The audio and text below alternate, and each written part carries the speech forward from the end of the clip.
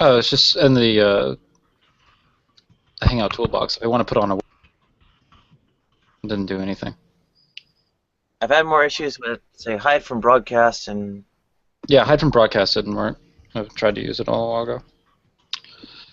It's been pretty... It's like, well, shit. Now I just have to eject people. Damn it. Gone mad with power already. I know. Yeah, it'll get around to it.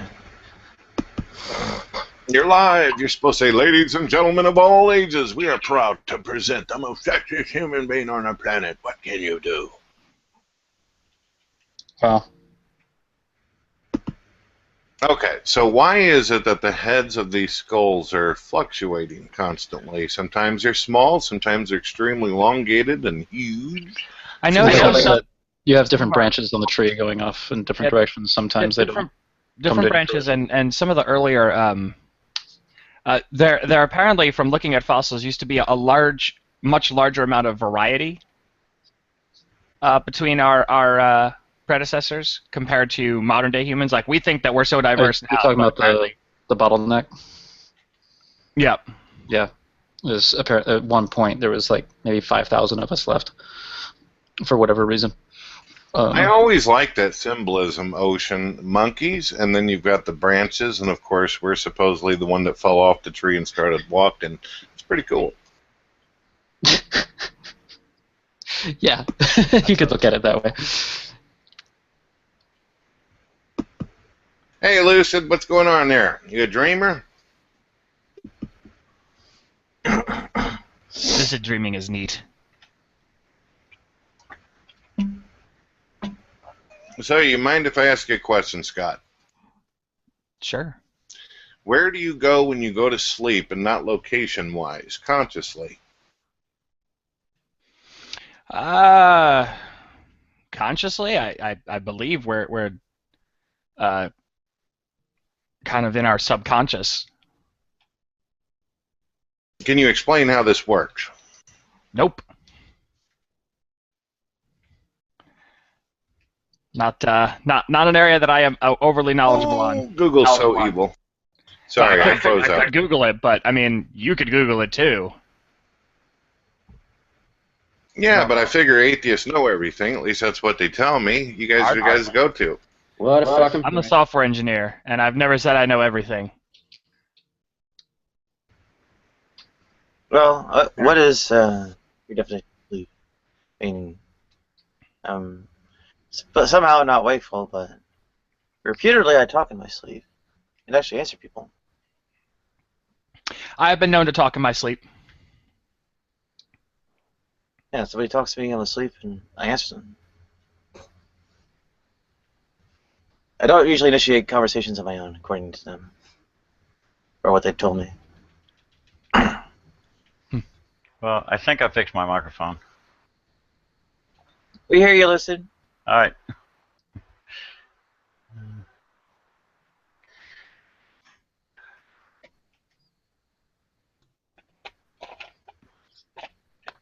Google keeps on freezing up. I don't know what the deal is with that. Oh boy. I've had a bunch of websites acting weird on me today.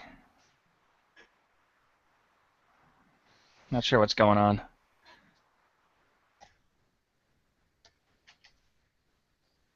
Yeah. So we'll have to comment saying, Real America's Rants and Raves starts in a few minutes. And asked me to call in. With my wisdom. Well, even weirder, they said it was, I had wisdom. Want me to call in. Well, Nadia, I told you, you should be like the head of all this, the representative of the whole thing. About the atheist community? Yeah, get some things straightened out, you know? Yeah.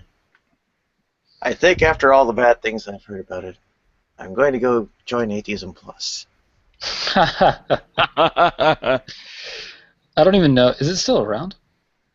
I thought it was kind of a dead link now. No, I don't think that it worked out. A lot of atheists were making videos getting all pissed off. They were like, no, don't add plus to it. We want to remain the standard lacquer. No. I think it had to do with other things rather than just the plus symbol. No, Like that. it was all about the plus symbol. It looked like a cross too much, and everybody was pissed off. Yeah, there we go. Well, if you guys don't mind, I'd like to ask some simple questions. I'm sure you'll probably guide me to Google or Wikipedia or something. That's fine. But would you be able to tell me the origin of creativity itself, Scott?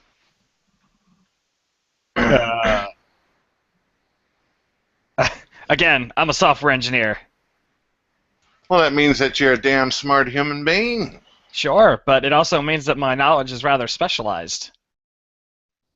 It takes a creative person to do the kind of work you do. I would suspect that you'd have some kind of answer on this. I mean, at a high level, it originates from the brain, like every other thought process. Right. Where else would it originate from if not the brain, huh? I mean, if you want a really basic answer, sure, but beyond that, I couldn't be any more specific than that. I say creativity originates from being the receptive partner in anal sex. Big smiles.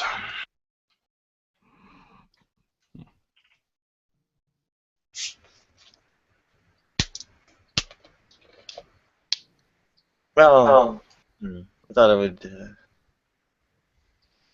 No, I'm just watching everybody go quiet and get stunned. I think it's hilarious. Hey, Stunned? Arcane. Welcome, Arcade. We were talking about brains, and somehow we ended up dropping straight to the asshole. Absolutely. And now it's time to, I think, establish the Olmecs were of African origin. Is that right? Is that what you think? That's what I think. Arcane, yeah. if you don't mind me asking, because these atheists are giving me a real hard time here, where is the origin of creativity? I keep asking them, they're like, well, I think it came from the brain. I didn't say I think. I mean, it comes from the brain, but I couldn't be more specific than that. Where's it at in the brain? If I wanted to reach inside my own skull, which water heater over there would probably get excited if I were to take that test, but where would I grab it from? I'll help. The right hemisphere. Mostly in the frontal lobe. That's the right frontal lobe. That's where empathy is too, isn't it? So it's right next to creativity. All the higher brain order functions that make us human generally are related to that part of the brain. Underneath that is the older reptilian brain. So that's what dinosaurs and snakes have. And then we basically have an additional brain that allows us to do higher order reasoning, which involves creativity. Right. Now, Nicholas, if you wouldn't mind, perhaps this is a more up to standard type of conversation instead of the weird stuff I was asking before. But how would you explain the added information of evolution? Woo! What do you mean?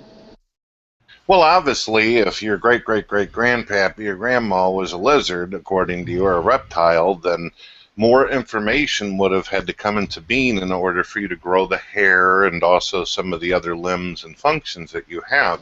That's more information, not subtraction. Well, evolutionary theory doesn't have any problems asserting that new information is developed through random mutation and natural selection. But personally, if you look at the statistics of it, human evolution is extremely unlikely. That's why it seems like God had a providential miracle there. What do you mean by a providential miracle? That sounds neat. I mean, it's the sort of miracle where God lines things up with his divine forbearance. But it's not something where he necessarily has to come in and do something supernatural, like, for instance, the resurrection of Jesus. So you believe he got the ball rolling, but gave the body the ability to be able to go through processes and add more information over time, even though that goes completely against the second law of thermodynamics entropy. The second law of thermodynamics is really not a challenge to evolution at all. Like, we see unordered systems graduate into order all the time in all kinds of systems. Like, for instance, when you look at ionic gas clouds condensing into planets and galaxies, that's We don't see that. That's exactly what's happening there. You've got disordered systems condensing. You've got water that freezes when heat leaves it, and it turns into crystallization format. So those are examples of going to higher order. No, that's just changing from one state to another. But yeah, So you're Okay, actually, well, that's what I evolution think is. Arkeen brought up something interesting there, Nicholas. Are you actually stating that water somehow evolved as well? Oh, goodness. I'm saying that the second law of thermodynamics isn't a problem for in systems order sort of developing in a system. Hold on a second. Honey, watch out, that water you're drinking might evolve in there. Sorry,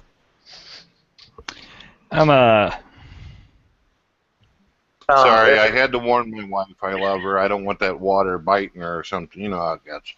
I'm gonna. For as much as Jeremy England might be, getting more particular entropic calculations now, the essential general gist of what Jeremy England's doing now and how entropy works and such was noted by Erwin Schrödinger in 1944, where I guess low entropy affairs are consumed and high entropy.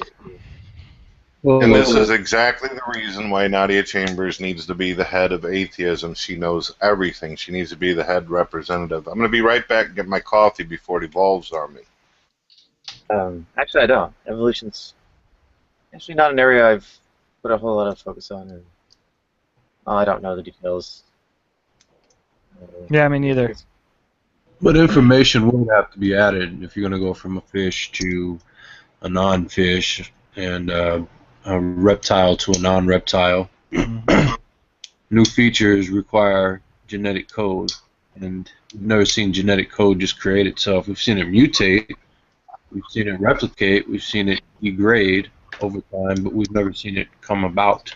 So I think that's a problem for evolutionism. Well, you'll have to let the evolutionists know. I haven't seen too much out of the Church of Evolutionism, so you might have a hard time finding them. Aren't you an evolutionist?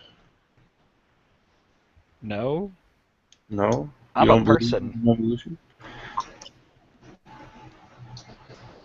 Welcome back, Nicholas. Welcome back, Nick. I'm just a guy. I don't hold any particular set of beliefs as being particularly holy.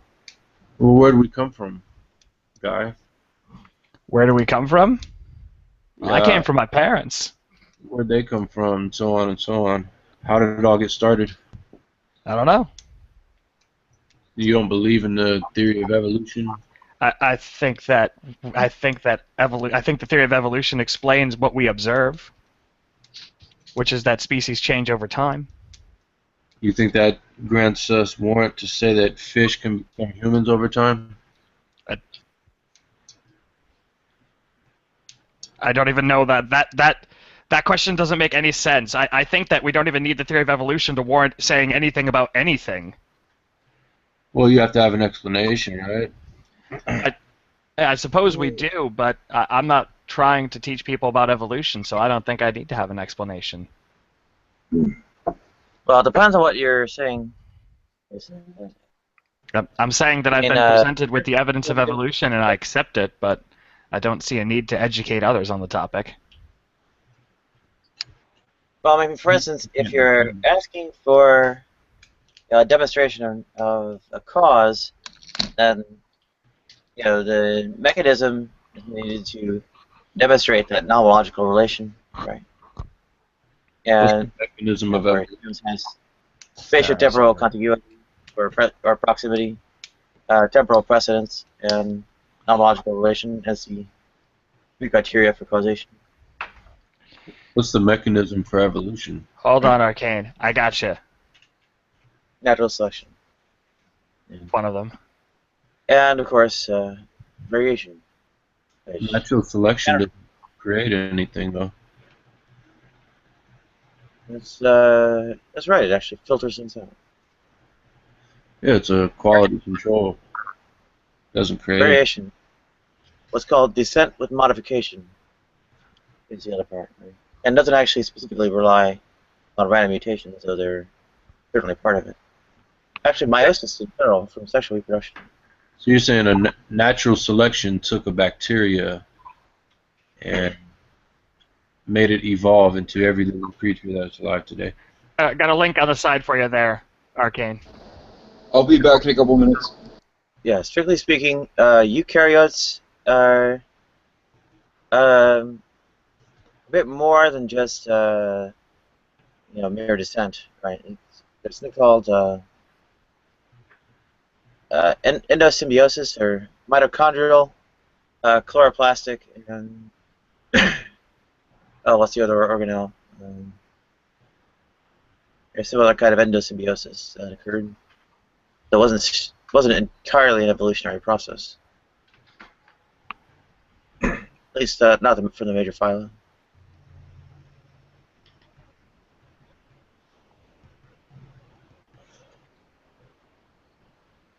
So, natural Oh, go ahead. So natural selection, though, is ultimately responsible with mutations to turn a bacteria into a human being. There's more than just mutations. There are essentially sexual reproduction created much more variation. How does sexual reproduction cause variation? Because instead of asexual reproduction, where you are simply attempting to replicate yourself, you are in fact combining the traits of two parents and introducing an element of random selection between which traits get picked. Well, how did male and female evolve simultaneously? Because they evolved together. They didn't actually evolve really until after sexual reproduction for a long time.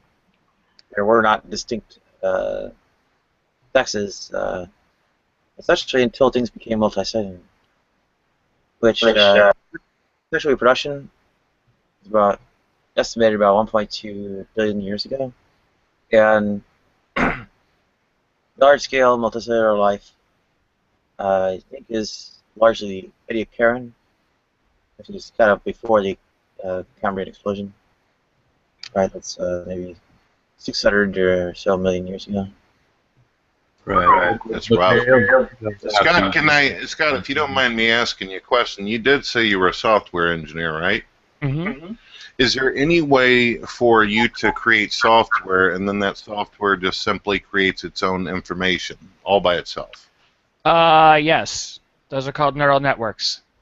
Okay, so you've actually created software that has actually created more information and more software to it. Have I personally? No, but I'm reading up on the topic. And certainly it's not like a brand new field. It's called metaprogramming. It's totally a thing.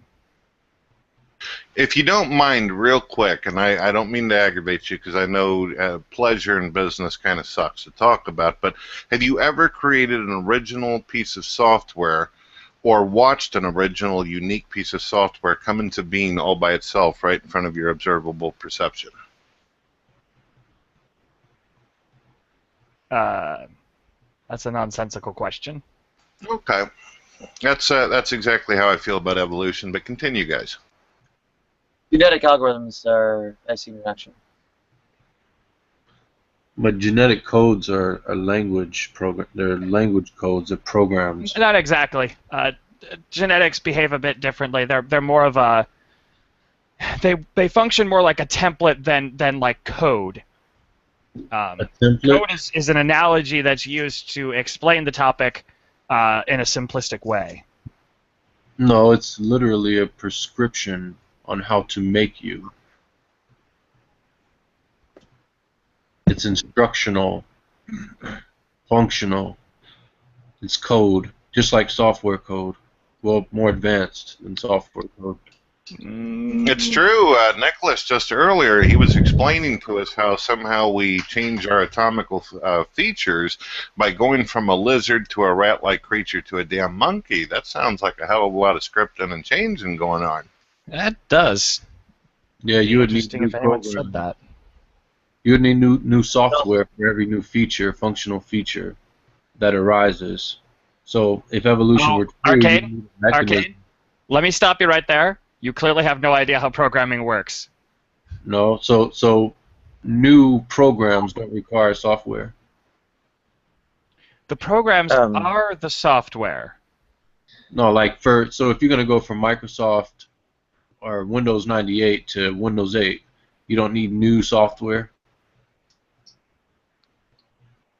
New information. Yes, but those aren't like, that's not one system. That's not the same thing as evolution. Well, Yeah, there is some truth to what this man's saying, Arcane. I used to have Windows 7. I tried Windows 8, and it did not evolve well. Windows 8 sucks balls. Windows 8 is a bit of a mess. It's an entirely different notion of what's happening with operating systems.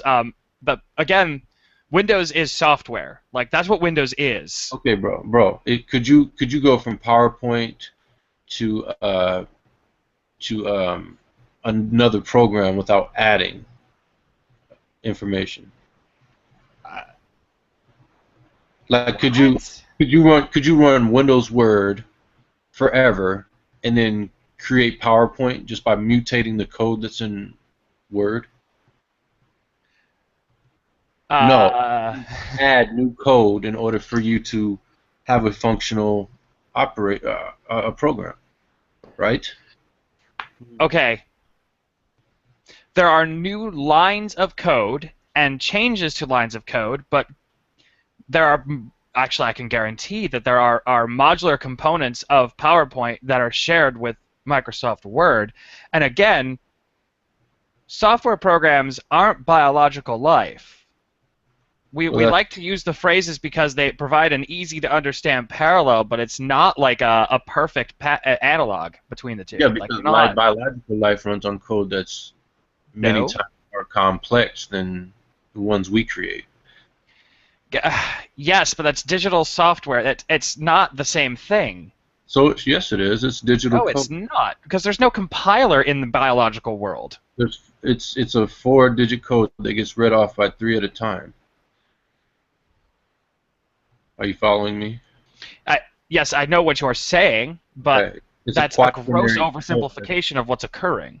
It's a quaternary code. That means it's 1, 2, 3, 4-digit code. It's a 4-component template that causes that directs the proteins to produce themselves in a certain fashion. Right. Instructional. So you don't believe that your brain is actually sending instruction to your body parts to make processes and do the things that you wish for it to do? Well, yes, my brain certainly does do that, but there are some aspects of the body's day-to-day function that are not directed by the brain. Cells repairing, things like that are handled by the cells themselves. The brain doesn't direct those sort of efforts. He's telling us that he literally got processes going on in his body that he himself has absolutely no control over. Fascinating. Continue. Each one of your cells is actually processing information on a second-by-second basis to keep you alive. Yeah, yeah, that's a good abstraction of what's occurring. Sure. Yeah, so it's information processing. But it's an abstraction. It's not like. It's information processing on a nanoscale. Trillions of times over in your body. You have trillions of cells in your body processing information, which is your genetic code. That's crazy. That's not exactly right. That's pretty spot on. The genetic code with respect to my body is like how the cells reproduce, but once the cell is there, it's not using my genetic code to direct itself. It just does what it's made to do. So you're saying it's a genetic code, but it's not a code. I'm confused. Okay, so genetic code is we use the term genetic code because it describes the topic well, but it's not like source code. In fact, not very much like source code at all.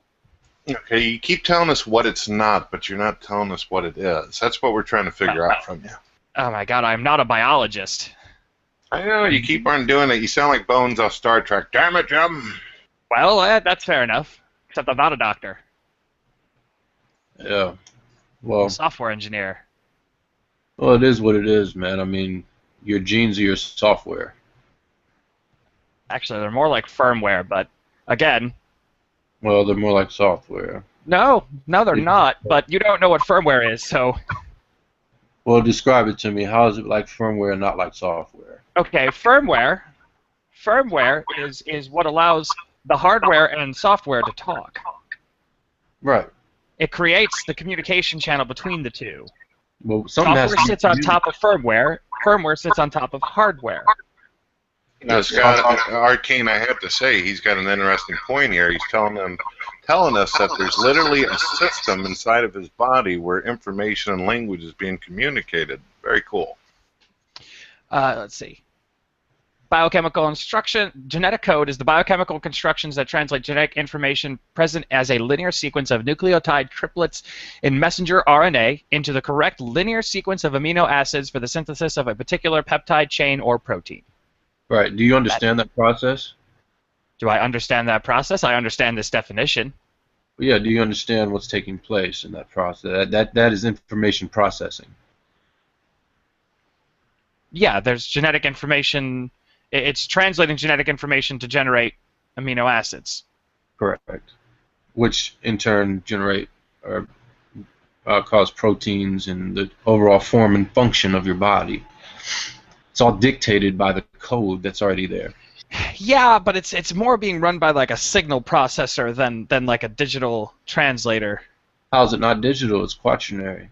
Read off in groups Well, of 3. digital is binary, so we're starting off bad. Well, it's binary is 2 digits. Quaternary is 4 digits. Right, and digital is binary. Binary is digital. Digital is also more digits too. You realize that you can have more Yes, digits. those are multiple bits. Each one being a 0 or 1. Digital is in digits. It's 1, 2, 3, 4 digits. Binary is 1, 2 digits. So it's digital code, man. It's language code. It's more complex than binary. Isn't a Arcane? 4-digit code more complex than a binary code? I'm just curious. No, because a 4-digit code is made up of, let me see here, 16 binary bits. Okay. That's how numbers work in your computer. It's binary. It all boils down to binary. Doesn't matter how big the number is. And the genetic code, all of their states are on, technically. In the computer, you have an off and an on state. Yep. Yeah. Genetic code is read off in groups A of 3. threshold of voltage 0 or 5 volts determines on or off. Genetic code gets read off in groups of 3 digits. Well, it depends on whether you go by codon or nucleotide. Nucleotide No, it's 3-dimensional. 2 bits at a time, and the codons are 3 nucleotides, which gives you, well, 64, basically 4 cubed, or otherwise. So do you agree Codons- that there's information? Codons are 3 at a time? That's amazing. Do you guys realize what that means? 3 at a time? Half-Life 3 confirmed. I do, in fact, see what you did there. Yeah. But you agree Codon- that there's information processing going on at the cellular level, right? We all agree on. Yeah, sure. Right. Okay. See, No, it's not analogous to computing machine. Well, I mean, I don't know how that's not clear evidence of design. Well, think about it like this. In the computer, you have the book, the reader, and the person that takes the information from the reader and then does stuff with it. In genetic code, the genetic code is just the book. Yeah, and the cells are what does stuff with it. Is that a scientific term there? Does stuff?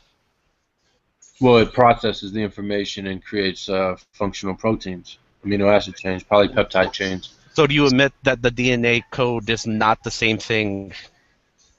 Then Well, a code is a code, regardless of what form it's in, whether it's in a chemical base or it's on a computer. A code is a code. Just like our language.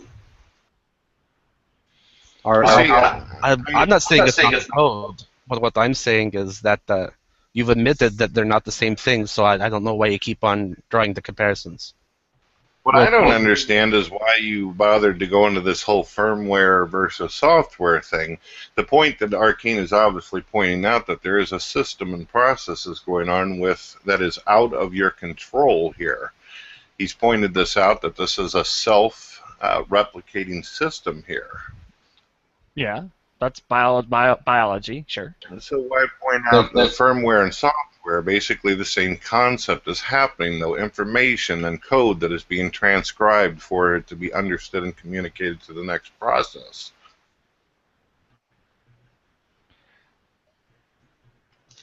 This has been known for a long time, guys. Yeah, this is something that's known, but a lot of the non-believers are getting kind of frisky on this because they know what this is entailing. Failing. Again, I think I've had to say this like 10 times today. The theory of evolution had no bearing on my belief or lack thereof. I grew up in a family that accepted evolution, and they were religious. So it was never like some kind of sticking point.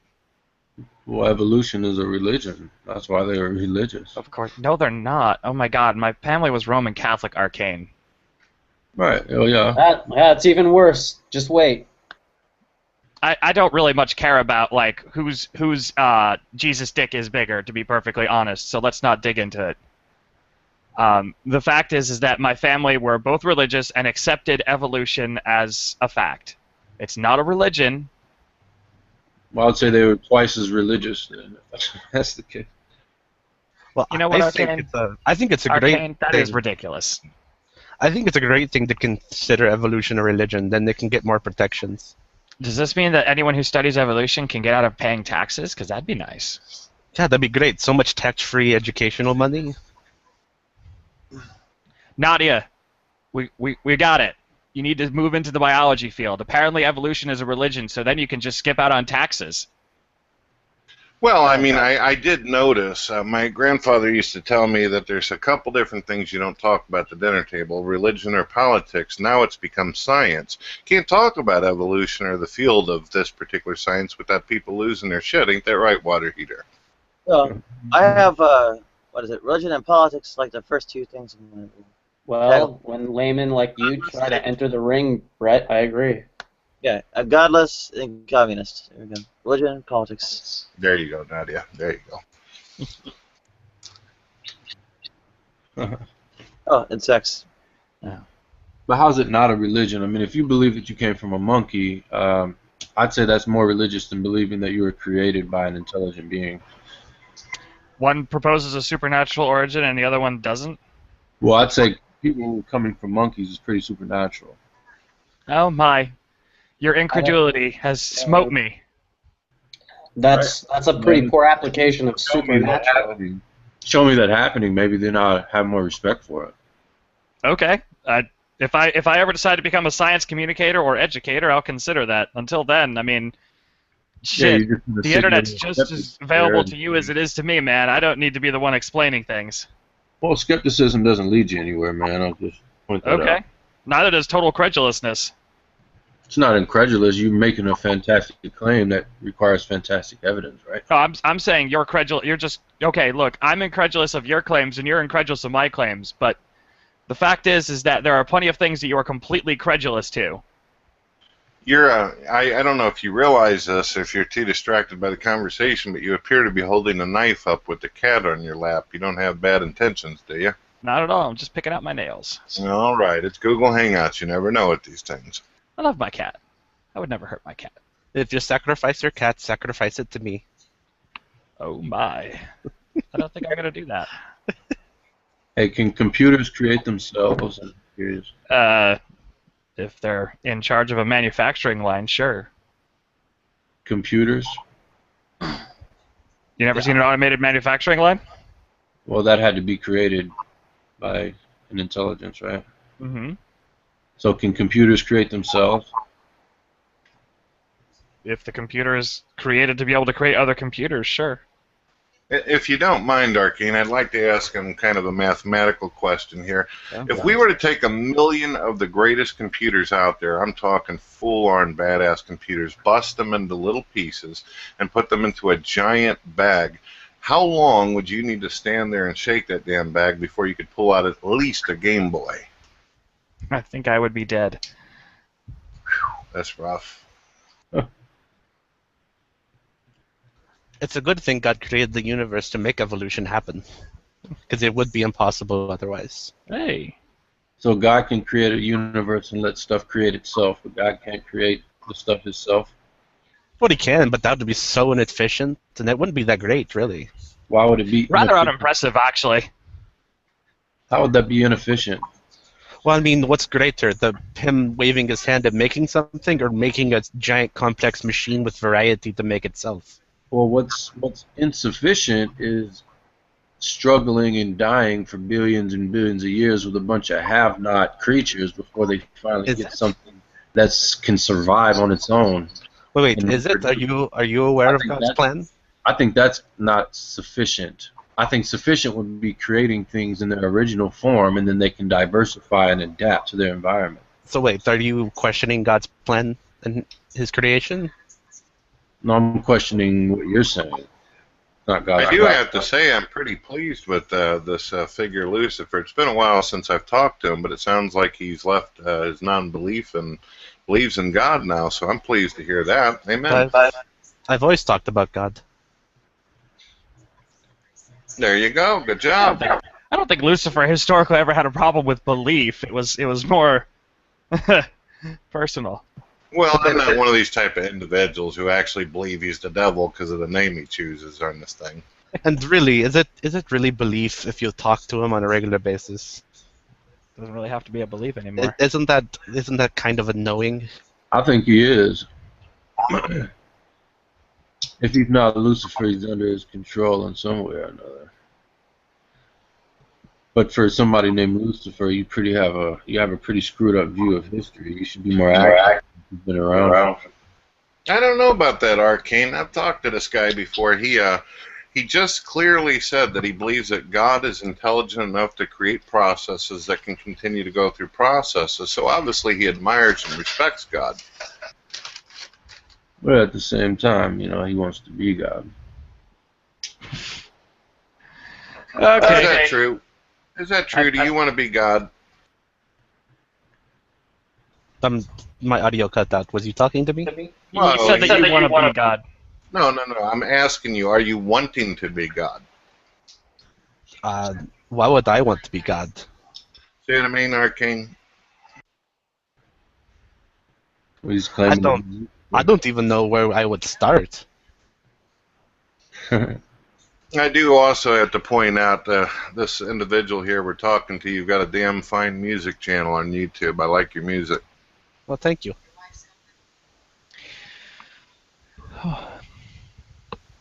So tell us a little bit about the software that you create. Me?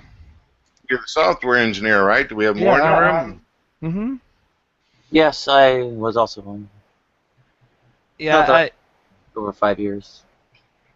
I work in the order and fulfillment industry. We build and support a web platform, and I build and add enhancements to the platform. You don't mind me asking if it's too personal past, but what inspired you out of all the millions of things and ambitions you could have done? Why a software engineer? Well, it's kind of it started off with,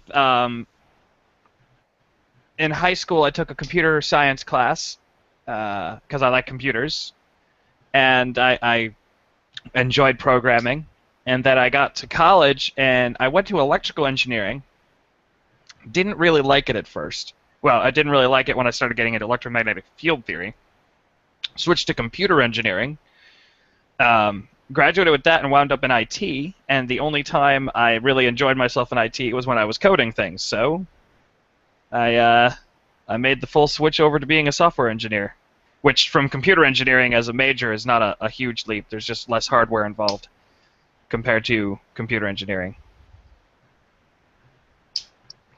But do you believe that the kind of thought process that people have had about software engineers has changed over time to more positive? I never knew it to be particularly. I mean, engineers certainly have a reputation in general.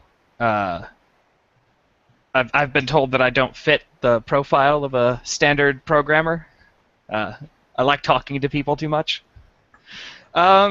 I don't know. I don't know that the stereotype has changed all that much, but I don't know that software engineers were ever viewed particularly negatively. Not as a group, anyways. Well, when I used to go to high school and everything like that, I know what Waters going to say. Wait a minute, you said you didn't get it past first grade. I was goofing, right? But usually, whenever someone said that they dealt with computers or any kind of software engineering, a lot of people would go, whatever, that's not the popular thing to do. Me, I thought it was admirable. I thought it was commendable, and it was going to be a part of the future. Well, I think in that regard, it's not quite as nerdified. I don't think it quite gets the social I don't think they get socially ostracized for being into coding so much anymore. I mean, you know, these days, like everyone and their brother like has their own little website where they put shit up. So I mean, you almost have to know the basics of coding to be able to do that. Even if it's just HTML, CSS type stuff. Yeah, but what you're doing is a lot more complex. So you can get any piece of shit software out there now to just simply put it on there and throw whatever you want on there, even if you're a layman. Oh, sure. I mean, you can get WYSIWYG editors if you want to just get a basic layout going and you don't much care about what's going on. I mean, what I build is more focused on like functionality and like solving like business problems, not just like putting up a neat-looking website. It's more focused on like functional design. So you like dealing with software that is actually helping people in their life, not like gaming software. Well, okay, that does suppose that entertainment isn't helping people. I mean, if I could be in the video game industry, I would. I mean, I love video games. It's been a part of my childhood and has continued with me. But I definitely like this kind of work compared to working on stuff that's just like, you know, I did like scripting to like shut down old mailboxes that people weren't using in our email system, and I don't much care for that. I'd much rather would be like helping people work and be able to work better and not, you know, help them solve what they find difficult in their workday, make their lives easier. Right. You've obviously probably heard this, and I know Nadia, she's into computers and such. You have heard that they believe that computers in the internet age has actually caused or severed ties between human beings and socialization, that it seems to have got us apart as opposed to brought us closer. Are you kidding? What do you think Grindr is? Grindr? Yeah, that's certainly a means for hooking up. Yeah. Republican conferences. You know, I mean, some people I think feel more alone now than they used to before because they feel almost isolated from people. But then there's, you know, I mean, I look at this hangout we're having right now. The internet age, none of us would have ever gotten a chance to even talk to each other, but here we are, exchanging ideas and kicking back for an evening. Well, yeah, these Google Hangouts, though, however, this particular type of system has just been in place for just a couple of years, though. Mm-hmm. You know, we've been doing the internet for a long time, and most of it was sometimes a working webcam and mostly text and all that. And text is kind of dead. I mean, let's face it, nobody wants to do fucking typing all day. That sucks. Well,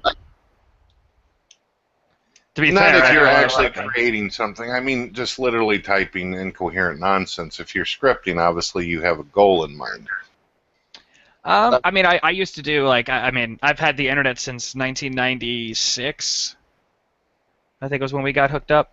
And, I mean, we would hit chat rooms, you know, crap like that. I mean, I was a bit young, so, I mean, we kind of were going into, like, you know, much lighter chat rooms. Certainly no heated discussions like you'd see around here. But, I mean, yeah, I agree. This is a much more effective means of talking than over text for certainly for the kind of conversations we're having. Text does have its advantages for certain discussions and for covering certain topics, but obviously for this kind of interaction, yeah, you definitely want audio, video if you can get it. Right. I do feel like there's a huge difference between, you know, hanging out in an environment like this as opposed to actually talking to somebody in real life. And of course, there's going to be all kinds of different stimulation there, but when you talk to anybody, whether they're a non-believer or a God believer in real life, usually you have a pretty decent-ass conversation right off the get-go. And if the person doesn't know what the hell you're talking about, they'll just simply say, I don't know. So how was your day, by the way? But in these rooms, man, shit, I could sit here for an hour and a half and be called every fucking name in the book by somebody I don't even know. Yeah. I've I mean- stared at empty sky and walls for enough of my life. Yeah, I guess it beats that, but it's still not the same. On the other hand, you know, the internet in general is something at least when I had more resources to, I'll do something more than it, you know, arrange those things, like, you know, on the campus and such, you'd see, literally what lab people are sitting in and so on, and, but, you know, go sit next to them, or, you know, otherwise, you know, various kinds of, well, whatever sites would, you know, find events where you can go meet people and have you, you know, able to make connections in various ways. And Google Plus is kind of the weird exception. Nobody here ever really connects in person or anything like that. And part of it is, of course, anyone I knew in person doesn't really. I don't have any way of knowing anyone in person anymore. It's pretty much. I'll turn them back on me the minute I guess steady paychecks fall through. So there you go. That's sad, Nadia.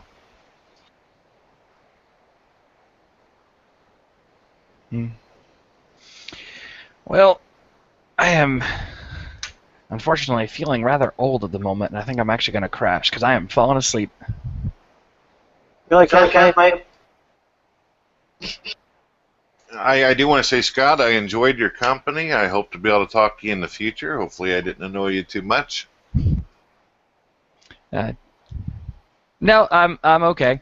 And sure, next time you're around. Take care, everyone. Cheers, Scott. Have a good night. Now remember, Nadia, you're always welcome over at his house and stuff. We'll try to see if we can make some garden salad or something. Sound good? That could be a plan. Things are going pretty far south over here.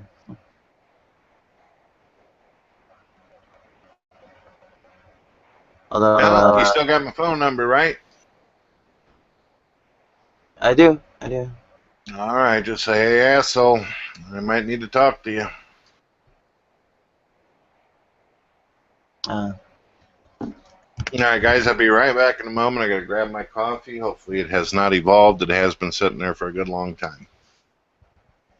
If it has, don't drink it.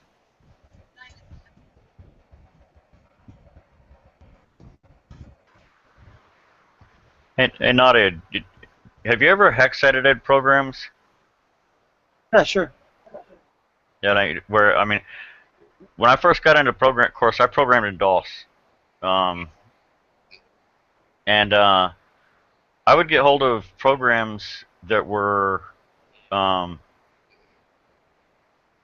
they were like contact program, business programs, like contact programs, things like that. And I would go through and hex edit and find the alter the existing registration code to make them work, just to see if I could do it, kind of stuff. And Sure. hex editing existing programs in order to alter all kinds of things, just to figure out what the resulting code was. Now, I knew a couple people back then that did it in binary, which I don't know how you do that, but I mean that's Yeah, probably really doing it in hex. yeah, that's too low level machine for me. But the I still have a couple of old DOS laptops, just because there's a lot of stuff that I manipulated and played with. Plus, I wrote, some C programs before they got into object orientation. I guess they're talking about binary. Maybe they're trying to like break off the modern bits and so on. Yeah, I don't know how you do that. I mean, they get into take existing programs and would alter them, editing them in binary, which I've never even attempted it. But editing in hexadecimal is fairly straightforward. It's not that bad. But very few people I know nowadays have done that. Because I think it was mainly more of a DOS thing back then, because DOS had a really rigid, I mean, very predictable IO sys and everything. It happens now, but don't worry about it. Yeah. Well, there goes my. Yeah, because of course the healthcare in the area. I don't know. It makes it a pretty hard choice.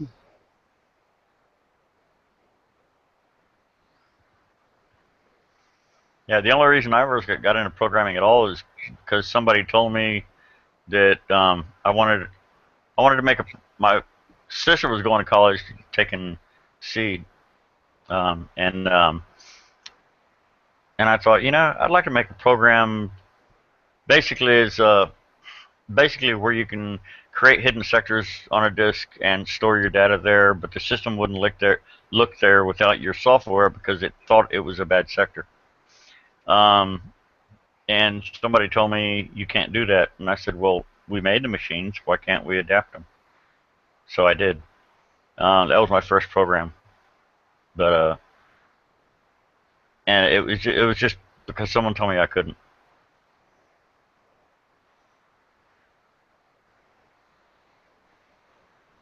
Yeah. I mostly started with got a number crunching things. So we had the runner Kutta solver and I guess was it gamma function and complex arguments. Those are like the first couple things I wrote.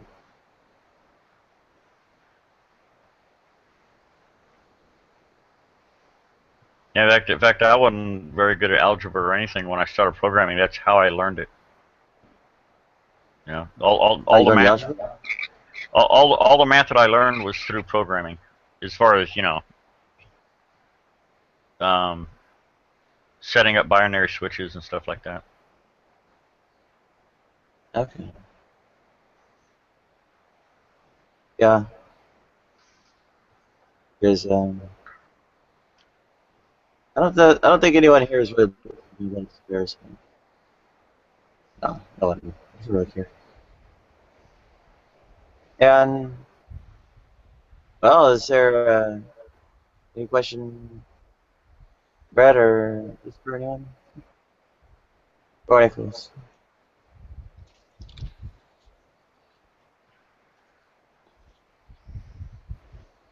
And welcome, Viva Hernando. Hello.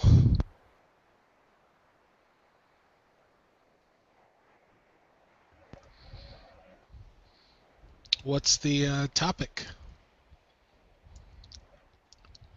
I think we were on evolution and some kind of the last parting shot before Arcane took off was something about like computer analogy, machine code stuff or something. Yeah, it seems like half the people on here are IT people. It's funny. I was an electrical engineering major, and then I was like, oh, and then I switched to computer science. It's like it's like basically to do electrical engineering, it's guaranteed you got to take 5 years to do it. And I was like, I don't think I want to do that much college, so I switched to computer science, which is slightly easier. Yeah, seems like a lot of concern to me, but oh. So then, since there's so many computer people in here, is anyone excited for the? I hope I'm pronouncing it right. The exabyte processors they're working on. Exabyte processors. Are you talking like CPUs, or what? Well, I think it's. I'm not sure which thing that they're referring to when they say hexabyte, but it's part of the Human Brain Project that started in October. Really? So they're starting to do the little chip in the brain? Well, I think with the computer portion, they're trying to figure out how to make something equivalent. That not trying to like model the brain, but something equivalent in processing power. Is this part of that Singularity project? No. Okay. I imagine it's pretty. They probably have lots of overlap though.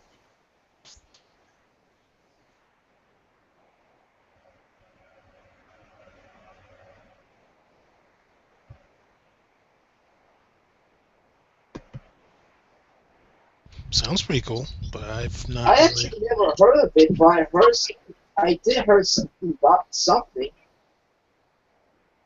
what they're doing. Yeah, the human brain capacity seems to be around 256 exabytes. Okay, so it's giga, tera, peta. Is And then- exabyte after peta? Yes. Okay, gotcha. And then it's zettabyte and is it yoto? Holy Yotobyte? smokes! Yeah. I'm old enough to where when I was kind of getting started in it, it's like nobody will ever need a 16 gig hard drive. I'm old and I'm sad to say I'm old enough to remember that. It's like who would ever need a 16 gig hard drive? Well, I remember the famous statement of Gates said there was no need for anyone to ever need more than 640K RAM. Yeah, that too. And the first computer I had was a 286 with no hard drive at all. It had to run on dual floppies. Yeah, man, I like the old Macintoshes where you could play Oregon Trail on them. That's my childhood right there. Yeah.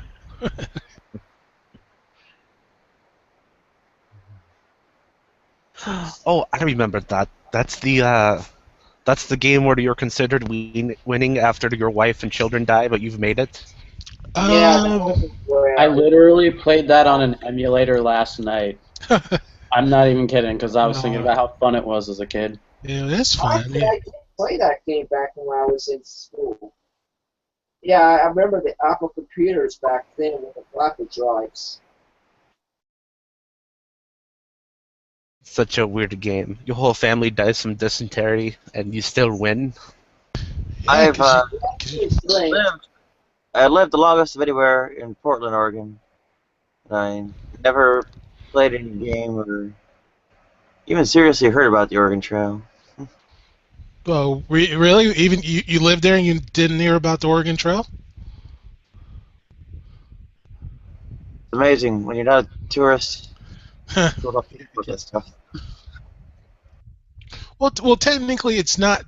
Well, the Oregon Trail, I guess, is the whole pathway from the east they took to reach Oregon, but it's not. I guess part of it's in Oregon, but it's Yeah, not. I grew up in Montana, and the Oregon Trail and Lewis and Clark are kind of a big deal there. So, Yeah. yeah, that's interesting that it's not a big deal in Oregon. I'm sure there's signs and such for it to commemorate it. What's the big river in Portland? Gosh, I can't Wait, think what? of it. What's the river that goes through kind of almost downtown Portland? Is it Columbia? I think so. I mean, I'm probably mixing up Seattle and Portland. I can't remember. It probably is the Columbia. That sounds right. Sure it is. Hey, Out there. Nadia as well as Nicholas, can I ask you a question about something real quick? Sure. All right. I was looking at some of my comments or my video, and this guy comes along and he says, "You're right. The lead singer from the band Slayer is Catholic, but he's not Christian." What the hell does that mean?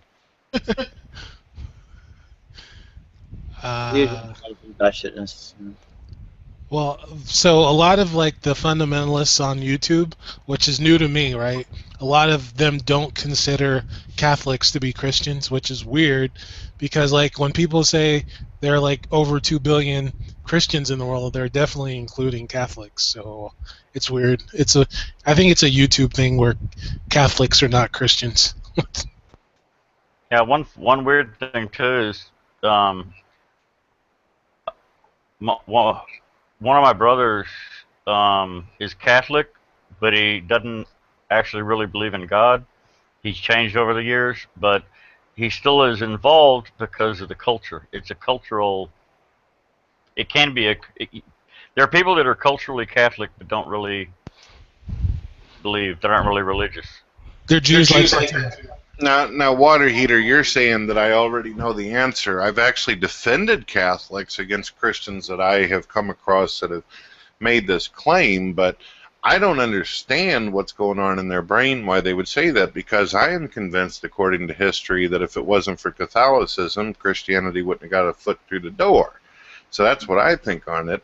In my area of Missouri, people, if you say Catholic, then you're saying Christian. But people on the internet are, well, how shall I say, fucking weird.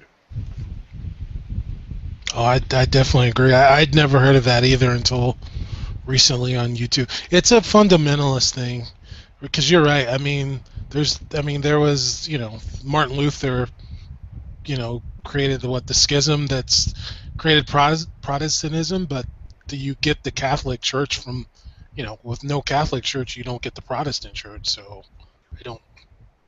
I also have heard people say that Jehovah's Witnesses and Calvinists as well as Mormons are also not associated with Christianity, and I've made videos towards that particular subject where I also believe that they follow the definition of Christianity, and man, I took a lot of heat for that. Of course I'm confounded by that, Water Heater. I don't know why all these individuals on the internet think like they do.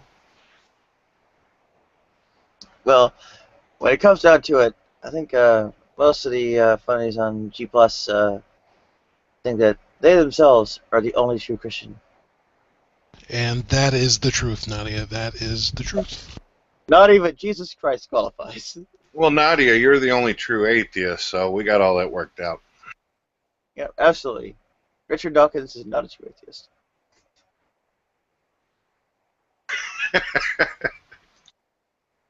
I think he'd be surprised to hear that.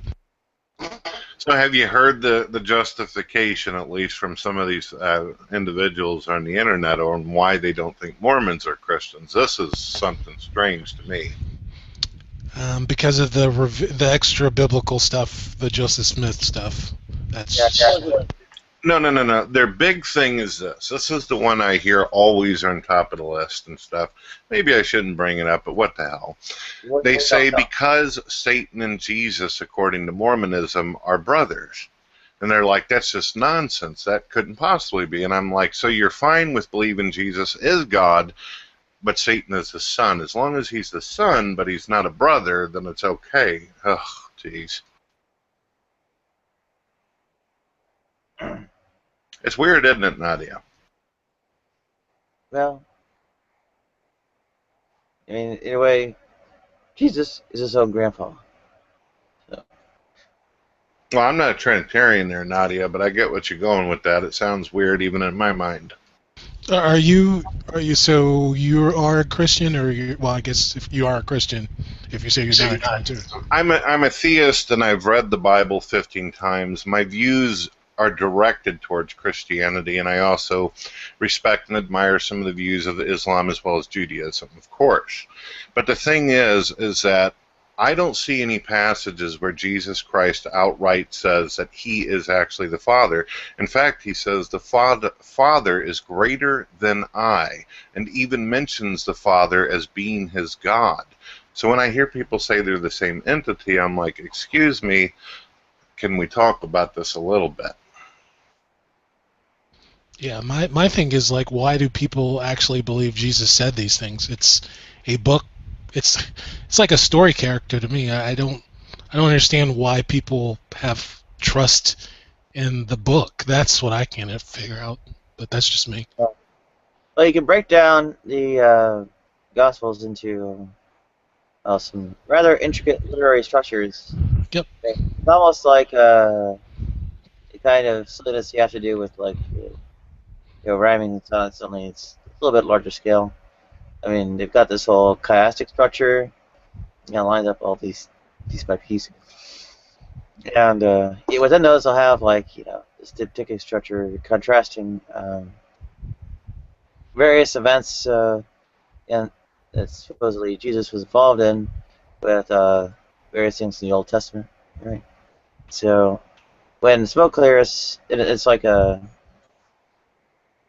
5 things that Jesus was involved with, and each one of those has on the other side of it an allusion to corresponding passage in the Old Testament, right? So when smoke clears, history doesn't happen that way. No, it doesn't. It's it's not written like a historical book. It's written like, the Epic of Gilgamesh. It's not. Yeah, it's mythic history.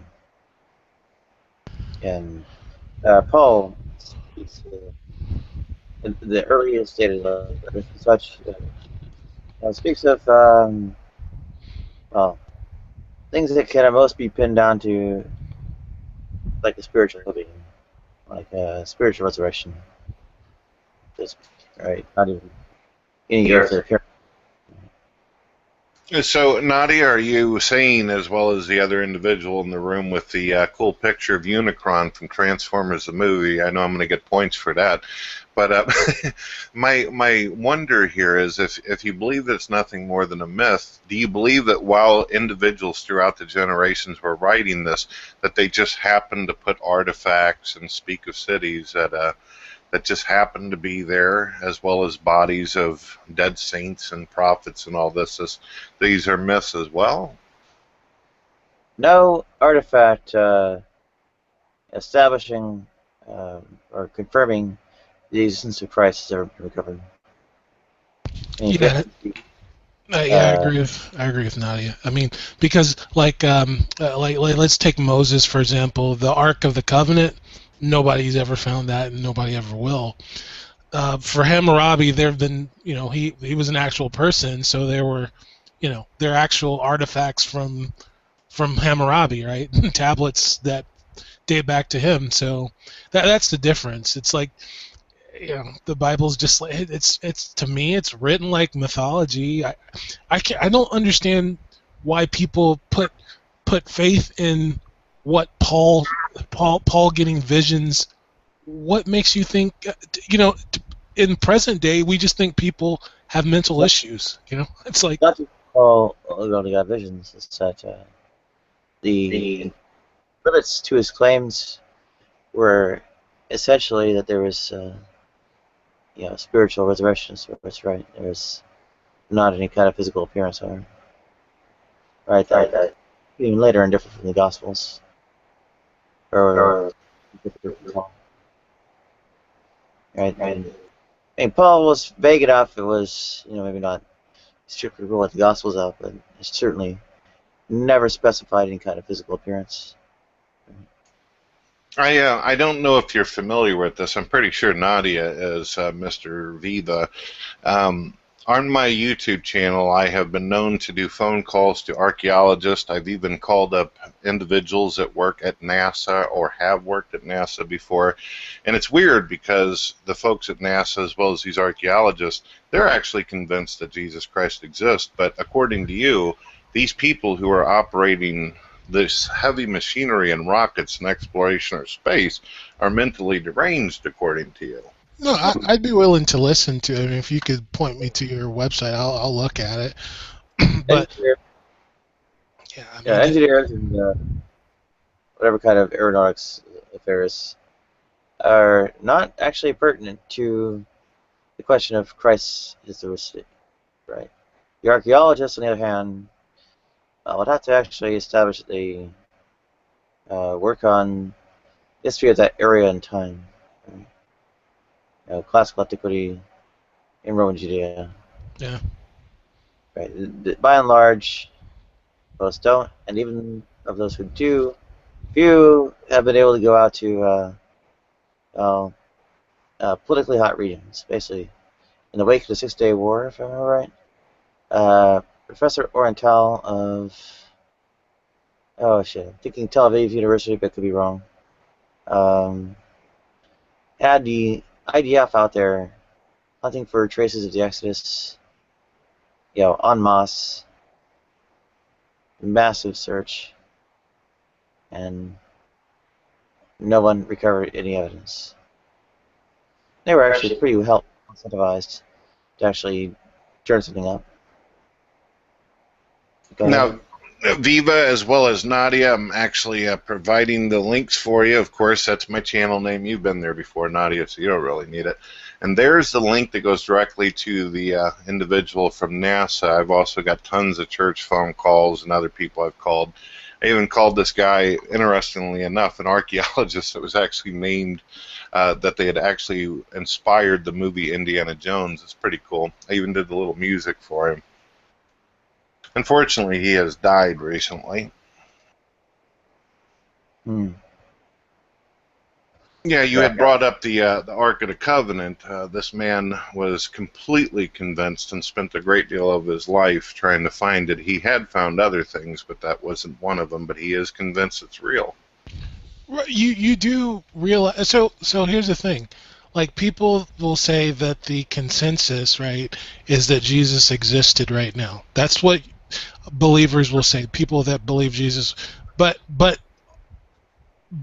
you do realize the historical consensus right now is Moses was a mythological character. So, are we going to accept the consensus on one hand and not? And if we can challenge consensus, then the historicity of Jesus can be questioned. Right? Well, I don't know what your deal is on that. I mean, you come in here with your Unicron Transformer cartoon picture and tell me that's the consensus, but I can go into 10,000 other chat rooms and they'll all tell me they accept that Moses existed. So I'm not trying to say that you ain't got no credibility and you don't do Google Hangouts in a cool way, but where the hell are you talking about? No, the historical of historians, the consensus is Moses was a mythical character, and that the Exodus did not happen. There's no evidence of that. Like devout Jews all over Israel, pretty much are following this. This is Israeli Jewish scholarship, essentially saying that Moses is historical. Well, somebody needs to tell that jackass that took Christian Bale and made that Moses movie and put based upon a true story. They need to wipe that out on the introduction, right? Yes, they do. Yeah, that's true. And so you're pissed off at the movie people too. Shame on them. They're really pissed off. It's like, oh. And what are you gonna do if you grade somebody's like math test and I'm multiplying out two 6-digit numbers and you got one digit off. You get mad at them? I will concede to this, though, Nadia. I actually finally got the time to sit down and watch that damn Exodus movie with Christian Bale. He happens to be one of my favorite actors, and I think he did a darling job as Moses. However, the movie, for me, absolutely sucked. I think if you're going to watch a movie having to do with Moses, watch the old Ten Commandments. That's what I have to say. The movie was rough. Wasn't Christian Bale like really buff in the movie? He is buff. He's a badass. He did a great job at acting, but the movie, how shall I say, they added and take away from scripture, and I don't like it when they do that. They must have had him like pumps serious iron because it was like really freaking hot. He was a beast in the movie for sure. I need like, maybe like, I don't know, 70 or 80 guys like him. Well, come visit the camper tonight. I do like, there is one connotation to the movie that I did like that they don't usually do in a lot of Moses renditions. They showed him to be a very powerful figure who didn't take shit from anybody, and I appreciated that. I'm getting tired of this Prince of Egypt shit where it's blowing kisses and smelling flowers type of shit. That's just me. Yeah, okay. Well, Moses never existed, so you can pretty much just make up whatever you want about him. I mean, if that's you guys' opinion, so be it. I'll still dig you and come into Google Hangouts from time to time. It's cool to me. I mean, I do believe, reality and truth always wins out. That's what I believe. So, that's what I believe. Right. Like, so that's the guy who sits there and looks at old 80s cartoons. Yeah, get Perseus going with, just, I don't know.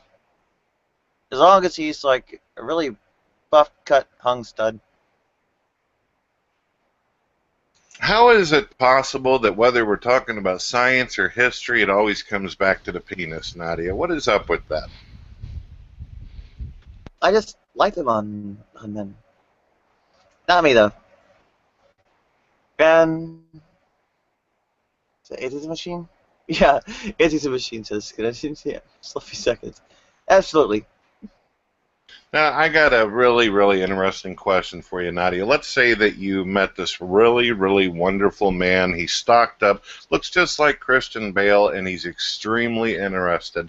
Head over heels over you, yet he believes that Moses exists. Would you date him?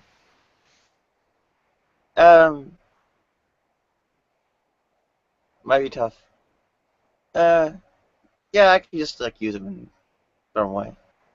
Oh, Nadia, that's horrible. What happened to that empathy and compassion we spoke of? Oh, men are disposable. We have machines to do that for us now. Goodness gracious, that's rough.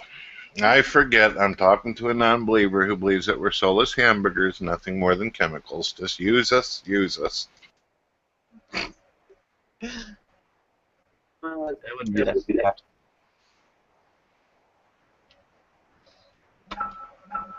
Welcome, Phosphorus. I was just advancing the cause of Christ mythicism. What was that? Christ? No, you weren't. You were talking about using and abusing Moses lovers. Well, that too. I heard part of the conversation. I was watching. I think, like, as far as Jesus goes, like, scholars tend to think that he probably was a real person, or that he was at least based on a real person, but that doesn't mean that a lot of the things in the Bible are actually historically correct. But yeah, Moses, they think the Exodus and all that stuff wasn't real, from what I understand.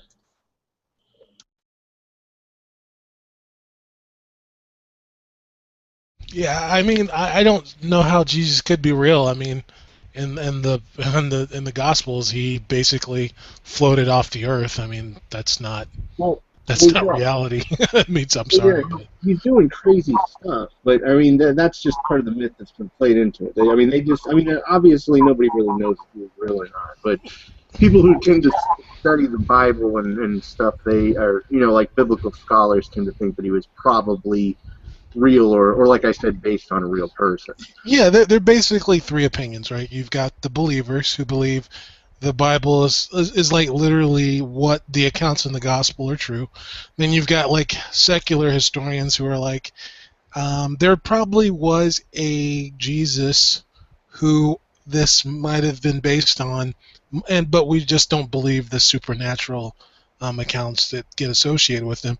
And then you have the people that are like, no, this is a person that was placed, a character that was placed in historical places and given accounts that sound, basically like King Arthur type thing, not a real person. All right. Well, here's a link right here that provides tons and tons of documentaries as well as information of historians actually talking on video about how they actually are convinced that Moses exists. But I'm sure your consensus probably doesn't agree with actual historians on camera speaking, but there it is anyway. I'll take a look.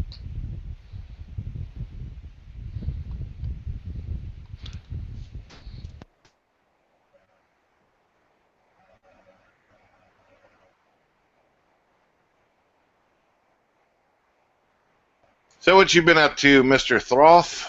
Hopefully I pronounced that. That's off, but yeah, I'm just hanging out, man. Not really doing too much. Who's this picture of? It looks like your avatar has changed. No, it's the same one I've always had. Really? I got bad eyes. I'm not having my glasses on right now. They give me a headache sometimes. So what is this again? Oh, it's I'm pretty sure that it's a picture of Lucifer, or at least it's a picture of the angel from Revelation that holds the key to the bottomless pit. Pretty sure it's Lucifer, though. Most people think it's the picture of Lucifer. I'm not sure who the original artist is or the title of the image. Sweet, so, we got like two Lucifers. So it's either Lucifer or Abaddon. What was that? It's either Lucifer or who? Or Abaddon. Is Abaddon supposed to be the one that has the key? Or he's the one that is the pit. Oh yeah, I remember you telling me that. Yep.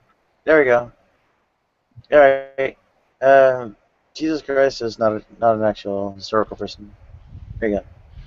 Well, but even not. But the thing, Nadia, is even the Christ and mythicist people will say that. I mean, we've lost like the ability to prove it one way or the other has kind of like definitively prove it one way or the other is kind of lost in time, right? It's just like,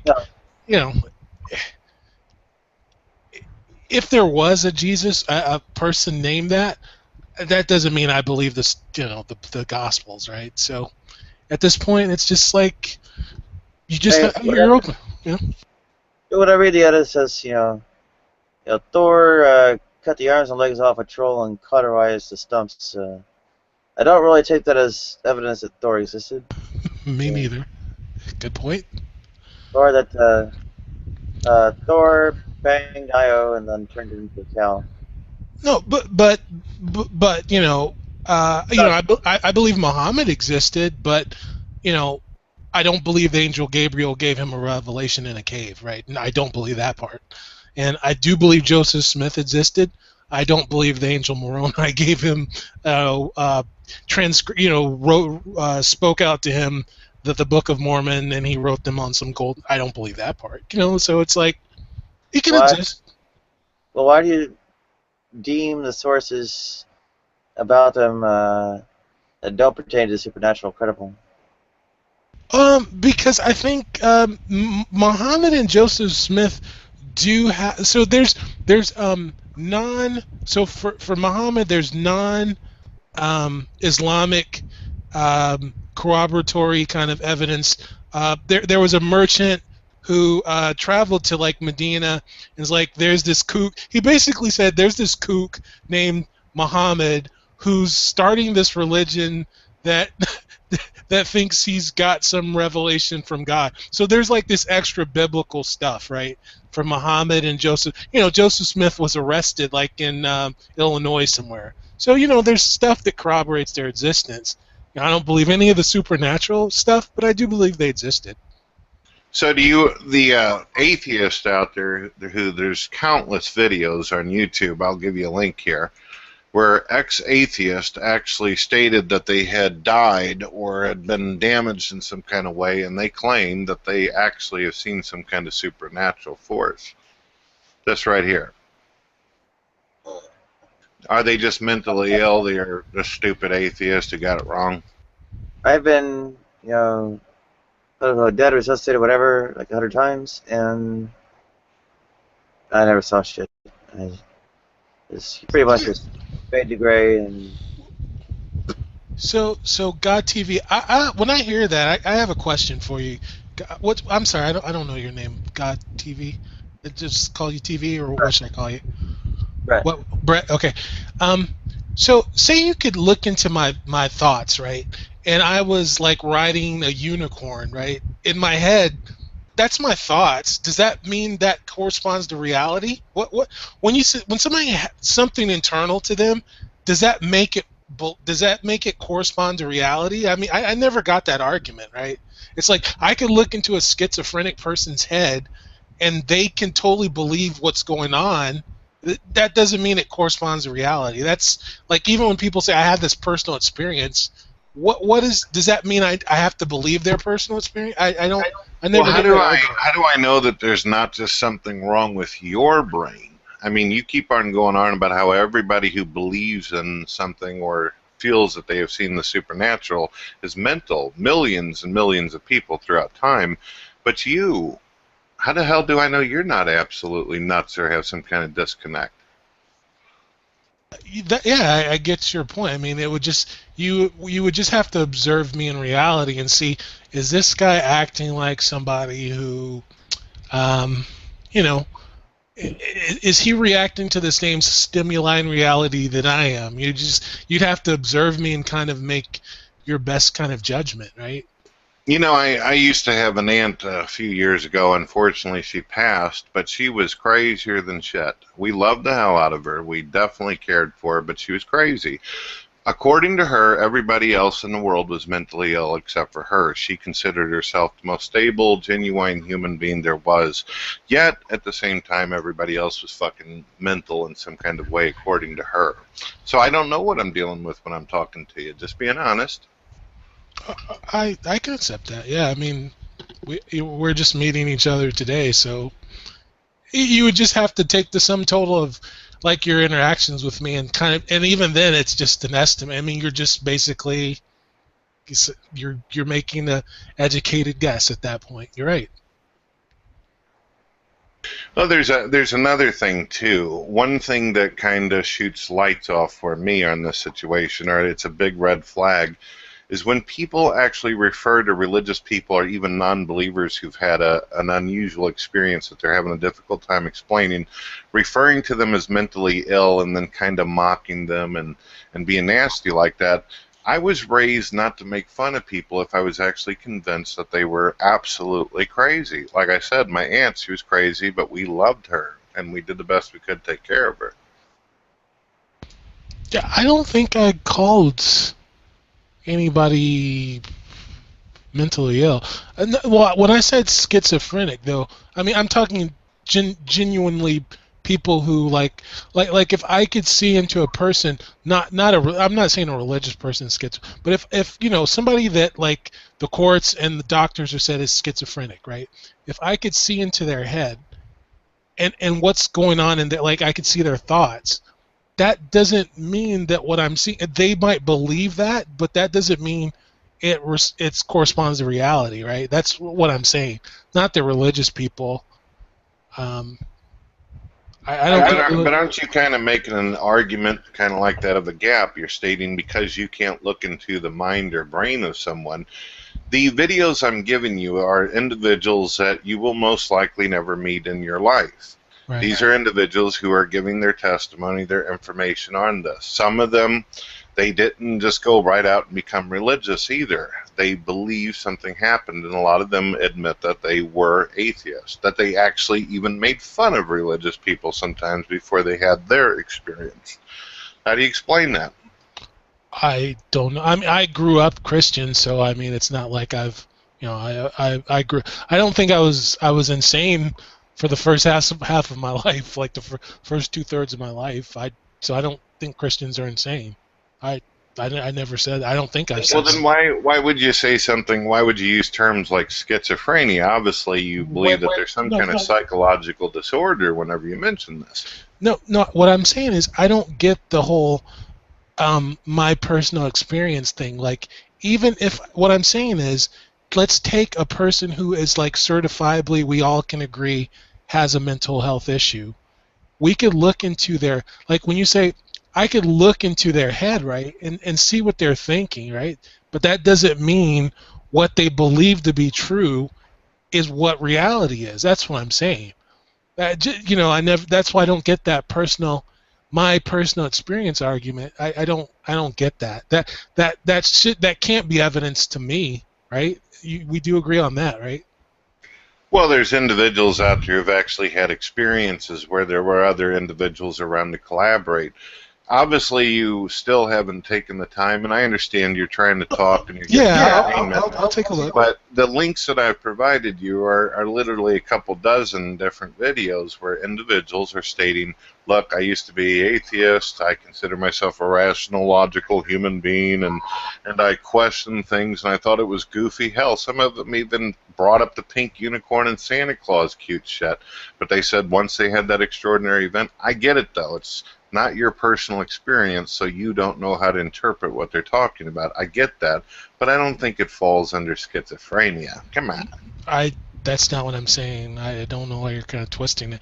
No, but for their personal experience, I think I do agree they believe it. They believe what they are saying. I do believe that.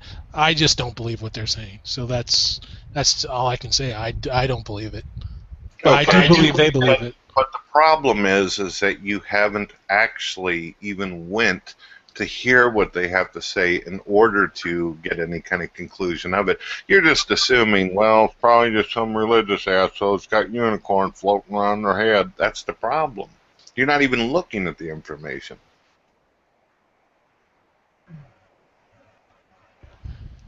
Yeah. After you watch the videos, if you actually do, and you then say, you know what, I think that what they're saying is what they believe and what they think in their brain and nothing more, then I can say, well, I respect the fact that you tried. But you haven't actually seen it, and you're already being judge and executioner on this. Well, reality is there are things that are categorical judgments we can make. The recounting of these various personal experiences is not going to. It's categorically going to be unconvincing. Yeah, Nadia, I can't see your face. You got your camera pointing at your belly button. I know. I'm about to lay down again. Yeah, it's nothing personal, Brett. I mean, if a Muslim said I wouldn't believe them either, or Hindu, or anything. I mean, it's nothing personal. Well, I would listen to them. I would listen to what a Muslim has to say. In fact, I listen to Muslims quite a bit, especially throughout these hangouts, and I've learned to be very friendly and have good conversations, and there has been times there's things that they've said that are pretty believable, and I can understand why they feel the way they do. Why would you... So here's why I don't take what Muslims have to say into account. I don't think the angel Gabriel gave Muhammad a revelation. So then from that point I nullify everything after it. So that's all I can say. So if I don't believe 0, I'm not going to believe 0 plus 1. It's the origins of that religion I don't believe. So at that point, what's there left to do? Right. So you have you seen the singularity? No, I have not. It must not have existed. You didn't actually experience it or perceive it or see it as any kind of observation, so it must not be real. Next. Observation. These things have consequences and effects we can observe. We can deduce it from those consequences. Also, I would point out that Srinivasa Ramanujan produced a great deal of, true derivations of all kinds of elliptic function and continued fraction identities and such, right? At the same time, I do not take Ramanujan's claims regarding the goddess Nalgiri visiting him in his dreams very seriously. Yeah, pretty much. I mean, we can kind of scientists can kind of guesstimate from the singularity from that point because of cosmic background radiation, right? That's how they kind of can date the universe. So there's there's an empirical way they can say, okay, we can see how it's spreading, right? So we from this constant we can kind of guesstimate the the age of the universe, right? The known universe.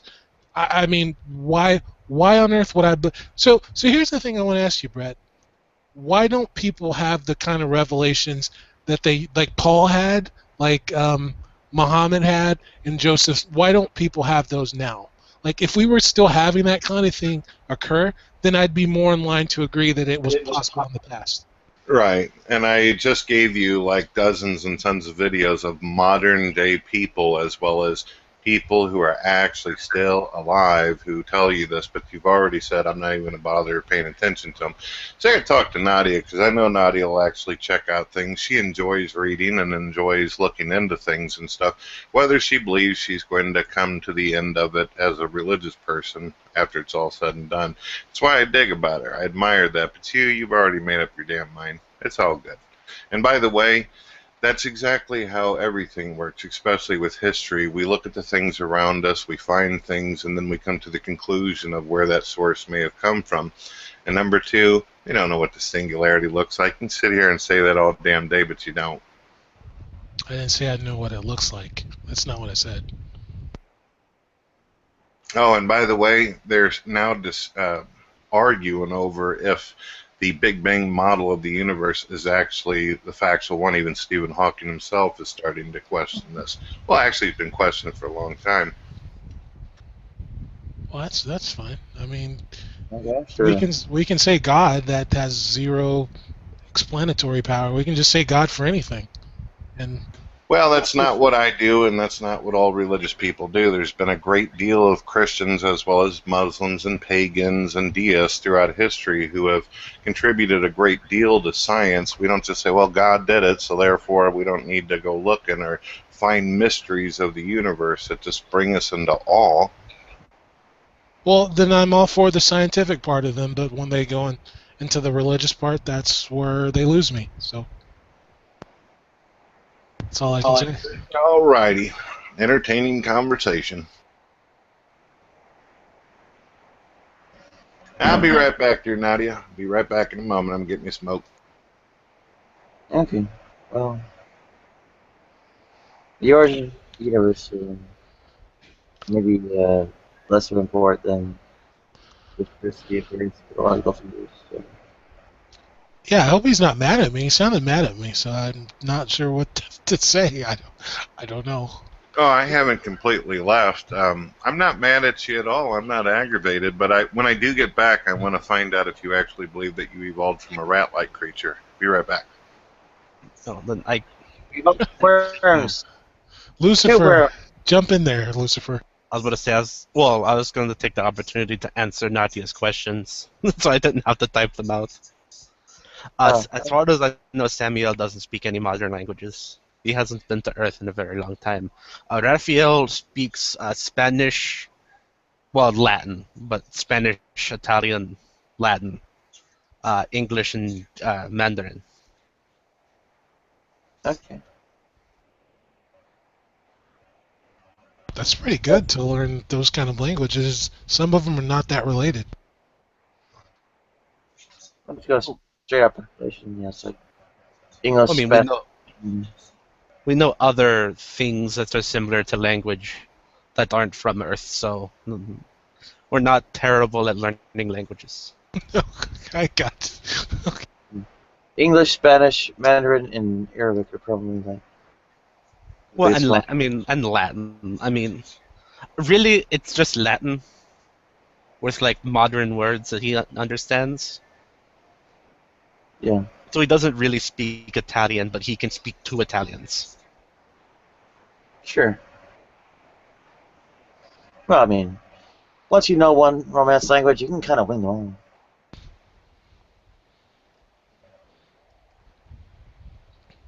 I heard Italians and Spanish speakers can speak pretty. They can communicate, but I think French is a Romance language, and I don't Yes, hear that that's not that they don't. I think that's a little different. No, they can communicate somewhat. Okay. I mean, so can Portuguese, which is almost Spanish. Yeah, Portuguese, French, Italian. I want to Yeah. say like Hungarian. No, Hungarian's Uralic. So, Okay. There's another Romance language I'm forgetting then.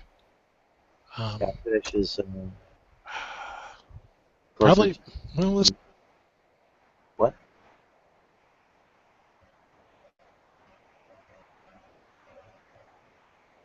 Well, it doesn't line up with the Tower of Babel if you're. Oh God. Well, No. actually, this is something you actually have to counterclaim and disprove. Yeah, just. Well, it has to be easy. I have not myself used the evidence. Well, you know, whenever someone asks me about the Tower of Babel, I always ask them which one are they talking about. Gosh. I mean, they had more than one ziggurat, really. Oh yeah, they're everywhere. So the five most widely spoken Romance languages are Spanish, Portuguese, French, Italian, and Romanian. And Latin.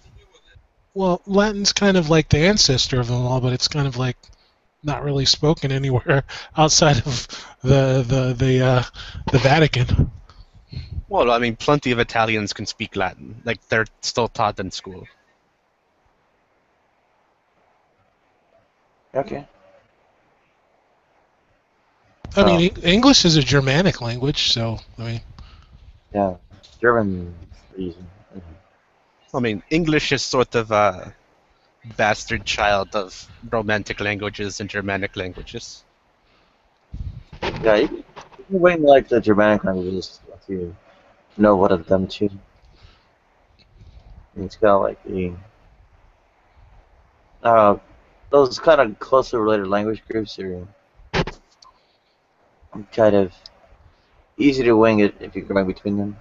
Yeah, I took German in high school and college. I wish I didn't. I wish I took Spanish, but oh well. Well, I mean, I'm assuming you're in the United States or Canada? I'm in the U.S., yes. Well, then that would probably have been the most useful for you then. I would have been. I was like, nope, I'm going to take German. And it was dumb, and it was a hard language, and it's pointless, and I forgot most of it. Spanish was my first language. Yeah, you get more chance to speak to Spanish speakers if you're in the U.S., versus like German speakers. Now, depending if you're how close you are to Quebec, you might get to speak a little French. Granted, not mainland or continental.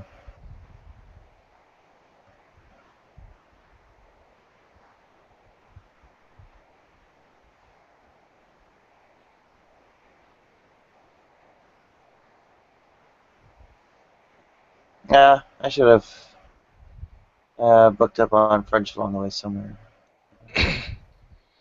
I remember German classes. Like every other Friday, we would watch a movie in German, and then like just about every other movie was about the Nazis. I'm not joking. It was either some stupid serial show from Germany in the 80s, or it was like a Nazi movie about the Nazi. It was ridiculous. Yeah. I saw like what is it, Kinder von Bonhoefsel and so on. So, Lola Rent, so on.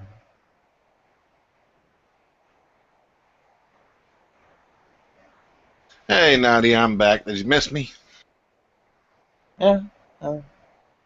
We're out about languages and how they prove the Bible is false because the Tower of Babel is definitely contradicted by both modern day and historical linguistic evidence.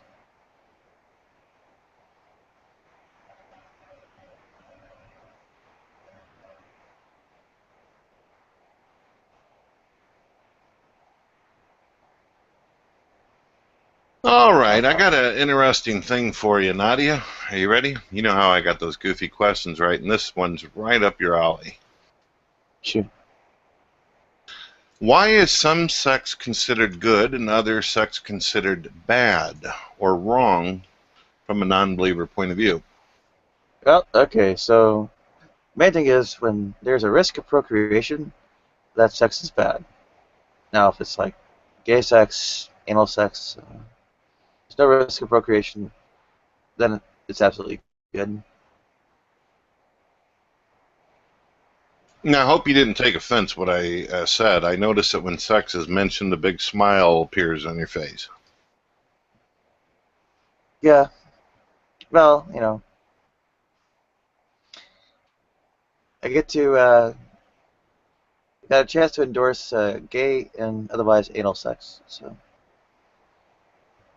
All right, I'm going to ask a pretty hardcore question. You've probably heard this talked about before with non-believers on videos. I've heard them, some weird stuff I've heard out of this.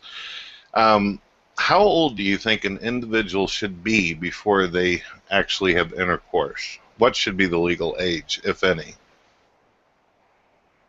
Yeah, probably at least 15.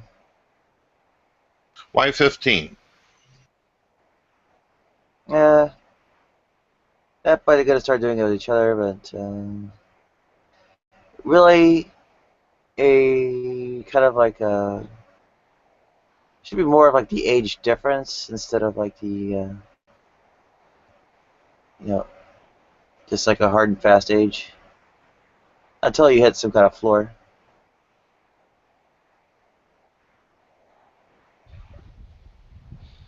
All right. So if some individuals actually decide that they want to do something at 12, or an older person decides they want to do something at 12, in your eyes, is this considered wrong? And if so, if not, explain, please. I'd say there's only like a year difference between them. Probably okay. At that young an age, they better be pretty close in age because it's it gets pretty easy to get taken advantage of pretty quick. Well, couldn't you get taken advantage of by somebody who's between 12 as well as 20?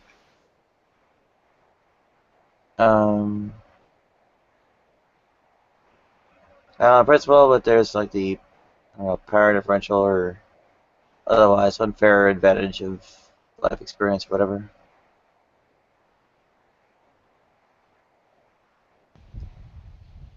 All right. My next question for you, Nadia, and I don't know if you heard this yesterday because you were definitely tired and you look like you were about to snooze. I enjoy hearing your responses on things, but how do you think that the imagination itself developed?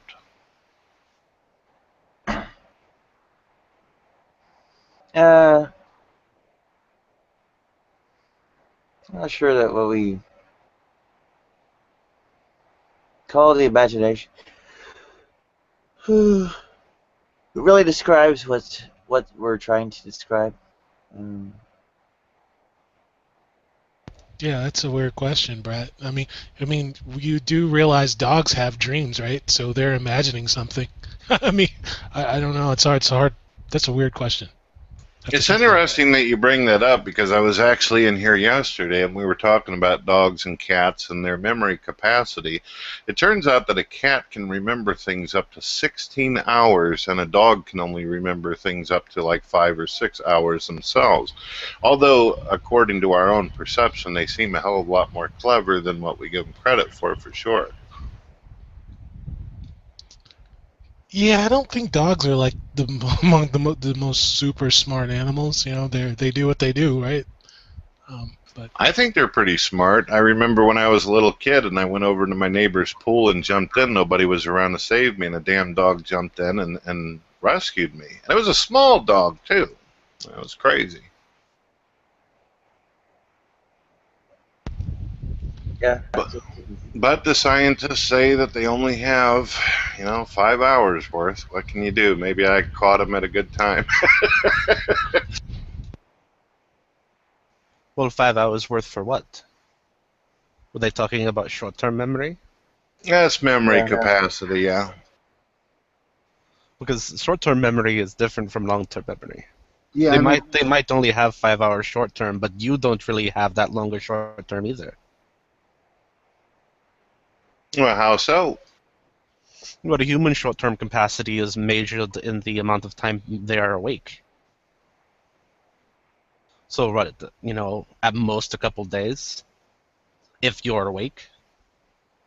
Well, there's people that can actually dream about experiences that they've actually had. I'm sure some of you in here maybe have had dreams where you actually, it brings back something that you experienced long ago. Well, yeah, but that's long-term memory. It's a different process. Well, they're talking about for the dog 5 years in its entirety, not 5 years, but 5 hours, and for the cat, 16 hours. I mean, that's what they're saying. I personally think that the animals are a lot more clever than what we give them credit for.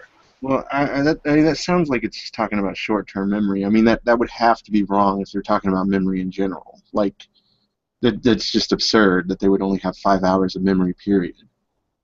Right, and I also agree with that. That's just the information that's provided out there on some of these science sites. I don't necessarily agree with it. I got two cute little cats, and I think they're clever as shit.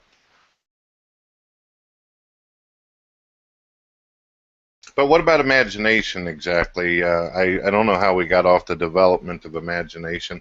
At what point in evolution do you think that imagination became of use, and why? I'm going to say 9.5 million years ago. I just made that number up. I mean, these questions are like weird. I mean, there's no real way to answer these questions. We don't actually know. That's the honest answer. Well, I figured I've actually asked some of these type of questions before to individuals, and I've gotten a lot of different responses. Somebody actually brought up how some individuals of the past actually got into tools and everything and began very creative on how to survive and such, actually using external independent things to survive. I was just wondering what you guys' views were. I mean, chimpanzees can make tools. What's the point? Well, do you believe that chimpanzees have any kind of imagination? I do. Okay, so what point do you estimate that you think that this obviously imagination is beneficial to mankind? When did it start, though? Probably common ancestor of dogs and humans. Yeah, it's way down the tree when imagination happened. Yeah, it may be that grand common ancestor of all placental mammals. That possum rat thing that was so chill. I would, I have no idea, right? But I would say that, like, the first time that something had actually had cognitive ability whatsoever, and there was, like, some kind of desire, like, for food or water, it would have to have the image, or maybe not even the image, but, like, the loose concept of what it is that it actually is wanting in that moment to execute the operation of going for that thing that its body's telling it that it wants. That's an interesting point. If you don't mind me asking you, Mr. Throff, and no offense, I'm having a hard time in that name, it's a big one, but how do you suspect that individuals, or anything for that matter, was able to imagine up something that simply does not exist, but made a reality later? Can you rephrase it? I'm not sure exactly what you're trying to say. Well, take example for a scientist. Let's use a standard invention. Perhaps we'll use the television set. Everybody most likely has one, unless you're one of those individuals who live on a farm. I don't know. But you imagine up, or the scientist imagines up, the concept of a television. He's never seen one before. He doesn't know what it's going to exactly take in order to make the television work. So he has to imagine, he has to believe that this thing is possible in order to go to the next step of inventing it. Well, it seems pretty easy for the television. I mean, it goes back to people they drew pictures. From pictures, you had like paintings, right? From paintings, you had go to the photograph. From the photograph, so you have the photograph, right? That's a visual. After that, you did telephony, like telephones relayed sound. So then it goes, okay, I've got this picture, I've got sound, a box, like a painting is like a square or rectangular, right? So somebody said, well, I can broadcast sound. Why can't I take these frames, which a picture is, and combine that with sound, and that's how you get the television? I don't see that as super complex. Well, I do. I see it even in our modern day as something that's complex. I guarantee that if I were to ask at least 100 atheists randomly, can you make me a fucking television, they're going to be like, what? Make you a television? How the hell am I going to do that? I can't even make a grain of sand. No, it's not. Painting and drawing and all that is a lot different. I mean, there was even ancient humans that were drawing on walls and shit with their poop. Now, there's a big difference in making a screen in a box and actually having reception and information going through it and then producing an image on a screen over that of, sticking your finger in your ass and writing doo-doo drawings. I think most animals don't defecate like where they sleep and eat type thing, so that's kind of an exaggeration. Like the early like cave paintings were like done in they either carved them or maybe used animal blood or something like that. So it's like, I get where you're coming from. I don't know where you're from, but if I travel 18 miles south, I can actually go to a zoo that is around St. Louis, and I've actually seen monkeys who will stick their hands up their ass and dig out doo-doo and start flinging it around like they're playing dodgeball. So I suspect if that's the deal nowadays, most likely they were doo-doo throwers then, too.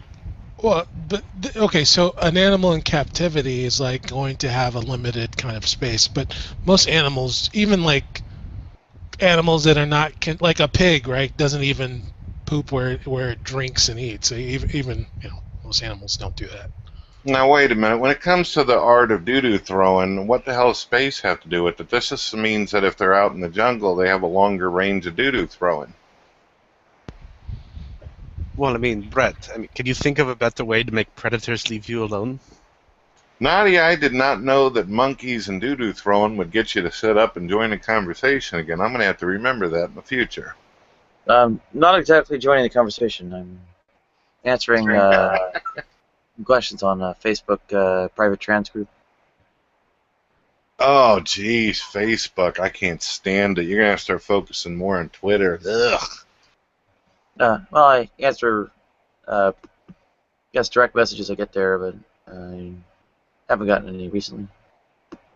Every time I go to my Facebook, I do have a public page as well as a private profile and all that. And on my public page, every time I get in, I'm either getting messages sent to play Barnville or Buttville or whatever the hell it is, and the occasional atheist comment like, Brett Keane, you're a faggot and go suck balls or something. It's like, geez Louise, this is not a very nice social network. Sounds like you've made some enemies, man. What's going on? That's kind of harsh. Well, I don't go on Facebook and like add atheists and all that. Apparently, they see my YouTube channel and they decide they want to add me. But all they got to do is say, "Hey, Brett, can we have a conversation about something?" I'd be like, "Shit, yeah, man, no problem. Don't call me a dickhead or a faggot. What's up with that?" Yeah, that is pretty harsh. You sound reasonable to me. I don't get it. Well, I try to be, but you got to watch out for those invisible unicorns that are floating around in my head. Hey, what's up there, mob? Are they pink today, or are they blue? What's up? They usually are yellow with purple polka dots, and they make the moon turn around. I thought that was only on Thursdays. Okay. Hi, Mom. What's going on? Nah, we're just sitting here chilling. Are you still a deist there, mob, or have you come to the truth? Mob? Yeah, I still have more of a deist point of view on things. Yep. That's fine. It's been a long time since I talked to you. How you doing? Sorry, Nadia. Go ahead. Mom, I found out that apparently like people actually like thinking about what they're doing and holding off until they can like actually feed whatever kids they have and such is called Malthusian antinatalism. So there's people actually thinking before they bring children into the world. Now that's a fantastic concept. I've been waiting for that to happen for a while. Yeah, apparently it's called Malthusian antinatalism. Malthusianism, antinatalism. Is that how you pronounced it? Malthusian. Well, I think that atheist by the name of Amendum's got the right idea. He just says blow up the entire human race. We're nothing but parasites beyond extinction anyway. Oh, Palm Jam here agrees. You think that's the right idea, Brett? Well, that's what Amendum says, and he's an atheist. Atheists know everything, so I figure I'd go along with him on it. My pink unicorns always do their hoofs up in the air every time they hear it. Wait, this man sounds entertaining. Where does this man? Amendum, he also has an economic channel and Gloom and Doom. Yes, he was one of the first guys I subscribed to. Good man, good man.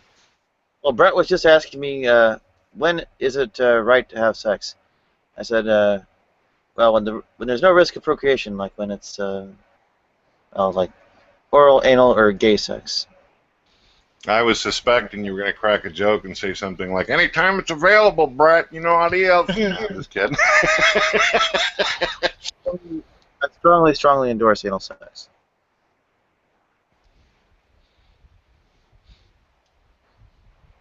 What? I'm listening to you. It's just weird. We went from monkeys throwing doo-doo at the wall to you talking about anal sex. Feels fantastic. We should have a lot more of it. Of which one? I think we need a lot more of both. Absolutely. Topping and bottoming. Oh, and I was referring to the monkeys throwing poo. Oh. They can do it in their own trees.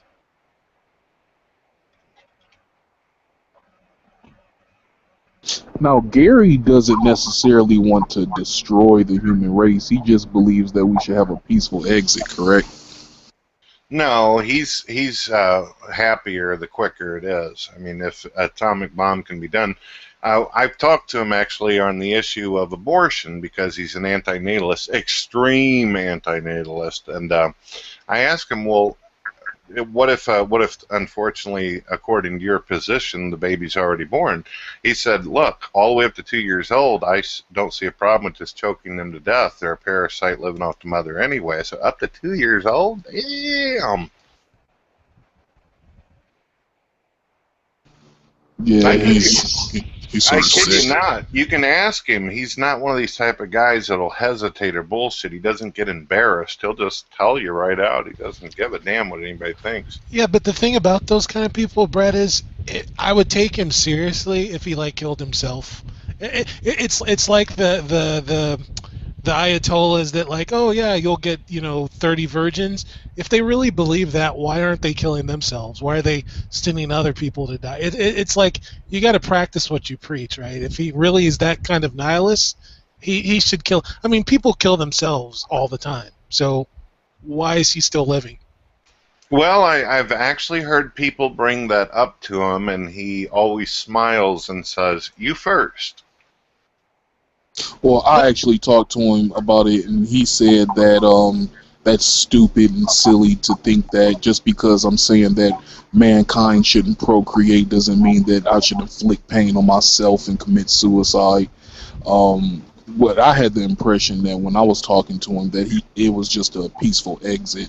He said, do your last song and dance on the stage and exit stage left, and then basically just don't procreate and just let the human race die off. But I thought of more of an antinatalist than with Atheism. I think what it is you might have a point. Maybe it depends on the individual he's talking to. For some reason, no matter how calm and relaxed I am with him, he gets extremely pissed off. So maybe it's for me in particular and other specific people where he gives graphic instruction on how we can end ourselves. That's possible. Oh, I believe that. Yeah, he's been pissed with me. I've been banned before.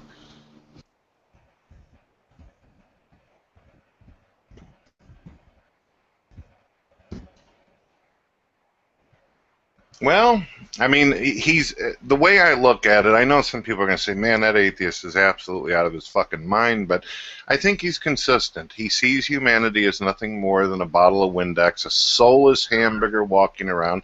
So when a couple chemicals get wiped out, he's like, "Who gives a fuck?" Right? It's just a chemical. So he's consistent with his position. Their argument is sound. That's the thing about antinatalists is that they're not totally fucking crazy. I mean, because their argument is pretty sound. It's if everyone keeps having children, there's going to be a child born blind. There's going to be a child born with cancer. I mean, these are the facts. And so if you're participating in this, then you're basically participating in the act of possibly creating a child that's going to be fucked up. And so he basically, what's the price of your song and dance? I could understand that. Well, it seems so weird that they place high value on human life if they want to end it. I know, that is funny. That's actually not so difficult to explain. It's a matter of quality, not quantity.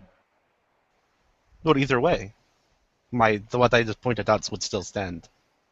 Does he have a web page on YouTube that I can look at? It's not like Yes, his name's Amendum. Mendum. Okay, let me look him up. I actually made a video recently to him on my Breaking Superstar channel and stuff. A lot of people enjoyed it. I said, hey, this is one of the few honest, straightforward atheists I've ever seen in my life. And also I mentioned you too, Nadia, because I dig you. So, yeah, people liked it. I said, even though he wants to blow up the entire human race and stuff, he's still got some fine points. Why does he represent atheism? That's a weird thing to say. Well, he's an antinatalist and coupled with atheism, but he's more of an antinatalist. I mean, he's still an atheist, but Brett said he's one of a single Christian antinatalist. So that's pretty fucking rare. I don't want to come off like an asshole. I know that you haven't actually seen his videos yet, but as a non-believer, he is extremely, and I'm not saying other non-believers are not, but to me, when I watch him, he's actually one of the most articulate, most intelligent, most thought-provoking individuals that I have seen from the non-believer department. That's all I'm saying. No hate, no hate. But it seems like you theists should spend more time dealing with him then. No, I talk to him off and on YouTube. Unfortunately, like I said, he gets annoyed with me. Although I respect him and I admire some of his points and views, he refers to me as a pig fucker. So that's what we do there. Damn, that's harsh. Yeah, and I sort of gave up trying to talk to Gary because when he gets pissed, he turns off. He'll start yelling at you and "fuck you, motherfucker," and you're this, that, and the other. And especially if you're in his room in Tiny Chat, you'll get banned. So he needs to be more in a neutral place with someone else as the moderator in order to even have a decent debate with him. Okay, so is this like a stable person mentally? I'm being serious. I looked him up online and I seen that he's been diagnosed with some type of anxiety. This is back in the early 90s, but I hate to say this, Brett, you're gonna get mad at me. A lot of people on YouTube, man, have issues. I'm not making judgments. I'm just making observations. Oh, I understand, man. I'd be the first one to tell you there's people out there fucking batshit for sure. It's definitely hell. Just a couple hours ago, I had a guy with a fucking cat picture going off on me big time. So I get it, but I think that you need to give Amendum a chance first before you completely condemn the idea of listening to the guy. He does have anxiety disorder, and he also suffers from agoraphobia of the extreme. I'm sorry, I'm not gonna give him a chance. Again, if he holds, I find his position just not coherent. If he's really that down on life, I'm sorry, you can't not kill yourself. There are too many people who go through with it and do for him to have that position and not do it. I don't want him to do it, but I don't find him consistent. if I just don't. So Yes, but again, you're listening to some individuals in a room's perspective, and we're having a bit of a sense of humor here too. I don't think that you should condemn the idea. At least give the man a chance before you just completely do it. Even though he thinks I'm a pig fucker, I still dig him. yeah, that's crazy. It's harsh. Why do people hate you, man? That's pretty harsh. I don't know. I've never fucked a pig in my life, so I don't know what the deal is. He's actually funny when he goes on his rants, and like Brett said, he's very intelligent. So like his arguments are sound. It's just certain points that I don't agree with, and I can't agree with. But overall, he makes sense. But whatever. One thing I've discovered too, and maybe this is odd to say, but I've noticed kind of a pattern with people who are either geniuses or close to it. They do things a bit differently. Some things that might knock the layman over and everything like that. So I try, as I might, to be calm and relax and give one an opportunity.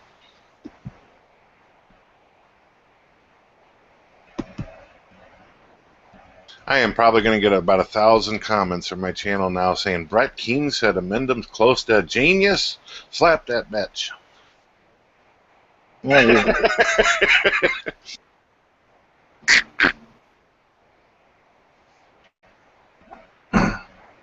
Yeah. What do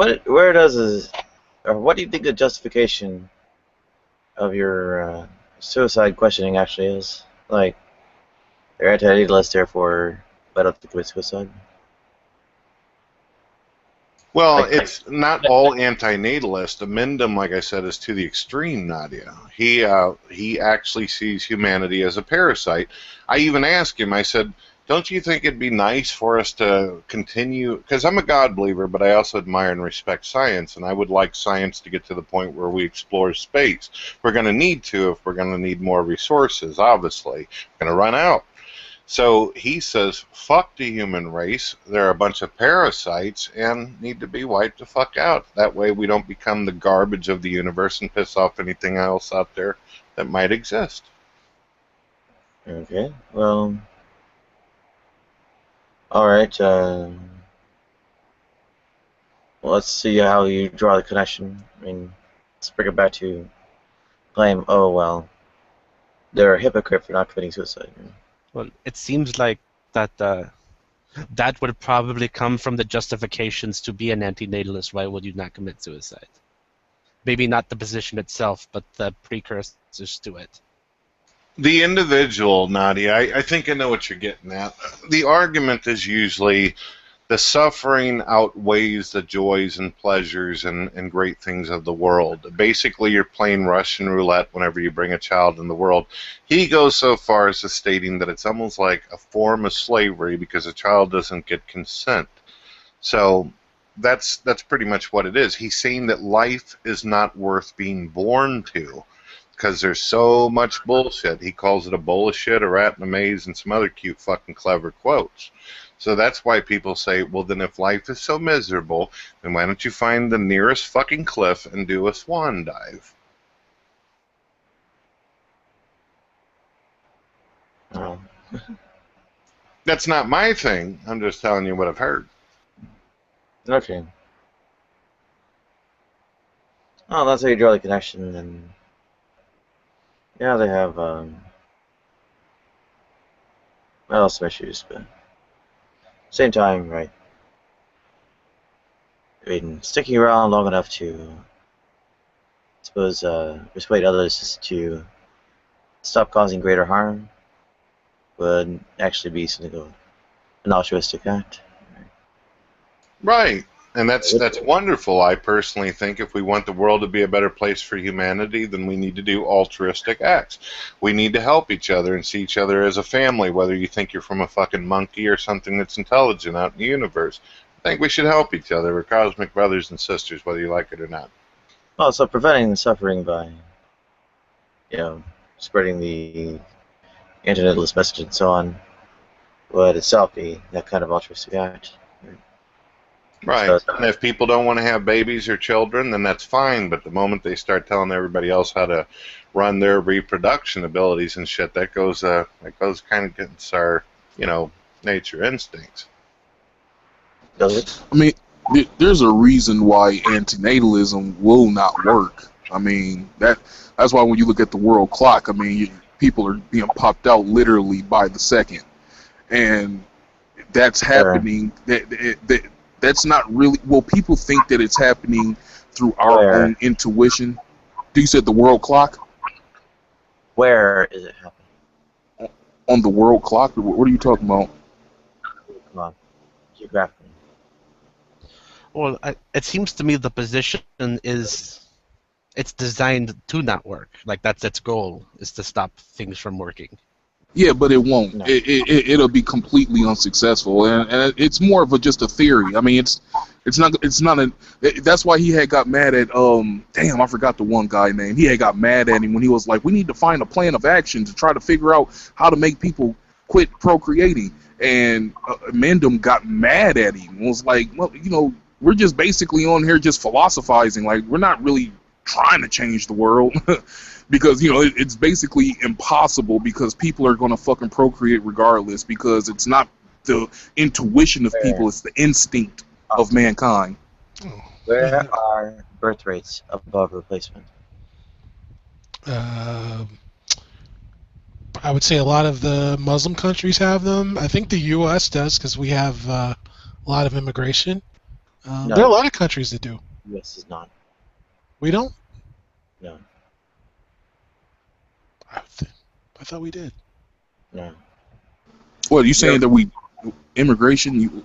I'm confused here. Well, a lot of the countries, like I know Japan and a lot of Western Europe, they're basically more people are dying than are being birthed. So they're getting that kind of conundrum. I thought the U.S.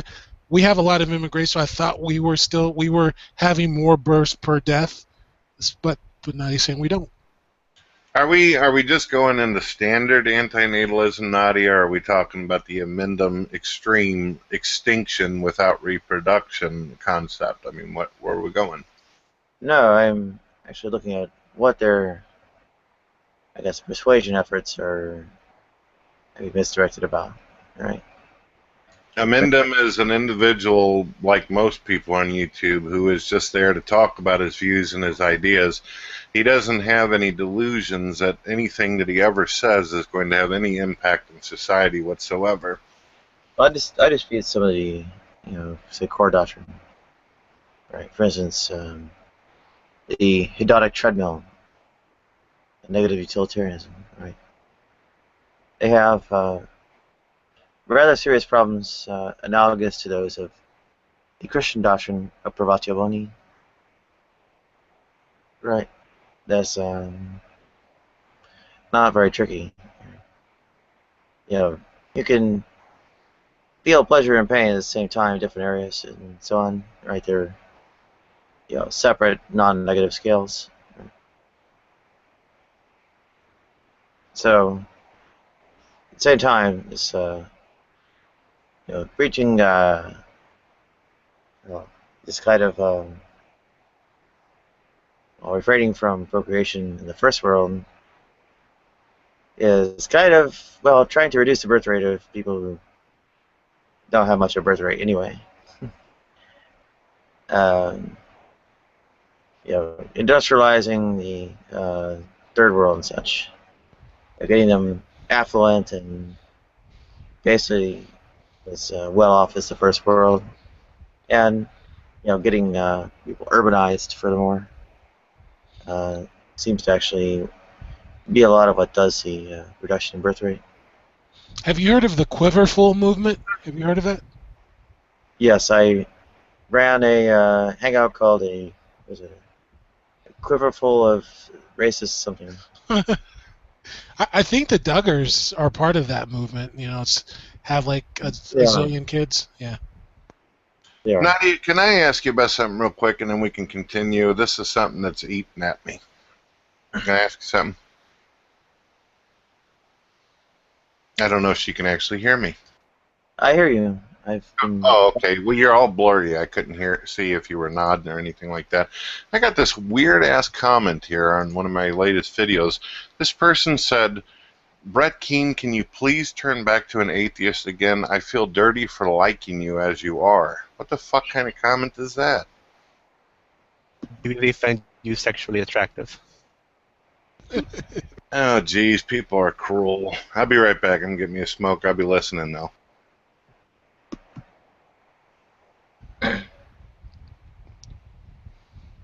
Oh, you can see the. Yeah. I like the Satan guy, man. The Satan Lucifer guy. He's funny. He should go on tour. Yeah. He's funny. Well, I try to be, pleasant. If I just came in talking about all the fire and brimstone, like, no one would listen to me. Sweet. And all this time, I didn't think you existed. Oh, I totally exist. Absolutely, you're right. We're talking right now. I can't deny it. Lightbringer's. Well, Lightbringer's not quite the devil. And there's the. Just plain meaning in the name in Latin. And where it got translated, they say the King James was a mistranslation of Hallel. Right, so that's more like Shining One as opposed to Lightbringer. Yes, but Lightbringer is so much more descriptive of what I do. It wasn't really a mistranslation. It was just the closest common meaning, I think. It wasn't a common name. Well, I mean, like the Shining One and Light Bearer implies something that holds light and emits it. Both things, right? So in a way, they have a common meaning about what they're trying to convey. Is what I'm saying. And now that I'm learning English much better, I can say this. I think this makes sense. Light is the knowledge. The teacher is the darkness. That's why I picked Lucifer, light bearer. I bring the light. I'm not necessarily the light. Okay.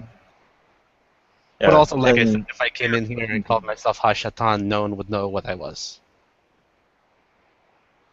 Yeah, that's different. Well, if Isaiah 14:12 referred to the king of Babylon, Nebuchadnezzar, I think. In one meaning, yes. Oh, do you know? You know how they know that the Book of Daniel is like a forgery that was written way after what is it? It's supposedly the follow up to Ezekiel or what's the book, the prophecy book in the Old Testament that's not Daniel? There's another one.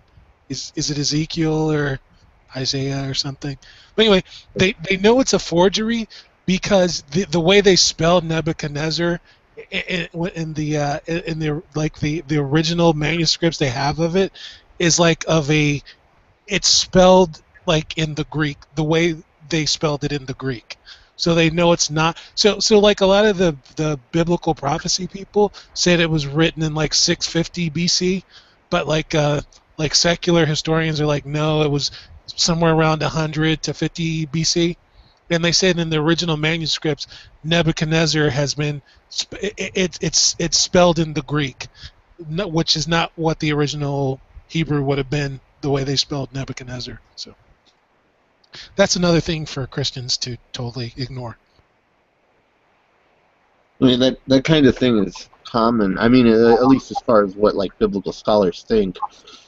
The idea that a lot of these stories that seem to be placed during a certain event were probably written much later about it. Yeah. Here's another good example. For the Hebrews, my symbol is the masculine, the Mars, and the golden bull. But for the Greeks, my symbol is Venus. I didn't know that. Well, there you go. See, I have little control over what people think I am. Well, I have zero control. Apparently, you're a disgusting piece of shit. So. Boy, that's harsh. It's all your fault, Lucifer, if you just wouldn't have gave her the apple or the fruit But I or didn't. whatever. That didn't even happen. Okay. Okay. Oh, well, I guess you haven't really talked to me that much. And in that story, if I was anything, I was the apple or the fruit. Yeah, there we go. Well, one thing that I never got about that story. No, go ahead. Go ahead. I always love it when a man claims to be the fruit. I like how you think I'm a man. No, not really, but well, maybe you're someone like me.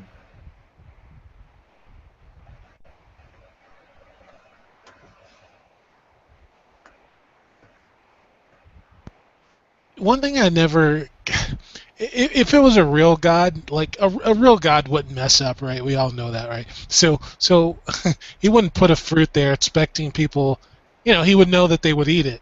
But even if God knew that they would eat it, there's no reason God can simply rewind time and just like not put that fruit there and just pretend it like never happened. I never got that. I don't get that story. It's just it's so obviously fake. I don't get how people can believe it. I just don't get it. My favorite interpretation of the story, which, well, was held by people who were all killed for their interpretation of the story, but it was supposed to be a test of mankind's free will. That was my favorite interpretation. You know what's weird to me? I've heard atheists talk more about God in the Bible than some of the churches I've went to. That is odd. I know that's a problem too. Churches not talking about the Bible. I hear that. I hear that all the time. Well, it's true. That's not an insult or a jab. It's like that. I'm like, my goodness, I see some of these atheists that's all the kind of videos they do, and I'm like, damn, dude, can't you do something about science or tell us how you enjoyed evolving from a monkey or something? What the hell? It's funny though. I went to school in North Carolina. I live in Virginia now, but there's a whole thing about North Carolina. They're pushing this bill in the state senate where they're trying to. They see gay marriage getting approved, or I think it is approved, and they're giving the magistrates a religious exemption, basically. So, like, if a gay couple comes up to you to get married, that you don't have to do it. You can say, I'm not going to do it. Even though I work for the state, I'm not going to do it because I have this exemption. So they talked to this couple who were blind, right? This blind couple, they met like at basically this kind of place that gave blind people work. And, one was black. The husband was black, and the wife was white. And this was like the 60s in North Carolina. And they told a story of like, they went up to get married, and the magistrate basically refused to marry them and started reading the Bible to them and telling them what they're doing is wrong. So I mean, we talk about it because was that 2 Corinthians 6:14. Yeah. So we talk about it because of the implications that religion has in real life. That's why we talk about it. So you're wanting to basically educate folks and teach them how to be better God believers. No, I'm telling them that you can believe it for yourself. Don't impose it on other people.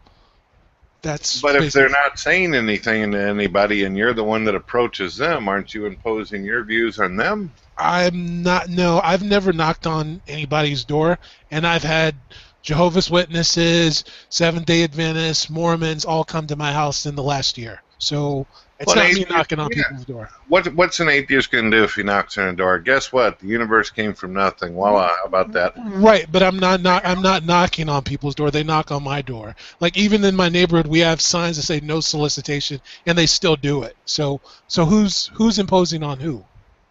Well, why do you got an issue with Mormons and Jehovah's Witnesses for it? They knock on my door, I bring them in, say, hey, what's up? Okay, but my neighborhood has a sign, right? Here's the thing. In the last year, I've had like 4 visits from like Jehovah's Witnesses, then the Seventh-day Adventists, and then Mormons. My neighborhood clearly states no solicitation, and they're coming to my door, right? So I'm joining a hangout where we're all supposedly, interested in this topic, right? That's one thing. That's different from I'm not going knocking on people's door. Actually, again, my neighbor, he's tried to get me to go to church like 3 times in the last year. It's like, come on.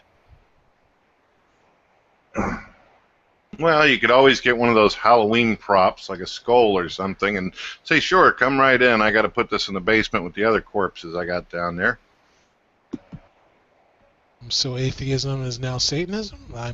That's weird. No, I'm talking about a joke in order to inspire, influence individuals not to knock on your door. Well, unfortunately, knocking on my door is at least my worries. Right, there's no basement, is there? Oh, where's my paycheck coming from? And I pay rent. Obviously, And there's no basement to that to the place you're in, right? Bob's camper. All right, just saying. It's a joke. My goodness, folks. Yeah, an atheist wouldn't knock on a door because they do not make claims. They just simply say that I don't believe. So it'd be sort of pointless to go to somebody's door and be like, I don't believe something, I don't believe that. And it's like you're not even making the claim. You're just being neutral. Just prove to me. Mom, don't you think that if someone is actually convinced that you're in some kind of danger or that there's something going on, wouldn't it be an altruistic obligation to sit there and do something, say something to individuals?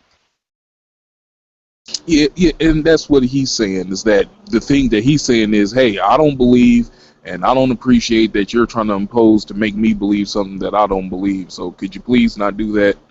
And that's basically the crux of his argument.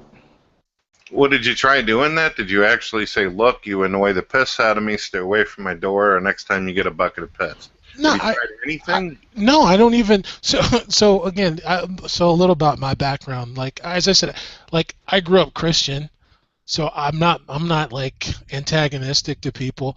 And my dad actually was a preacher, so I would see when the Mormons and Jehovah's Witnesses would come to our houses when I was growing up, he would try to convert them. So I've seen the whole back and forth, right? I've seen how it goes. I'm not trying. I'm not like, hey, I'm an atheist, I want you to become one too. I'm just like, I just was like, why are they? My neighborhood clearly says don't do this, and they think their message can overpower what our neighborhood. We clearly have signs. I'm just blown by that. I don't know. But anyway, Is it big? Is it huge? There's multiple signs that say no solicitation. So we have it's a neighborhood, right? It's a couple of blocks, right? It's a, what do you call it? It's not a development, but it's a neighborhood. So, and you see these signs, like there's 4 different ones in the development, and they clearly see these signs, and they still do. I'm just blown away by it. They think their message is so important that they don't have to obey the law. They don't care. Well, there seems to be signs that you can put up that everybody, whether God believer or non-believer, seem to understand quite quickly.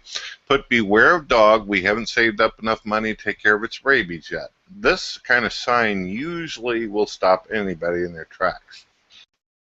I wouldn't want them to be attacked, but you know what? So the 2 Mormon guys were these young guys, probably like under 22. They're nice guys. I mean, I think they're totally deluded to believe that stuff, but I'm not going to tell them that. Then the Seventh-day Adventists with their, they came. There were some older, middle-aged church ladies. They look like nice people. The other, what are the ones with Watchtower or whatever that? I mean, they're nice people. I was just like, I'm not going around. The atheist Richard Dawkins, he said publicly that atheists should ridicule and mock and just literally insult the shit out of people who believe in God. How come you don't jump on that? Yeah, I mean, because I doubt Richard Dawkins would do that to if he was debating some high-ranking apologist type person. I doubt he would do that to a person he meets on the street. I mean, and he's not a true atheist either. That's true. Nadia is the only one true atheist on the internet as well as reality. But Richard Dawkins, I will give him credit for this. He had an older man actually talk to him while he was on stage. It's on video, where he tells the guy that he's absolutely psychotic and has schizophrenia right after insulting the living shit out of his belief in God. So he has done it. Would he do it on the street, though? You might got a point there. Well, this is also a reason why a lot of atheists don't like Richard Dawkins. So here's the thing. So my mom is like a psychiatric person, so I kind of know a lot of people are what you call schizotypal. Then it doesn't mean they're schizophrenic. It's basically a mild form of schizophrenia. Like people, have you worked with somebody who's like, you're like, man, that person's really strange, right? That person probably has like a mild form of schizophrenia. It's very common. It's not like I don't want it to sound bad. It's actually pretty common. But you make it sound like it's like this. It's not even they're functional. It's just they have this thing. It's not. I don't want it to sound as bad as you make it sound. It's actually a very common thing. I don't know. Are you talking about people being schizoaffective, I think is the phrase? Yeah, schizotypal is kind of the thing. It's right. It's mild. They're functional, but they do like they hear things, hear voices. But they function in society. It's a really, you can look up the stat. Maybe it's like 15% of the population, maybe. So it's actually a common thing. I know according to your own perception, you don't feel like you're coming off in some kind of way as insulting, but we just went from Jehovah's Witnesses to Mormons coming knocking on the door with the soliciting sign to you don't want to say certain things to them because you believe that they suffer from schizotype or whatever the hell this is. But you yourself claimed that you were once a Christian for a long time. Did you all of a sudden become cured of your mental illness whenever you stated and labeled yourself a non-believer? Take your time, no rush. Oh no, I don't want it to just be about me. I want other people to. No, but for me, I just grew up with it. I was always around it, so I always took it as true, right? I never questioned it, right? I believed Jesus was a real person who rose up, and I believe God created the earth and the universe. I just believed all of it. I just believed it. Okay. Do you think that it would be considered absolutely crazy, from your perspective, to have a conversation with an individual who thinks that they're the devil and was actually there at the beginning of the universe with God? Oh, well, I just take Lucifer like he's doing like a Stephen Colbert type character thing. I'm just kidding. I'm just that goofy.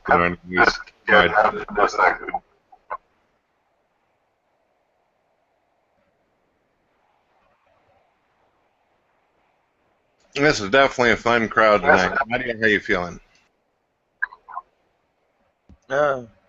Me?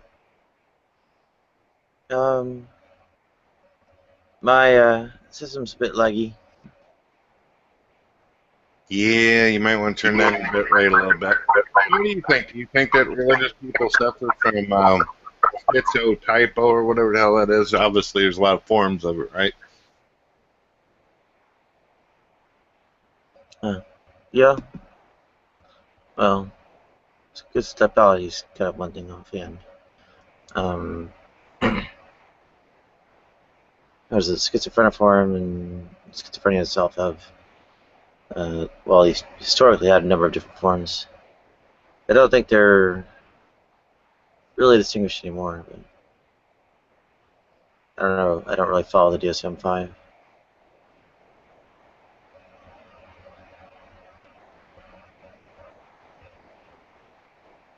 Probably more than we are, even the DSM-4.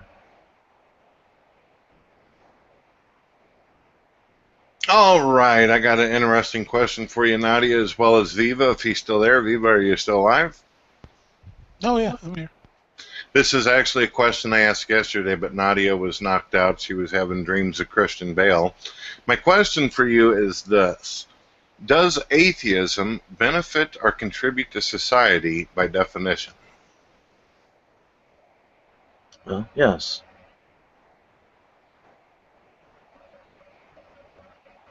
Well, feel free to elaborate. No. I believe atheism has some type of benefit to society because they like to push the envelope and don't just accept things for what they are and like to try to question things, where I believe a lot of religious people just accept things, and I don't think that hinders the progression of mankind, in my opinion. But don't atheists as well as religious people have a lot of common ground on things? Although they state they don't believe in a God, they too, many of them I've heard believe in extraordinary things. There's some atheists I've actually heard, believe it or not, that believe that ghosts are actually real. Hey, exactly. There's varying degrees of atheism, or atheists per se individually, because I mean, they just have the commonality of we don't believe that there's some big God in the sky controlling us, but their own personal beliefs on certain different situations. That's why I believe that they're beneficial to a degree, because it gives different aspects that I believe need to be addressed, and everybody shouldn't just fall in a single file line, just being sheeple. Right. And I understand there's some individuals out there who are like that, where they don't want to learn any more than what they think they know, and I get that. But you yourself, you're a God believer. You're not a Christian, you're a deist, but you have been the type of individual for as long as I know you to question things. The belief in God hasn't stopped you in any way, has it? Absolutely not. I believe that there's an origin point of a beginning point, and it's just because I like to use logic, and logic. And when you use logic, you take the facts that you know and you apply them to make them a theory. And when you have automated processes like DNA and replicating molecules and stuff, and when that stuff is automated, I believe that something mindless just doesn't automate things. I mean, that doesn't lay well with me.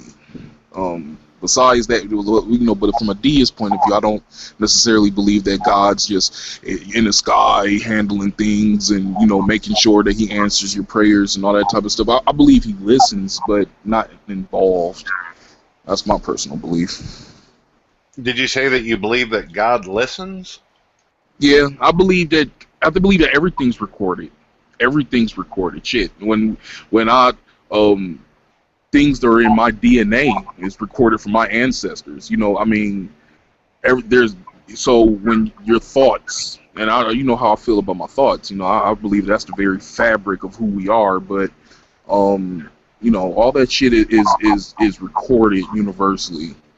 In my opinion. Well, this is, I don't mean to get on your ass any, but it sounds different. It sounds more like theism than deism. The reason why is the classic definition of deist is, no offense, but a God that has created things and is now somewhere else watching reruns of The Simpsons or X-Files. The God doesn't interact any longer. Listening is an action.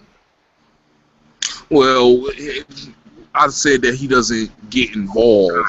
I guess listening is an action, but he's not pulling the strings. Just because somebody's listening doesn't mean that they're doing anything. If someone called me on the phone and said, "Hey, I'm getting robbed right now," and if I sit my ass in a chair and don't do nothing, I'm not doing anything. I'm just listening.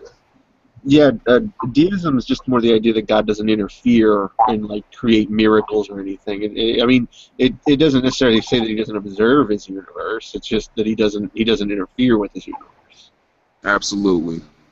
I'll have to relook at the definition of it, but I usually thought that there was no interactions whatsoever. And to me, my wife tells me that I'm a great listener, and I've been complimented on this before.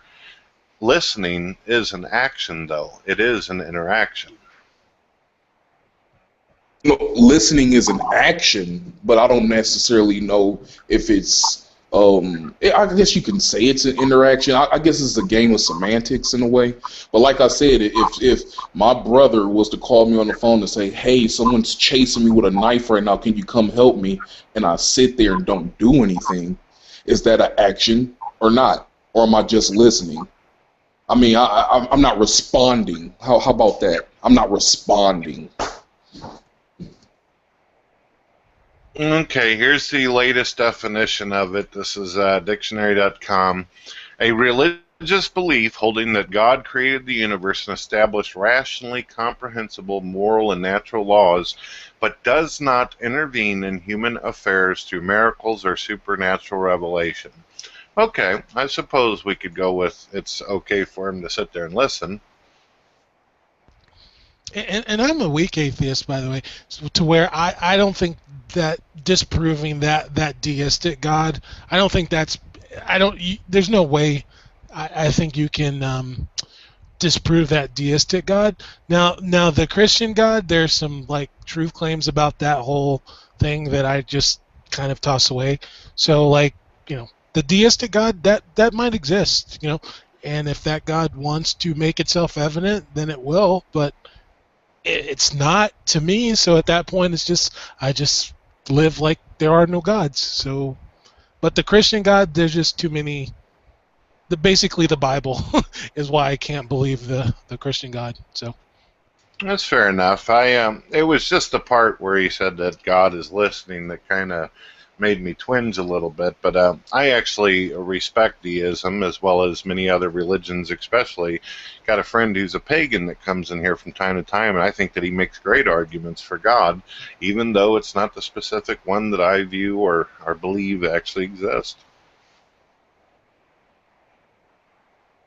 And I don't like to, and that's the thing, is that what I believe in is definitely not a religion in my mind. I mean, I'm actually, I don't necessarily like religion in a way because they make you follow these rules and all this type of different stuff. I believe that, it's in you to, we have the ability to have reason, okay? I know right from wrong, so I don't need a book to tell me that, and I live my life accordingly, and I just, I don't follow all these rules and all this shit, so I don't believe myself to be religious. Yeah, but the word religion itself isn't a naughty word or bad word. I understand that there's some Christians out there that don't like the word religion, but what you're talking about is like the first definition of it, the belief and worship. Obviously, you don't worship the deist God, but the second one is a particular system of faith and worship. It's obvious that you do believe and you have faith that this figure exists. I believe that that's the thing. Maybe it's a collective of different, intelligences. I'm not here to say that there's just this one God or anything like that. I can't make that assertion. All I can do is use logic and apply it to what I know. And logically speaking, when something follows a sequence, when something follows steps, usually it's implemented by a programmer. I mean, DNA and how the way the body is designed and everything, I mean, it follows a program. And if that happens, logically, there's a programmer. Once we start getting into, abiogenesis and all that type of shit, I think we start to abandon logic and start to look for other shit. So, I mean, that's all I'm saying. Would you have a problem as a deist? Because as you know, there's literally been millions of people throughout time. There's people, as non-believers love to point out, people from all different religions that claim that something supernatural or extraordinary happened to them. Maybe their life was saved in an impossible situation. Do you believe that it's possible that the deist God, while listening, every once in a while decides to do something? And would you have a problem with that? I wouldn't necessarily have a problem with it. It would sort of conflict with what I believe in, but at the same time, I believe that everything is a process, like a domino effect. So if there's a this intelligent design that's been created, I believe that if something happens like that along the lines, that it was already written billions of years ago. It was going to happen regardless. So he basically, put that domino in effect before it even took place. So So you believe that God, from the deist point of view, he created the physical properties of mankind, or at least whatever processes led to mankind, but you also believe that he had something to do with the consciousness and mind in the process. How far do you go with it, if you don't mind me asking? all right, absolutely. I believe the consciousness and the mind is the fabric of the creator, if you will. I believe that that's our connection. Because this the thing is, that's the thing with Emendum. He's like, you know, this intelligence that we have, and he actually told me there's no other intelligence throughout the whole entire universe. I'm like, damn, you really putting mankind on a pedestal. But this intelligence that the universe fabricated, I believe is very unique. But at the same time, I believe it's the closest thing that we could identify with a god. Because I believe that we do godlike things when we clone things, and when we start to fuck with atoms and all that type of stuff. We're doing godlike things, and that's because of our consciousness and our intelligence. So, yeah, I believe I believe that's proof in itself, along with nature doing all these automated processes. I mean, you know, other than that, But in this sense, though, then your particular concept of God, which I have no issue with, is he has foreknowledge then.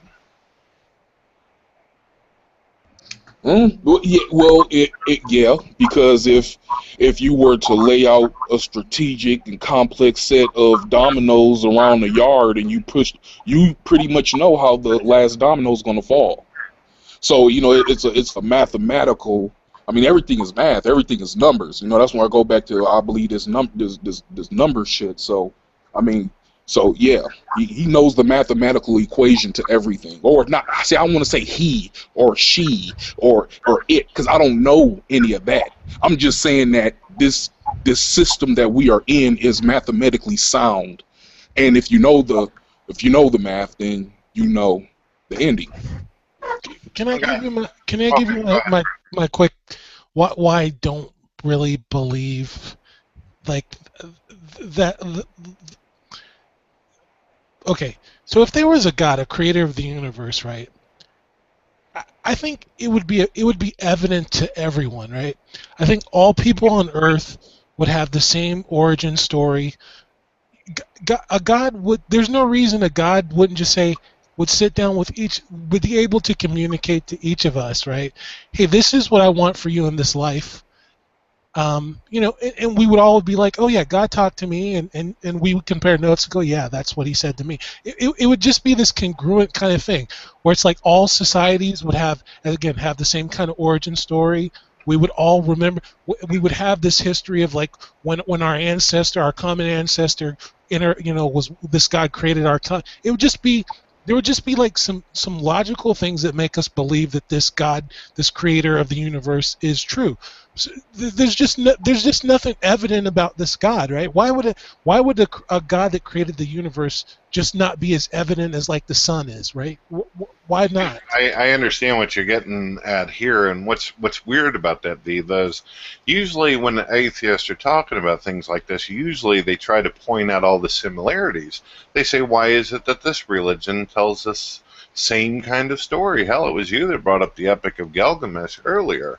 Seems to me like there's a lot of similarities, but perhaps because of different cultures and languages, they just refer to God as something different. I mean, me and this individual here that is talking about deism and stuff, we feel like we're on the same amount of money. Of course, if we brought up supernatural stuff in the Bible, he would go, But it seems like there's a lot of truth to what he's saying, as what I also am convinced of. My question is that, I sit down and I look at things in its simplest form.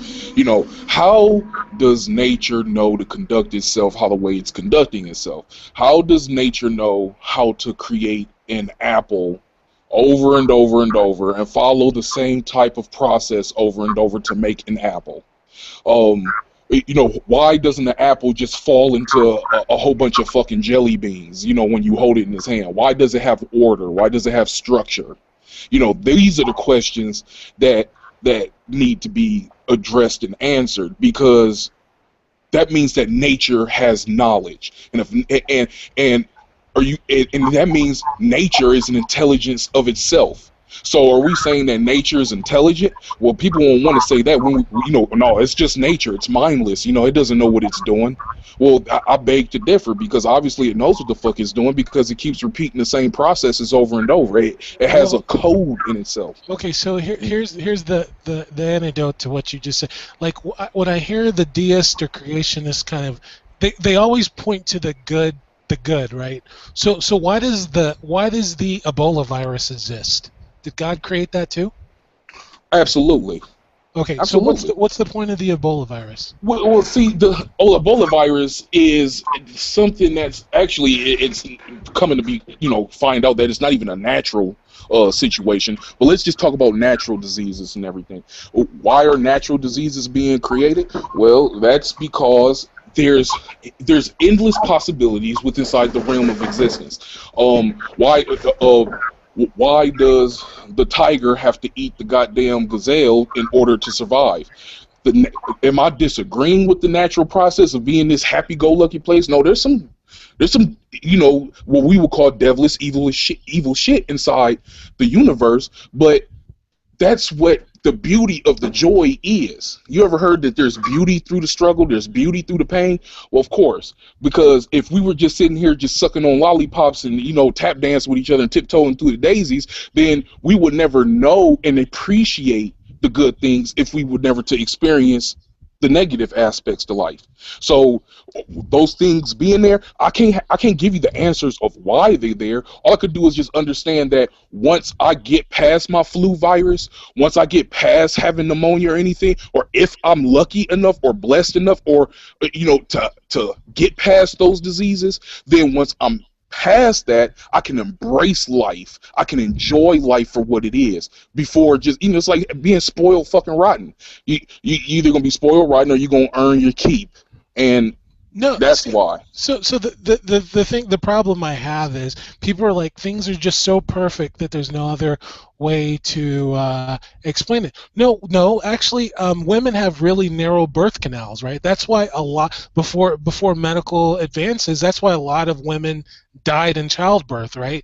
It's not perfect. So why does the Pepsis wasp have to sting a tarantula, inject the tarantula with its baby, and the baby basically burrows its way through the? I mean, why is that? Is that just God's will that the Pepsis wasp has to lay an egg inside a tarantula, that it's paralyzed, and then that larvae has to eat the tarantula from the inside out? I mean, it's just there's so much random stuff that in nature that I'm like, why do you? It's the argument for God's always like, things are just so perfect that I can't explain it any other way. And I'm like, things are not perfect. But that's not what I myself or the theist is trying to say. We're not. Yeah, I never said perfect. No, there's enough. Things are the way they are because they're the way they are. Viva, if you don't mind, I need to help out Nadia and something. Nadia, I can appreciate that Water Heater is trying to give us an example of extreme suffering in the world, and I get that, and it's horrible. But unfortunately, people will report things and say that shocking imagery is used in the Hangout. I don't want you to get in trouble. It's possible. Nobody will give a shit, and they'll just go on their day. Just saying, though.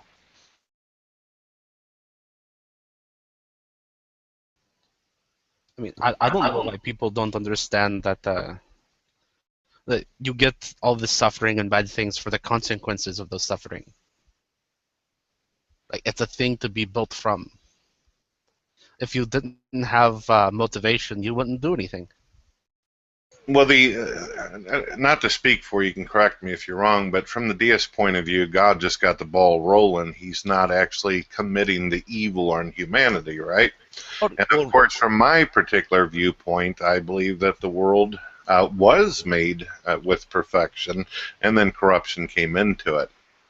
Well, I'm not even saying he's interacting on a regular basis. I don't think he does, actually. Can you elaborate a little bit more, Lucifer? I always find you thought-provoking. Can you elaborate, though? Yes. Well, I mean, I already stated that God doesn't really interact in like a normal way.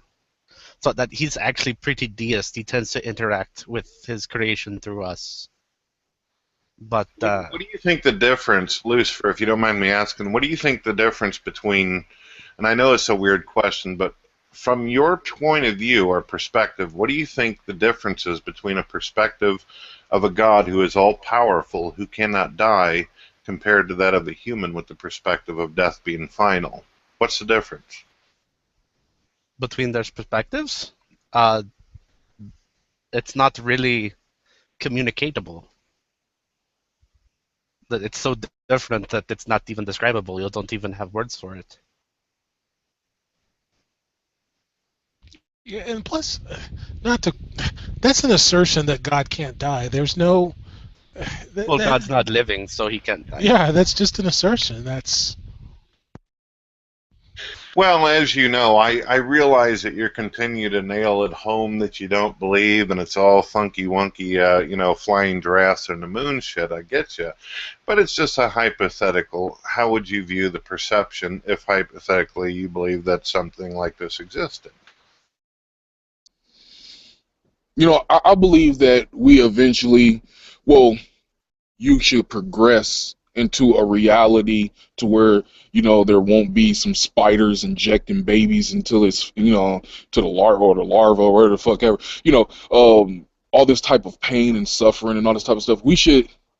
I believe that this realm that we're in is not a desirable realm. I believe that the world is definitely a rough and rugged place, and we're here learning things, taking things in, learning lessons, and progressing. Okay, we should eventually come back into a reality to where we believe, well, not believe, but we can do more. We can memorize more. We can we don't have to speak, vocally. We can just, speak with telepathy in a different reality. But this reality, we're obviously learning things a much more primitive way, a rugged way. Okay, that's my understanding. And if it seems too far-fetched to believe that, then you can imagine where mankind will be in 200 years and the technological advancements and how life will be easier, how medicine will be more available, how just everything will be simpler. Life will be more of a luxury in the future versus if you were born into an existence back in 1515. And with that said, you can't say that you won't be born into any of these existences because you didn't have any power over why you're here today. You just here. Okay, May I say though, it sounds like you're pretty optimistic about the future though, and I can appreciate that. I would love to see a Star Trek future, but I'm thinking more Fallout Vegas. Go ahead. Well, yeah, I feel you. Vegas, that's fine too. We could have a little Vegas, but that's what I'm saying is that this life that we're living in right now, where it's a dog eat dog world, I don't believe that this is everything to life. I think this is just one aspect of life, and we're living through it right now, and we're taking in lessons. And once you die, you don't have no choice on being born because guess what? It already happened. See, remember logic. So we got to apply this logic and say, hey, I'm born without my consent. But so you telling me when you die, how are you going to say, well, I'm not going to come back? You can't say that because logically you were here without your fucking consent. So when that happens, you need to take this in and hope and progress. I believe we're here for knowledge. I believe everyone here in this chat room right now is definitely on the right path because we're all here having an intellectual conversation and we're trying to figure things out. So I believe we're on the right path for progression. So, but again, that's my belief. I got a question for Brett. I've noticed something in these hangouts. I've not been on the community here long, but I noticed that Christians are often very pessimistic about the future and kind of glorify the past. Like things were so much better back.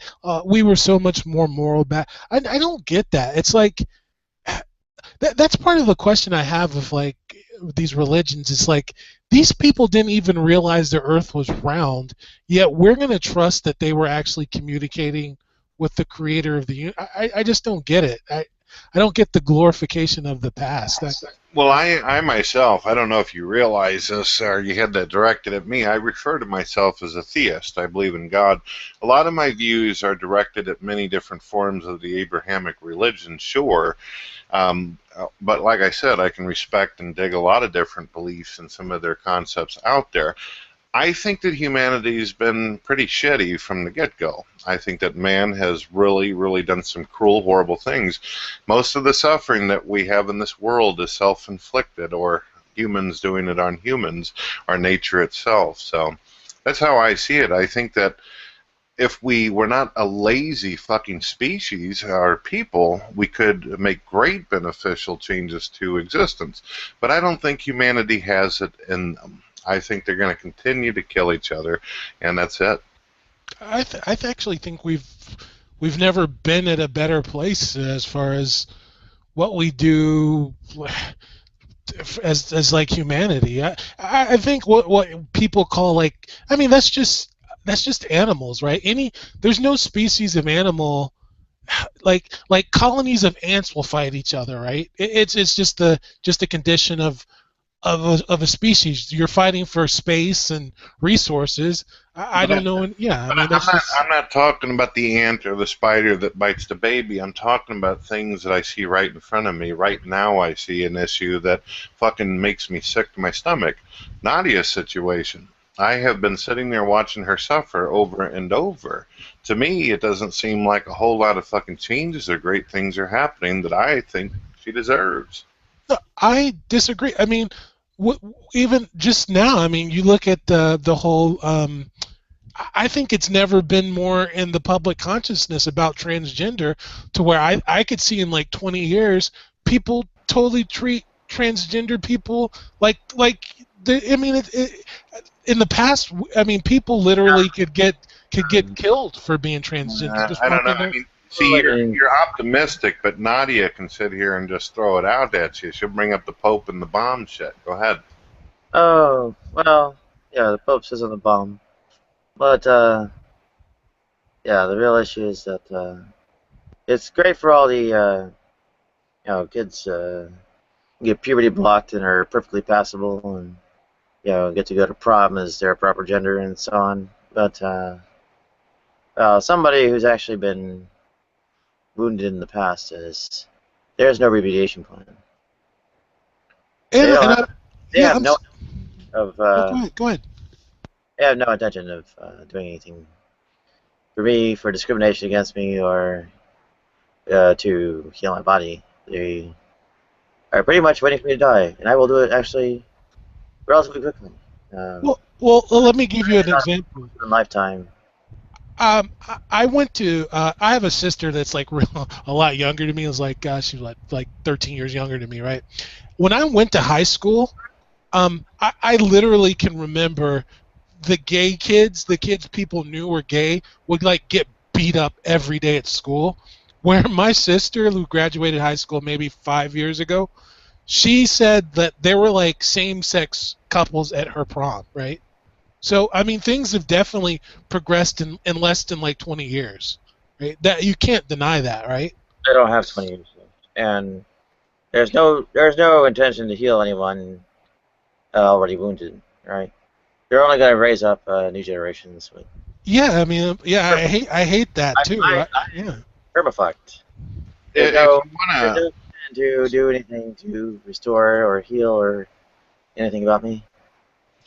I hear exactly what you're saying, Nadia. And you can look at this world and you can point at this. Look, I got an MP3 player. Look how much we've progressed. Look at a fucking iPod. Or my new HD TV that's hanging off the fucking wall. But that's great. Technology's come along. Now we found new ways to fuck each other up.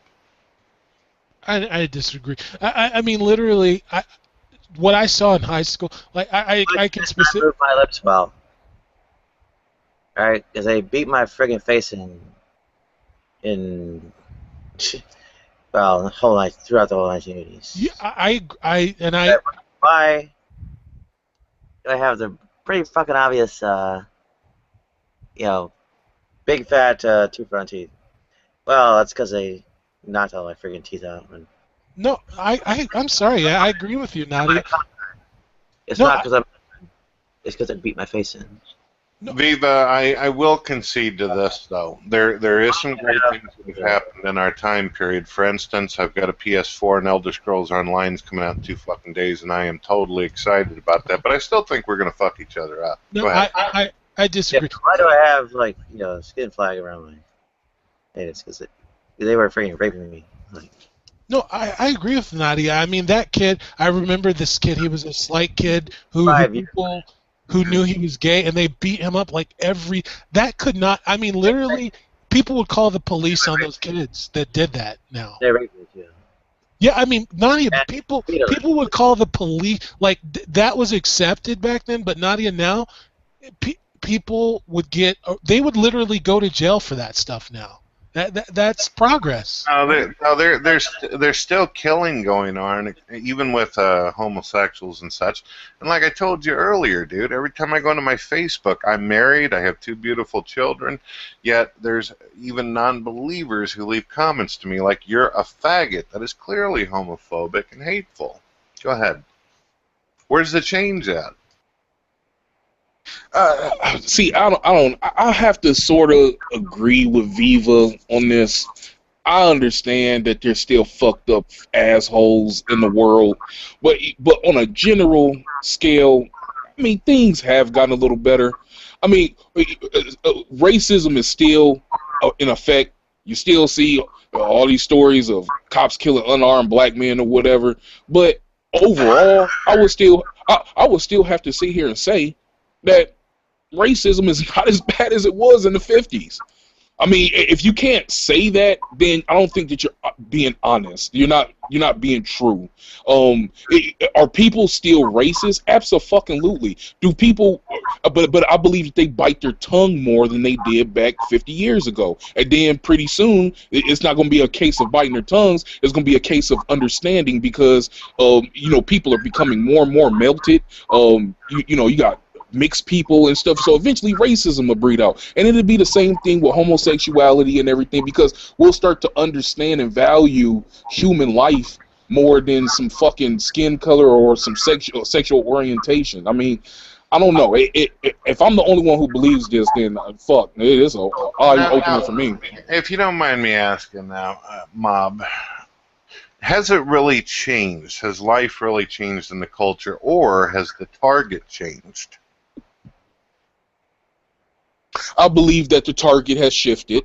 I believe that racism is more on a decline, and now we're like, okay, all right, now we know racism is fucked up, so let's get it together, people, this, that, and the other. But hey, don't look at them fucking faggots over there. Don't nobody still believe in no goddamn faggots. And so they'll be like, hey, yeah, that's right, let's go bash on the faggots. And then eventually it's gonna be okay, we can't be all super.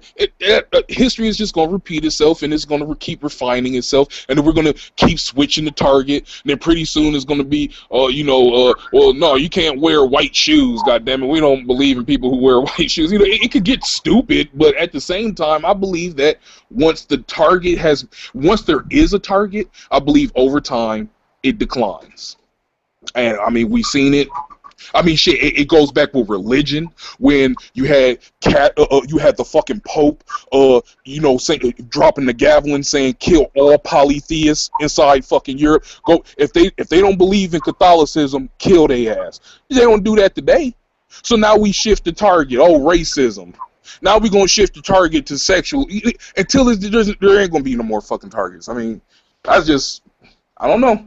I mean, maybe I'm wrong. I think we're getting more rational, right? And that's why I laugh when people say, "Oh, without religion, without a God, you can't have objective morality." Well, our morality, we have enough morality to say no dumb book can tell me that the people I know they're not bad because they're gay. We can see that with our eyes. So that objectively is not coming from religion or the God of the Christian Bible, because we know gay people and we know they're not bad people and we're not going to stone them, and we know they're not, so we just know. We know gay and transgender people and they're not bad people. So that morality is definitely not coming from the Christian God. So I always laugh at that argument, right? It's rationality. It's like, who's being hurt by this action? And nobody is. Like, if two consenting people, why do I care what they do? I don't care.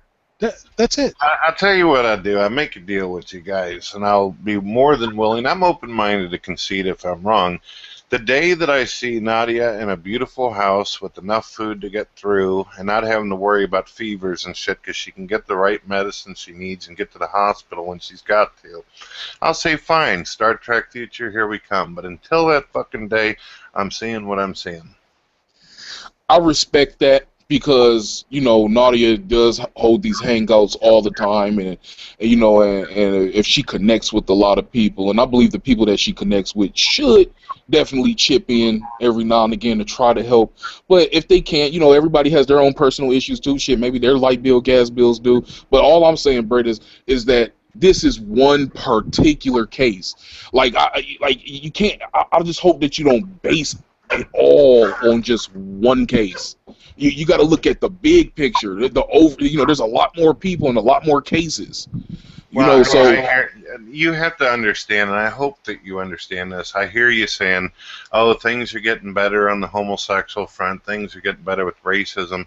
I live 17 miles south of St. Louis, one of the murder capitals of the world. My perception is definitely going to be different than other individuals who are not in that predicament. That's what I see. I still see a lot of the same shitty things happening over and over, and it annoys the piss out of me. Is St. Louis really one of... I mean, come on. It's not Mogadishu. St. Louis is pretty bad, dude. Yeah, St. Louis is pretty bad. It's not Mogadishu. It's not Kabul. It's not... Come on. I was like, are we I'll tell you what. I'll give you two alternatives here. Okay, either Nadia finds herself in a big home with all the food and medication she can use, or you go down to St. Louis and take a trip to the south side, and if you make it through, get back to me, let me know, and I'll be optimistic. How's that sound? You got two choices there. Okay. Well, if you give me a plane ticket, I'll visit St. Louis. Racial issue, for example, is not really going away. I mean, what are all those protests about? Police shootings about? And well, that incarceration rate is getting to where you have to start talking about genocide or ethnic cleansing, right?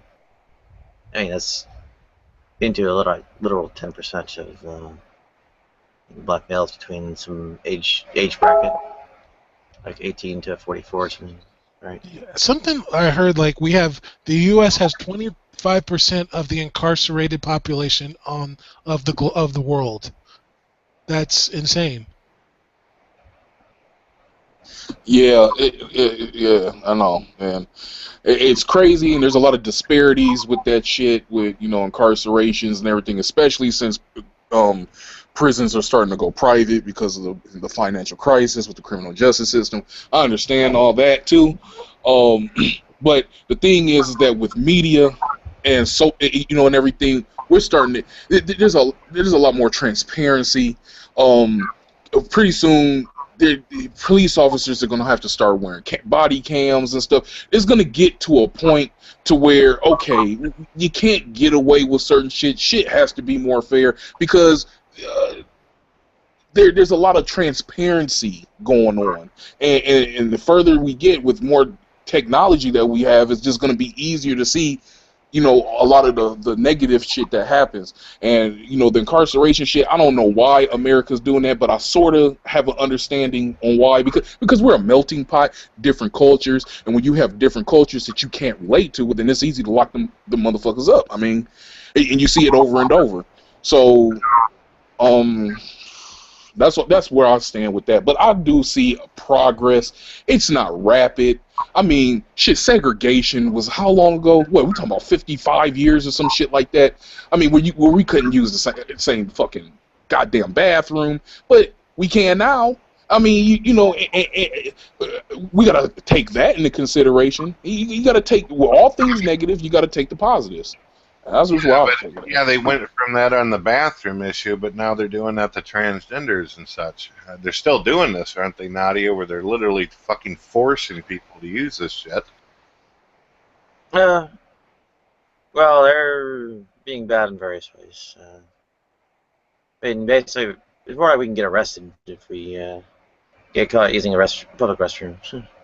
How would they know? I mean, How would they know? Well, I get people yelling tranny and female at me from 3 blocks away. Really? They know. Everyone knows.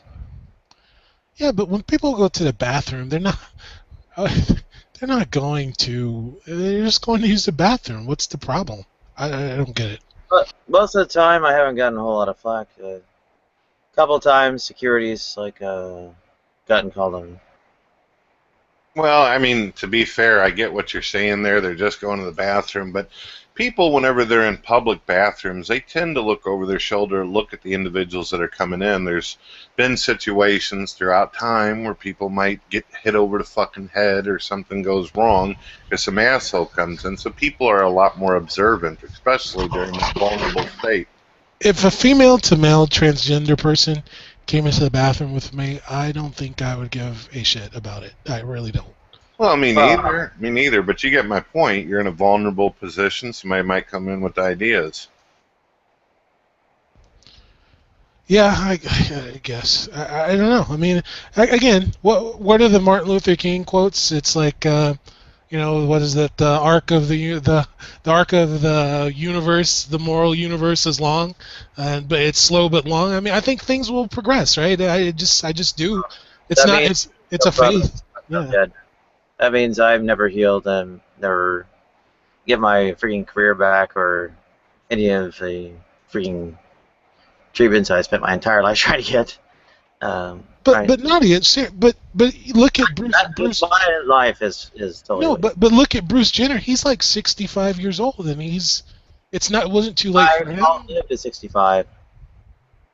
I have major medical conditions, right? Well, I mean, are you getting like Medicaid or anything like that to? Kind of, sort of. They really screw with you. Like they randomly deny you stuff, and plus being, why do you think I do so many hangouts from the ICU? Right. You know, I recently I watched the newest movie of Martin Luther King. It's called Selma, and when you look back at that and you realize that this just wasn't that long ago, and people are that fucking hateful and ignorant, it's just like, wow. Can't believe it. I also rewatched Malcolm X with Denzel Washington, one of the greatest movies I've ever seen, and you just see what people have done and the experiences that they had to go through within our time period. It's like, what the hell is wrong with people? I'll be right back.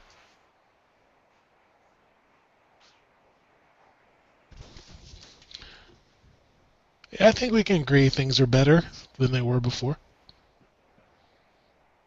Could always improve. Well, it depends on who you are. Yeah. Yep. For me, it's no better than it would have been for somebody in 1950 years. It depends on where you are. I mean, in third world countries, it's not a lot of progress since I guess the moral atmosphere of like the Middle Ages. So. That too. Yeah, I'm kind of torn by that because like I see like women in like Saudi Arabia that have to wear those uniforms, and I'm like that's just like not that. I understand cultural like norms, right? But I just think that's like against humanity for them to have to wear those outfits in temperatures that are like 120. I think that's a bad thing. I can't reconcile that women in Islamic countries wearing those beekeeper outfits. I just can't do it. I think it's a bad thing. I think we should say it's a bad thing. I'm sorry if they're cultural norms. I just don't think it's a good thing. I don't. Does that make me judgmental? I don't know.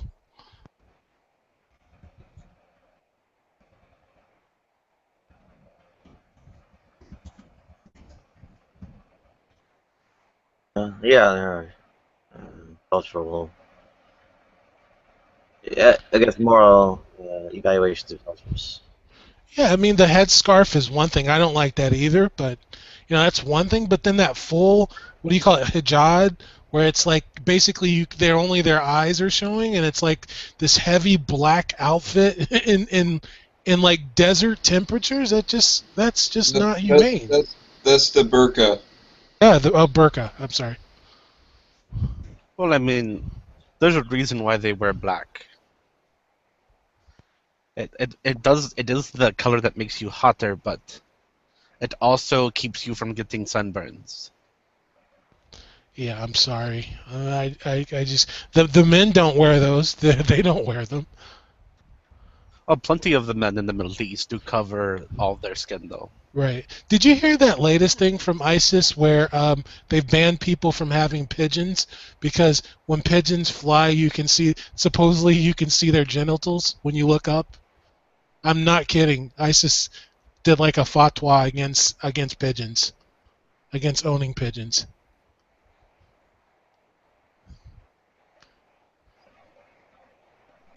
A war on pigeons. Correct.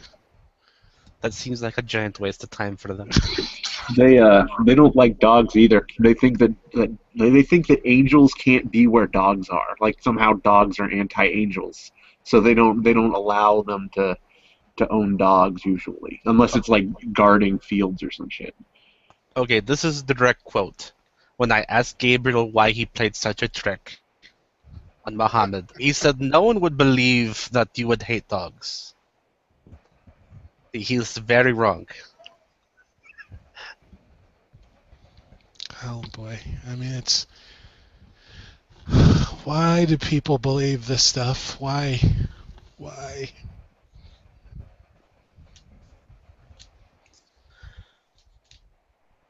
Well, it's much easier to be told what to think than it is to think. Oh boy. And that's why I respect atheism, because they're not just gonna accept what's being told to them. They're gonna critically, look at things, and so they're definitely, needed for humanity.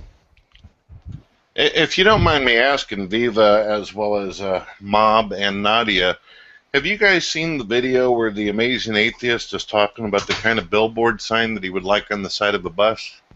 I don't really like the amazing. No. What do you want on the side of the bus? He said he wanted Richard Dawkins flicking off, giving the middle finger, with Jesus getting fucked in the ass by the Pope, and he wants it to read, F your God with the N-word. Have you seen this video? Nah, I don't like the amazing. I stopped. I watched him a little bit. I thought he was funny way back. I don't keep up with him anymore. Well, if you'd like to see the clip and everything, not take my word for it, I can show you.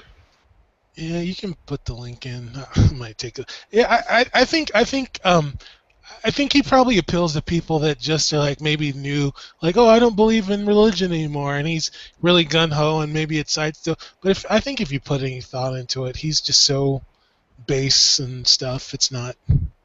I don't know. That's just me. I don't. Well, I don't know, man. I mean, I'm not an atheist, and I enjoy his videos. I agree with them in most things.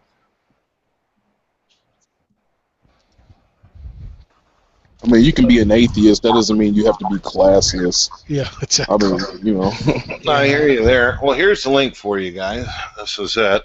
He had the video up originally on his YouTube channel, but apparently not too many people were fond of it. Some of the atheists approved of the video, thought it was agreeable, but he ended up removing it. But you know me, I always save atheistic art. There it is.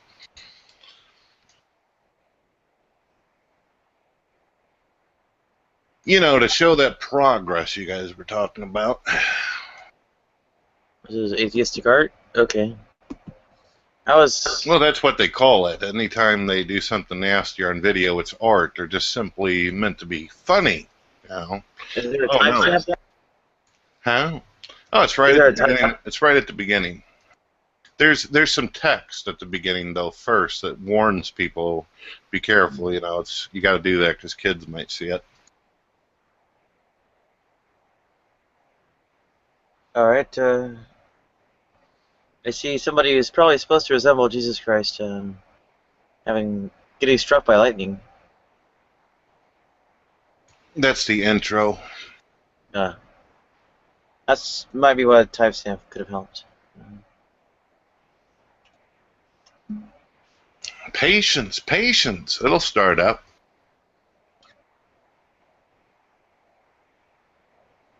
Okay. That's probably not the.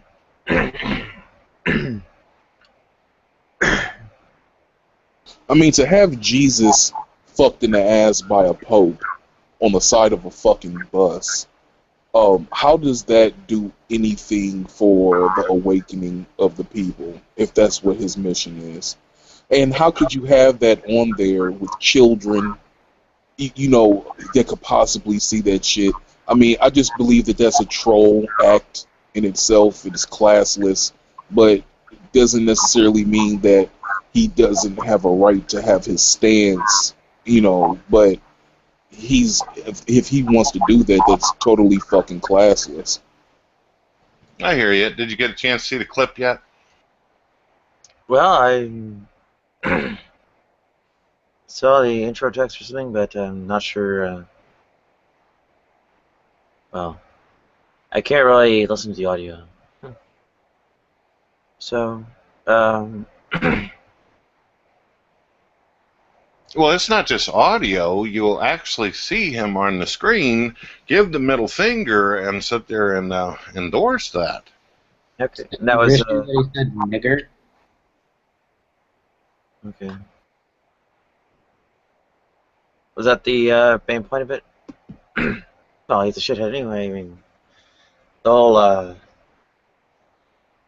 crappy swing against Jim McCrate and I guess the other anti-feminist stuff he's been doing. Nigger is sometimes a friendly term, so I don't. Oh I yeah, don't know. he is anti-feminist. Yeah, I don't know. I don't. Yeah, I mean, we can agree on some things. I mean, again, like a lot of Christians don't agree on everything, and you know, with Amazing Atheists, I mean, we can both agree that there's no God, but outside of that, I don't think me and him would ever hang out. So, you know, whatever. I can ask a few questions, like, you know, I think that things like discrimination build up if you're, you know, more than one thing, like, you know, somebody being like trans and black or something. And yeah, maybe try saying, I think people should have the sort of freedom and autonomy to define their own kind of gender role. And out there, I think we'd say yes to both. At which point, I would declare him a third wave intersectional feminist. I was besides the racial comments and nastiness and unclassiness, as Mob eloquently pointed out, you do realize, I'm pretty sure I told you this a while back, Nadia, but I had actually made a video suggesting that the Amazing Atheist take some of the donations that he gets and money that he gets from YouTube revenue and actually help you out and everything. And all I got out of that, unfortunately, was a video telling me to go fuck myself. I thought it was a pretty nice video. I was asking him to help out a fellow non-believer. Well, I don't expect much. I mean, in many ways, it's kind of like Videodrome. I mean, it would have been nice to see someone that actually has the resources actually help some individual out there. the intersection of the willing and the able is always known.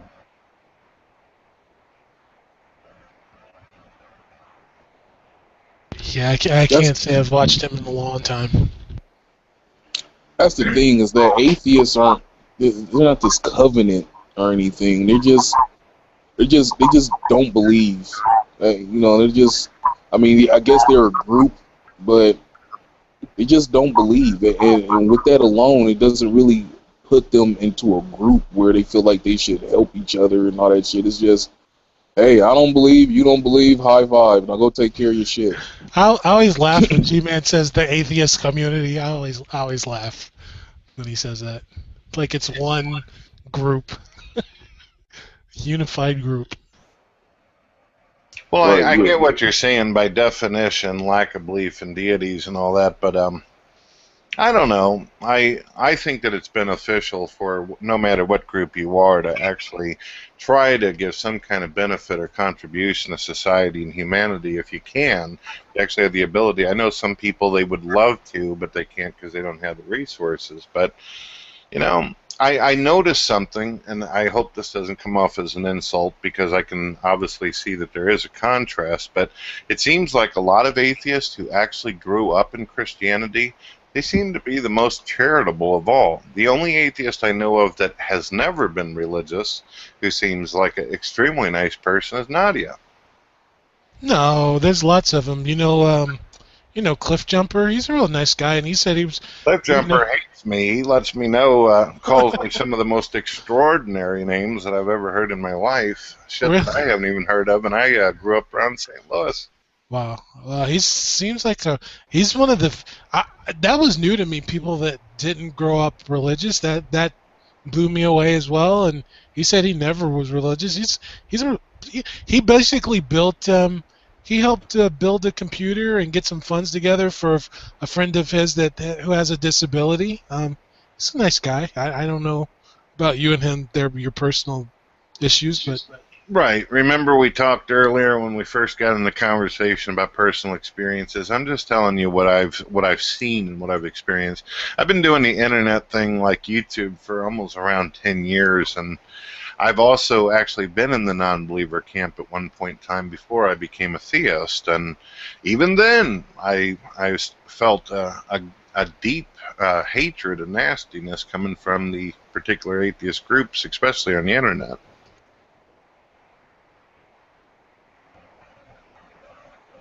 I see Water Heater's not a fan of yours. Well, he's not a fan of mine. I don't really want fans or anything. I enjoy people who listen and talk with me and communicate, but simply thinking somebody's a piece of garbage or you don't want them to exist simply because they have a different view than you, it's kind of odd. Yeah, that's a nice straw man. Well, you wish that I didn't exist, right? You feel that I deserve whatever abuse can be thrown at me, right? Piece of shit is what I wish. Because I ask questions about science that you don't have answers for. This pisses you off. Honest piece of shit. You're dishonest. You're a troll. You're dishonest. You're a liar. Should we go backtrack through your history unnecessarily or what? No? You don't want to? Okay. Well, we've done so for about an hour and a half, but if you feel that you need to do another hour of that, feel free to show us what atheism is all about. You act like there's no legitimate reason to dislike you, and that's horseshit, and you know it. Well, I seem to have a lot of individuals who think that I'm a wonderful person who's comedic as well as entertaining and compassionate, but I guess everybody's got different ideas. Yeah, well, you find that handful of people, and we can send them to a couple links to provide your history for them, and they can clear that up for themselves. Okay, so let me get this straight. You're going to give them links to videos of people who troll on the internet who don't know me personally. You can provide links for videos, but when other people do it, it's just, oh, you're just going to do this. You're a hypocrite. Just shut the fuck up already. The thing is, my sad little kitty cat, is that I actually have videos of these people saying the things that I said that they said. You don't have any videos of me doing any of the things that you've accused. You have troll videos where people claim things were said. No, Brett, I don't even need videos. Would you like to talk about your legal history or what? That we can just talk about how big of a piece of shit you truly are? You see what I mean? You guys were just talking earlier about progress and all that. This idiot is going completely off of the... He's going completely... Let me put this Lulu on ignore. So intolerant, so nasty. I'm not going to sit here and listen to a guy who takes pictures of his neighbor's fucking cat and talk to me like he actually knows me. Yeah, talk shit after you've muted me, Brett, because you're a piece I of have shit. blocked you. I have ignored you temporarily. I'll unblock you in the future whenever you become a more rational, logical, sociable human Well, being. just one thing to keep in mind is like, this is not real life. I mean, nobody's really being hurt by this stuff. I mean, The internet exists in real life. No, Anyone but who it's pretends actually like it interfering doesn't with is what was fooling an intelligent themselves. conversation. It's annoying whenever some little kid comes in and starts acting like an asshole on broadcast.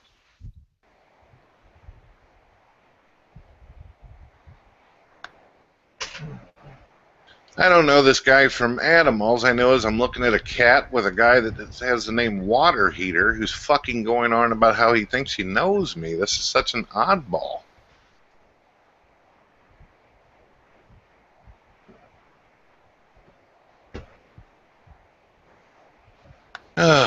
Nadia, is there any way possible that moderation can be done just at least this time? This guy is completely fucking losing his mind on the mic. So, yeah, water heater might be a good idea to,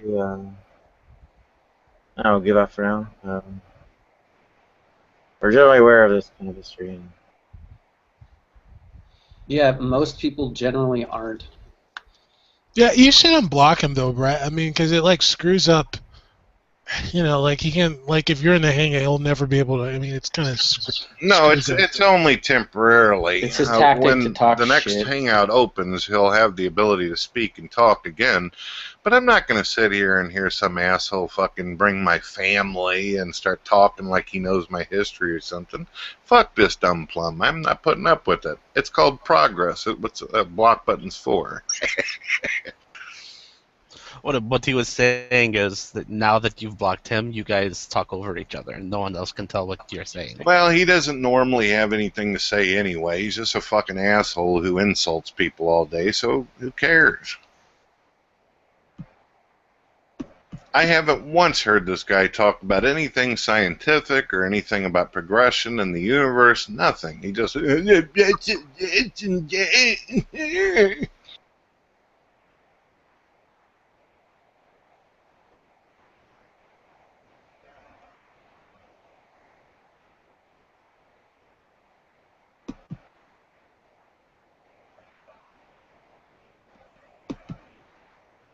And guys, I would appreciate it if there's no hypocrisy. If somebody was in here calling you a piece of shit loser over and over and over again, sooner or later you'd get around to blocking them. Don't act like you're, some kind of fucking saint here or something.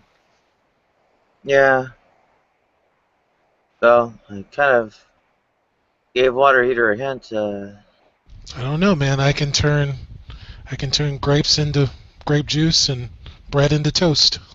I'll tell you what, take a picture of yourself sticking your head up your ass and fighting for air, and then I'll be impressed with you. I'm a saint. Yeah, Water Heater, is there any chance you can step out till, Brett's done and so on?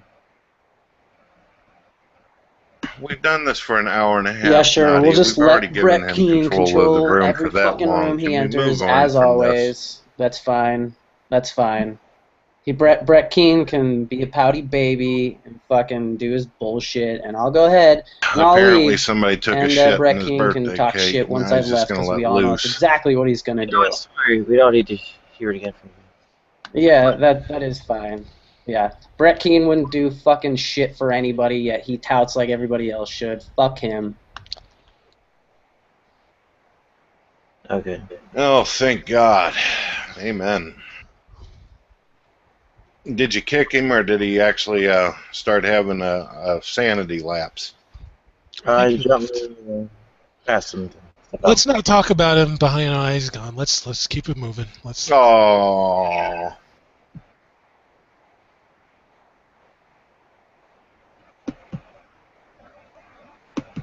All right, so Nadia, how you been feeling? Has that fever went down, and you never did tell me if you made it to that doctor's appointment? I didn't go to the one Friday. I figured if I had to cab it, I only had enough fare for to cab it for one trip. So I'm betting everything on the one tomorrow, Monday.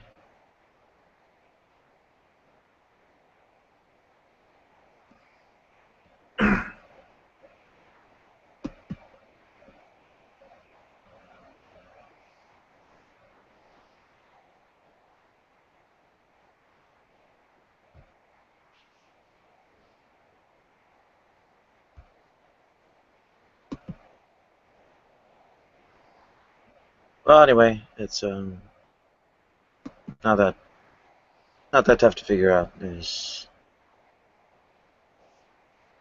not like I'm driving a car.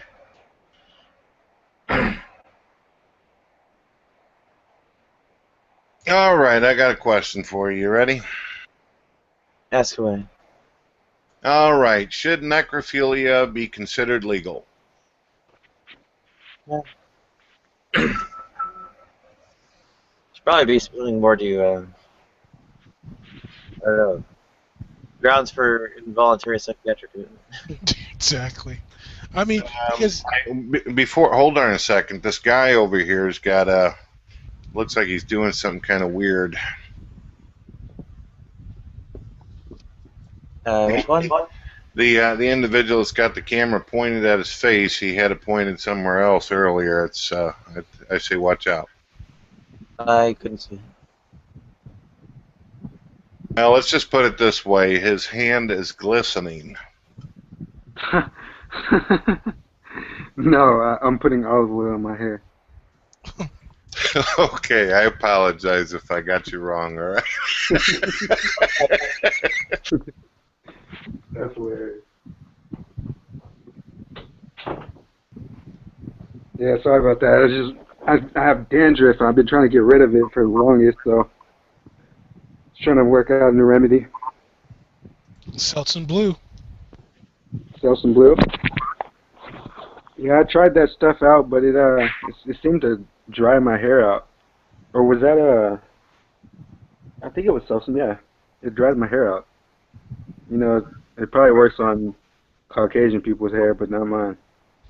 I got a question for you, Eddie. Do you believe that we're going to have a Star Trek future, Battlestar Galactica, or Fallout Vegas?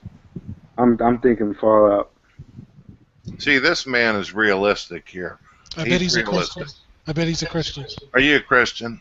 No, I'm not. Oh, what would you refer to yourself as? I believe in God. I just don't have a religion. Okay. So you believe in God, so you would be referred to as a theist. Do you believe God's interactive or non-interactive? For sometimes it feels like he's non-interactive, but I would say sometimes maybe he is interactive. Have you ever been in this room before? No, I haven't. Okay. I've been listening for about 2 hours. Brother, just real quick, brother. I am a theist. I believe in God, but we do have atheists that come in and out of here, and they love stomping the hell out of God believers. So just saying, just out of a warning. Hey, what you up to, Tommy? You sexy son of a bitch, you. What's up? Thank you. I salute your good vision. It's good to see you, Brett. I hope you haven't been taking to heart any of the sour, contemptuous, bitch-minded individuals that may have been ragging your ass out of fear. I hope you haven't been taking that to heart, Brett. It can be taxing. It can, but it is good to see you. It is good. I hear you, Tommy, and I appreciate your observation skills on this. However, you're going to have to name which one. You know that I have a huge fan base of haters. and perhaps growing every day. Who knows? Well, I tell you, I generally don't like to proclaim ratings of other individuals' character, especially if they're really, really in the grips of bitter contempt and fear. And I ain't calling nobody mildly psychotic here. Oh no, I'm just saying if somebody's in the grips of fear, contemptuous disgust, I generally don't proclaim ratings, so I'm going to decline at this time. But thank you for that opportunity. I completely understand. Best not to open that can of cold worms.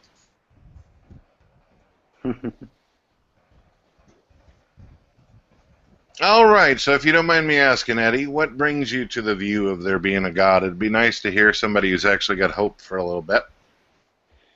What do you mean? Well, I've been sitting here listening to non-believers telling me that I believe in fucking fairy tales and that I might be mildly retarded. It'd be nice to hear somebody who believes in God and why. Oh, my God. You're not perfectly enlightened, Brett? You don't understand everything about reality perfectly in every way? Do say, oh my gosh. No, apparently those dents on my head are from the cause of being dropped on my head as a child, according to some.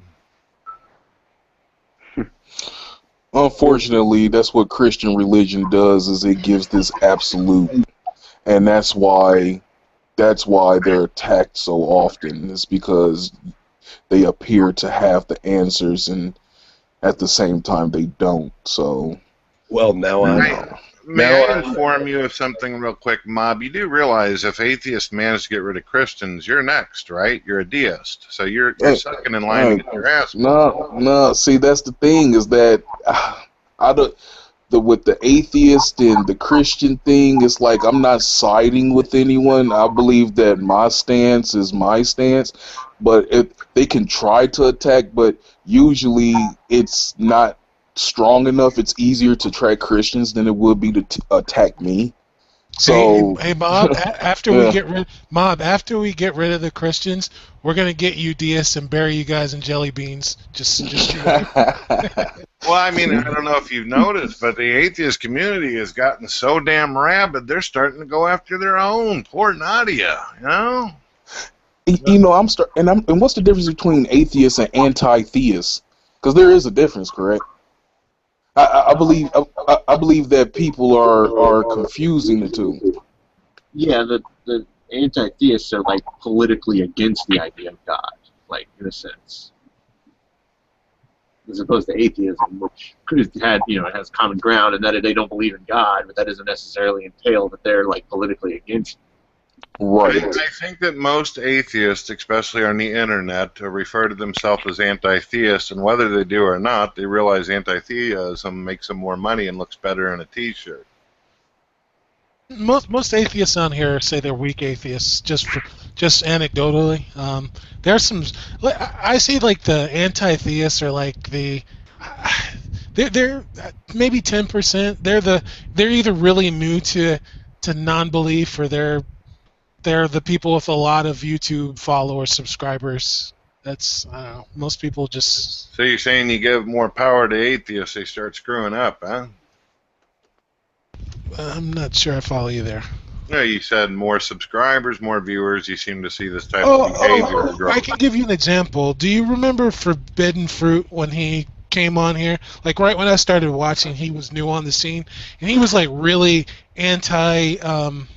he was really anti-theist, and he like really jumped on the scene, right? And he got a lot of subscribers really quick because, like, I think a lot of people that are new to like not believing anymore, what a lot of Christians say is, why are you so angry at God? And I think for a lot of people, it's not they're angry at God, it's they're angry at the lie that they were told, and for some people it comes to them in their 20s, 30s, and they're angry at that. It's not. I mean, we don't believe God exists. You know what I discovered? I'm glad you bring that up. When it comes to Forbidden Fruit, when he first came to YouTube and started opening up his Hangouts, I actually went in there a couple times, and he and I had very respectful, nice conversations. But as he got more popular, it seemed more angry at religious people, and then all of a sudden he wanted to eradicate God believers, as where he used to be very friendly towards individuals like myself. Yeah, and then he got a lot of subscribers really quick because he was putting a lot of content out, attacking people, and it's just, he got a lot of viewers out. That's how you get a lot of viewers. I hope he didn't call him psychotic. Oh my God. Oh, he did. Yeah. Forbidden Fruit, he used to be the type of individual you'd like to have over for barbecue and a Coke, right? But as soon as he started getting popular, all of a sudden religious people became the biggest assholes that you'd ever know. Well, that's popularity. He knew how to get the views. He went for it. Had nothing to do with any kind of moral right or wrong to him, or if people are suffering from illusions. It's about the money. Well, maybe it had something to do with that. Only 68%, maybe. Hell, I don't know. Never mind. Hate's popular on the internet for some reason. Oh yeah. He actually kind of moderated his. I don't think he puts a lot of stuff out anymore. But even before he kind of took a break, he kind of moderated. I mean, I think you burn yourself out doing that kind of stuff. I've found that pious moralists can be quite frightening. You know, just real pious as hell. Sour, lemon-sucking mindset of pious moralism. Ugh, frightening. So here's the thing. Like Tommy's like mad at me because I think I got on him on one. He was. See, here's the thing. Here, I'm can I, so let me sorry. I'm let me so sorry. I'm mad at you. let me finish real Oh, quick. I'm just being enraged. I'm so sorry. And then you can finish. Oh, forgive me for your pious moralism, disgust, contempt aimed at me, please. Aviva, you seem to have the perception that everyone's angry at you or mad in some kind of way. You thought I was pissed at you earlier. I actually thought you were kind of funny. I did too. No, I get along pretty. No, but Tommy like is mad at me. Hey, we But hit here's it off good. We hit it off good, dude. and then you. It sounds like there's a loving relationship that is forming. Go ahead. And it's your own fear. It's your own silly fear, sir. And you're frightened over religious things. They fucked with you. It's understandable. It's apparent. Yeah, Tommy doesn't get angry very often. When you start seeing him sharpen the knife on webcam, that's when you get nervous. Until then, you're fine. No, I've been on a couple of hangouts where I think he got rate me, bro. Go ahead and rate me as Can I real finish? cunning manner. Go ahead. Can I finish? Oh, of course you can. You are authorized. Yeah, I've been on a couple of hangouts, and Tommy was flipping out on one. But I've been on other hangouts where people are like, "Tommy, are you on LSD? Tommy, have you taken your Xanax?" So it's not just me that thinks he's out there, but you know. Well, I don't. I've talked to Tommy many times. He's a very relaxed, calm individual who is comes up with some pretty interesting conversation. Are you sure we're talking about the same Tommy here? Oh yeah. He's. No, but it's cool. I mean, you're trying to say that he's cuckoo for Cocoa Puffs, though, is what you're getting at. I've just observed the last couple of interactions I've seen. Questions to Tommy of, "Are you on LSD?" And the last one I saw him, "Have you taken your Xanax yet?" So I'll just leave it Well, at I that. guess we all can't be perfectly unpsychotic, and we all can't understand everything religious perfectly. You know. By the way, do I get a certificate? I still haven't got mine, man. What did Matt Slick say about? He said he's weird, but he's authentic. Something like I forgot about the one where you were on Matt Slick, and he said he's weird, but he's authentic or something like that. Hey, I confront you for you, FYI. I don't enjoy being shitty to you. Then don't be shitty. Well, I don't know what I should say about this. I got put through the ringer for 15 minutes. I guess it's your turn now. Or we could just move on to a cool conversation. I'm all for that. Can somebody explain to me? Sorry, go on. Well, You going to talk to us, Nadia, or are we going to sit here and let these atheists persecute us God believers? Go ahead. I am an atheist. Well, anyway, looks like Wolf King's turn on me. Wait, Wolf King turned on you, Nadia? Yeah. Well, damn, I'm surprised it took this long. That guy's a complete and utter asshole. How about that? He finally did that, huh? Yeah. Oh, he was on her. Wouldn't answer questions about it. I'm not trying to tell you I'm a prophet or anything, Nadia, but I think I warned you about a few people, huh? You didn't warn me about him. I could have swore. I mean, come on. Wolf King. The name itself says it all. I thought Wolf King was pretty cool. I've He never is seen him an attack asshole. I thought he was too. It's kind of out of the blue. He probably has an asshole and probably acts like one sometimes. I have a little delusion about that, I guess. So tell us about what happened, Nadia. You're the one that brought it up. Let's hear it. He's just leaving nasty comments in my YouTube video comment thread. You know, you have to admit, Tommy, as well as Viva, Nadia is one of the nicest individuals. Even though she claims to be a communist as well as atheist, she is one of the sweetest people ever. Why would anyone want to attack this lady? Fear. Fear. I don't understand it. Communists and atheists can be good people. It's ignorance. Yeah. No shit. What a profundity. Question. And anyway, there's also William of the Butler clan is calling Bruce Jenner, and I suspect me also. Will's cool. Usually is. I said Will is usually pretty cool and relaxed. He's not attacking people most of the time. He's leaving some smelly droppings in the YouTube comments. That's weird. I like that. Smelly droppings. Yeah, I got a question.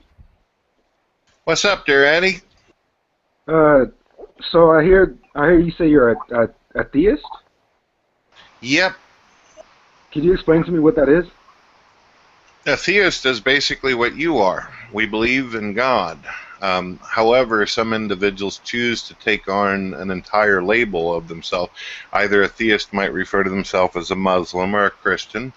Some might even argue that a deist is considered a theist for the simple fact that they believe in a God. Or God. You get me? So you're a Christian, right? So that would make you a Christian theist. Well, I'm not a Christian. Okay, so you're not a Christian, you refer to yourself as a theist. You do believe there's a God, do you believe he's interactive, though? Do I believe he's interactive? Yeah, like, and he does stuff every once in a while. Yeah, I think so, yeah. Okay, that'd make you a theist. If you were a deist, you'd believe God is out there, but he's busy watching reruns of the X-Files. I thought it was I Love Lucy. I Love Lucy's old. It's sucky. No, I'm just kidding. It's a good show. So there's different types of atheists? Yeah. There's asshole atheist, and then there's really asshole-ish atheist. So that's what we were talking about just a moment ago. And every one of them are human beings. Not according to them. They claim they came from monkeys and might still be. Well, they are what an individual, an utterly unique individual is whatever they are, no matter what the label. I have a question. That's what I try to tell them. Because I feel like my belief was personally attacked when my God is watching the reruns or what the fuck ever. But I have a question. When I do, and that's fine. I'm sitting here and I'm going to address it. But the thing is that here as a rational thinking human being, there are things that have not been done personally to me, my personal experience, to where I can sit here and say, oh yeah, the God did that for me, or God did that, even if it may seem like it's coincidental or what the fuck ever the case may be. When something happens, if somebody prays for something and it happens, when you tag that to God, that's you putting your belief with God. You actually don't have any proof that it was God. You just believe that it was God. And so since I know. Thank you for informing me. Thank you. Now, since you believe that it's God, should that mean that it's factual? Of course not. That's illogical. Now, the thing I'm saying is that with the logic that I use that there's a God is that I'm actually taking processes that are happening that we can measure, not something of my belief. Okay, so okay, that's nice. But if you're sitting here talking about that you hear a fucking God in your ear talking to you or anything literally like that, then of course you need to be induced to a goddamn psych ward. I mean, that's hold on. actuality. They don't like when you talk like that. Hold on. Yeah, no, I'm just saying. That's the truth. Mob, I don't know if you've been offended by what I said. I feel that you have an intellectual position, a valid intellectual position on things. I hope that you didn't take that as an insult. I was just goofing around. I didn't necessarily take it. Well, it was halfway disrespectful because because that's my God. My God is sitting back watching reruns. Because it's not important enough that he basically created every goddamn thing and gave you the option of breathing in the first place. Let's think about this rationally, though. If your particular concept of a God exists and it is sitting there listening, like you said, then most likely from time to time it watches. Now, you also pointed out that God has foreknowledge, so he's already seen all 10 seasons of the X-Files. What's the insult there? X-Files is a good damn show. So my thing is that okay, and that's understandable too. He has foreknowledge. He can see the end of the movie, as you will. So that's what I'm saying. The experience that we're going through is the free will that's been given to us. Okay, he may know how the end result is, but this ain't got shit to do with him particularly. This has something to do with you. This is your knowledge and your lessons that you're supposed to learn on this planet. Not his. He's all fucking knowing. So when you're here on the planet doing things, that's why babies are born blind. That's why innocent people or that's why a woman can be buried up to her fucking neck and get stoned to death. Okay, it's shit like that happens, and he's not interfering. And when we say, oh, you particularly peg a certain type of God to be a certain type of way, then it's not realistic, because it's like, on one hand, how could God be like this? But on the other hand, he's allowing this fucked up shit to happen. And when you sit back and you look at it from a more that he's conservative in his things, and he's just sitting back and allowing things to happen, all things to happen, then it makes more sense. It makes more sense to believe that God is absolutely doing nothing as opposed to something from time to time. He's doing things. He gave me the ability to sit here and have an intellectual conversation. I appreciate that. Okay, but at the same time, you have to honestly sit and address, why do children have cancer? If you can't do that and you sort of live just, then you're sort of lying to yourself. You're not keeping it real. Well, you believe in the deist God. Why do you think that cancer exists? Go ahead, you brought it up. Because there's lessons to be learned. There's past lives that have been. See, I believe in reincarnation and the whole nine. That's why you don't have a decision for you to be here. That's why you're just here. Okay, so there's lessons to be learned. A kid being born with cancer. I mean, what was that kid's lesson? Well, you may. It's not really for me to digest because that's too complex to understand. But I do know that there's karmic lessons for people. Okay, so say for instance like this. Okay, you get somebody who fucking raped a woman or some shit like that. Then they can be born without their consent into consciousness, into a fucked up reality, and that's their payment. Because I believe there has to be a universal justice. At the end of it all, there needs to be some type of universal justice, and that justice comes in that form.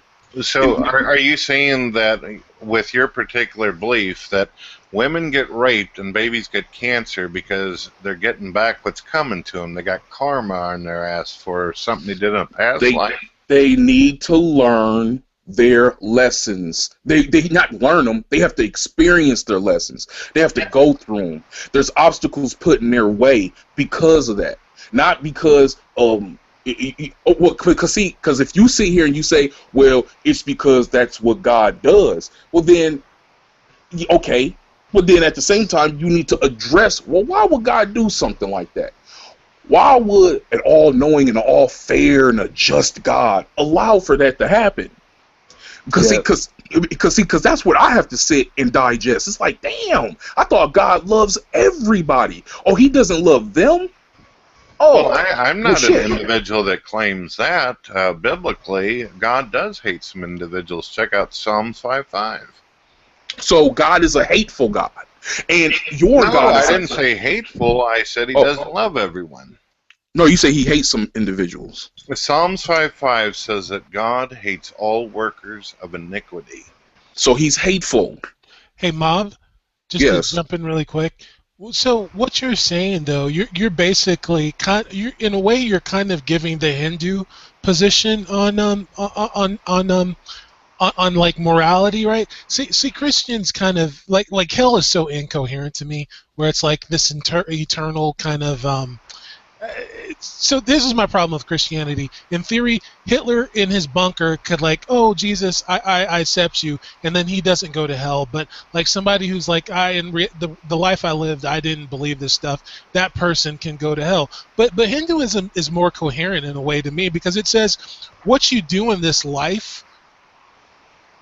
Well, you'll come back as an ant if you're a bad person, right? Now, when you come back as an ant, if you live a good life as an ant, you'll come back as a higher form of life. To me, that's a lot more fair. That's a better. I see what you're saying. Yeah.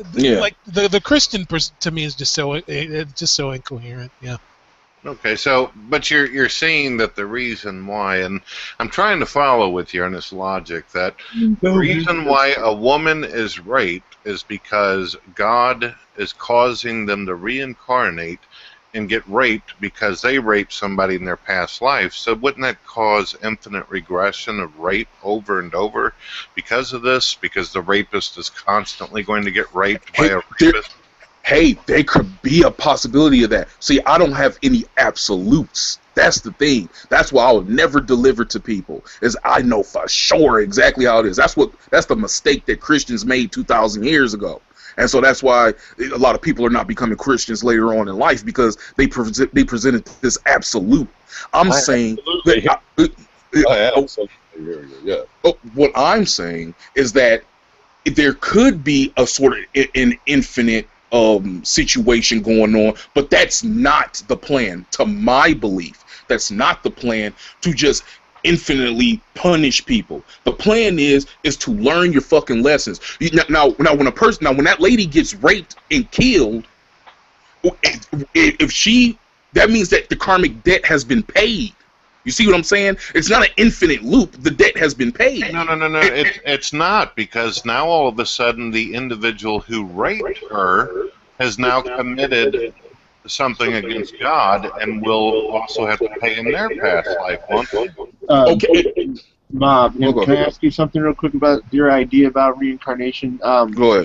Do you think that like reincarnation would be like linear throughout time, or do you think that maybe you're alive right now, but in your next life you could actually be in the past of now to learn a lesson or something that would reflect on the current life?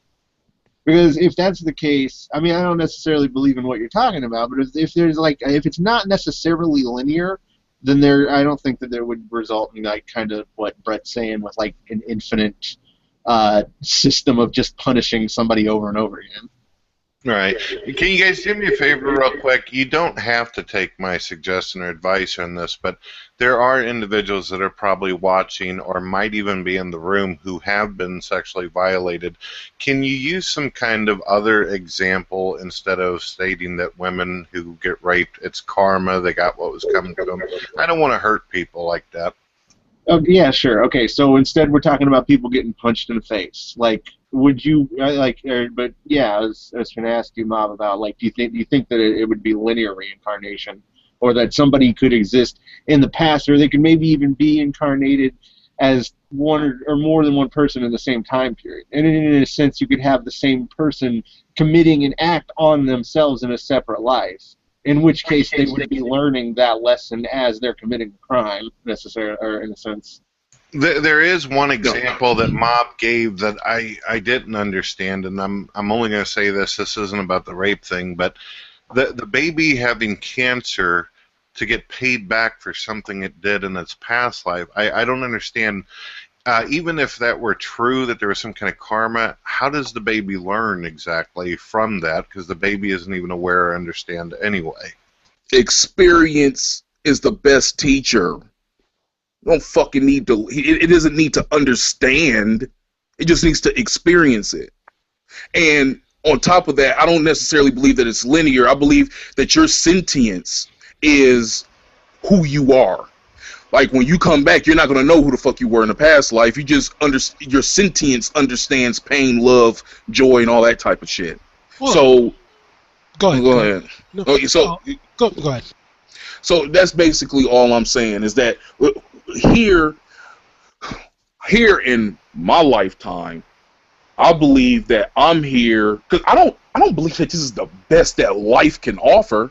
Absolutely fucking not. And that's why people paint this picture of heaven. But at the same time, I don't necessarily look at heaven as being, golden gates and no bullshit like that. I see that heaven would be more that you were in a progressive a life. You are in a life of efficiency. You're in a life where people understand and have love for all, and hatred is fucking gone and diminished and all that type of shit, But in order to understand and enjoy that shit, you have to go through trials and tribulations to get there. There's beauty in the struggle. There's no pain, no fucking gain. I mean, it's just that's my personal belief about it. Okay. Sound like you're getting pretty angry there, Mob. No, I'm passionate. There's a difference between anger and passion. I hear you, and I admire that, and I commend you, but you do sound like you're... Indignation can also seem like anger. Indignation. It can. I'm just passionate. So that's just like saying, preachers are mad when they're up on the pulpit, up there standing there preaching to everybody, and they say, "Hey, God!" and they sweating and shit, and they're going back and forth, and they're like, "And look, I mean, what the fuck? Are they angry? No, I don't think that they're angry. I just think that they're passionate and they're trying to deliver the word to the people. No, Christians do that to be patronizing when they do fucking that. No, moralists do that. You're really snarky today. Did you take your Xanax yet? What's going on? Thank you. Thank you very much. Have you taken it? Condemning lemon-sucking moralists do that. Now, Viva, you said that you believe that the world has progressed, and you said that you would never make fun of people that you actually believe are mentally ill. Why are you doing that for? He's being really snarky and being really condescending. He didn't say your name or anything. You just. I know Tommy. He's being really snarky, so I'm being snarky back. He's just a little butthurt. He'll get over it, man. He's a nice guy. He really is. He's reasonable. He doesn't. Tommy, I saw a hangout where you were playing with a gun in the hangout. Literally, that is no lie. Are you going to say I'm lying? Am I telling the truth? Oh well, I don't feel like responding to your little. Oh, okay, right. Okay. I tell you what, guys, I'm going to go have me a cigarette, try to get your meltdowns out of the way as quickly as possible, so we can get back to the conversation. Be right back. I neither confirm or deny waving a BB gun like a child. Yeah, that's something. That's something rational people do on Hangouts. Wave guns. Okay. How about them apples? Fuck you and your fucking contempt. Come on, guys. Just let it go. There's no reason to be angry. Hey, man, what would Jesus do? Ragging my ass, and he started ragging my ass all of a sudden 2 months ago, or a couple of Hangouts ago, or whatever. Fuck you, man, and your contempt for me, and all your little declarations of my mental health or lack thereof. Fuck your ratings. Fuck your sour attitude. Fuck your pious fear. It's kind of fucking ugly, dude. Aiming at somebody else already, please.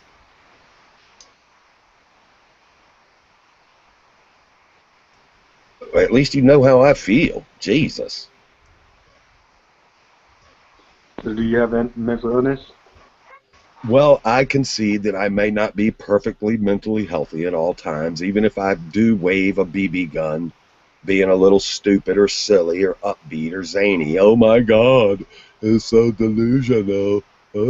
Yeah, I might not be perfectly mentally healthy. I might be a hothead. I might talk shit, get a little passionate, a little indignant. But God damn it, I'm sincere. And God damn it, take your lemon-sucking condemnations somewhere off of me, please. I could do it. Yeah, I'm not. I mean, again, this is like. Okay, so he's being snarky again. You're being snarky again. You're fucking rating me like hell, bro. You're fucking on my ass. Why do you even deny it? I'm not on your ass. Oh, you're declaring Xanax and LSD and fucking gun waving and psychosis and snarky, and you're full of rating for me, man. Stop, please. But for your own sake.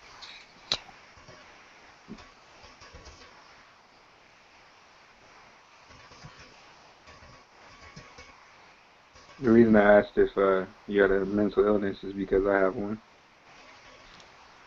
Well, I guess nobody, a few people are perfectly mentally healthy at all times in all situations. And Yeah, some don't even. I guess.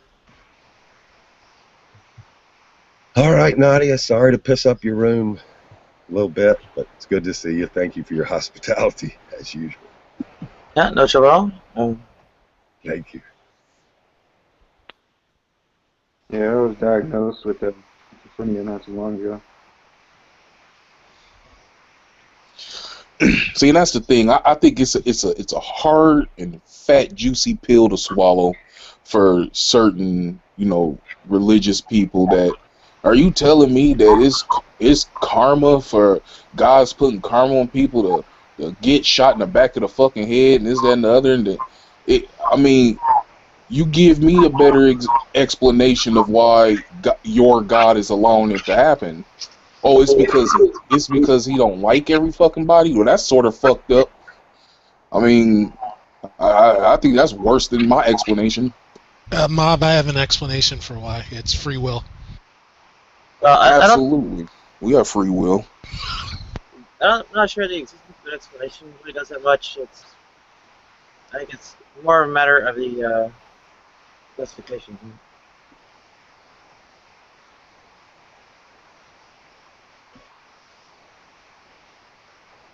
I mean, how good is the justification of Not even. You're kind of low. It's hard to make out what you're saying.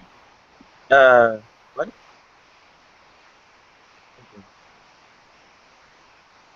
I was trying to say that it's not so much a matter of having an explanation as it is of how good the justification is, right? So you have, say, some conclusion like that your deity's, I guess, not necessarily omnibenevolent, or something like your deity's actually malevolent, right? So you have to have like distinguishments between the two possibilities, and the strength of various kinds of confirming evidence, and get some kind of search for possibly disconfirming evidence, and so on.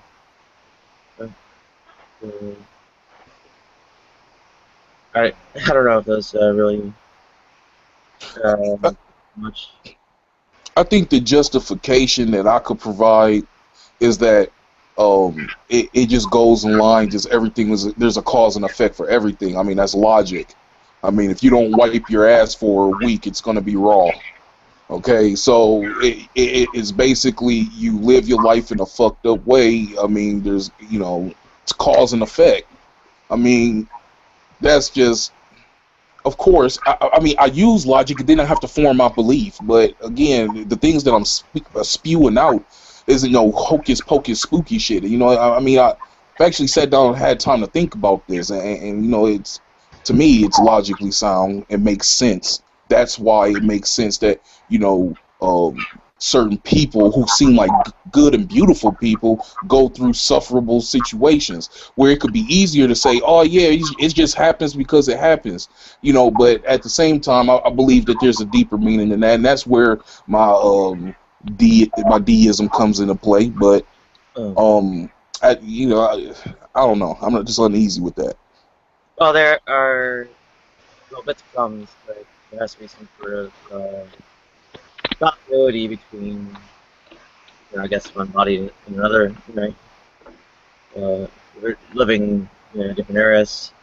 That soul's kind of like hopping body to body, or I don't know, call it Atman. Call it Hinduism more closely if you want. Another one is that to the extent that this is actually playing out cause and effect.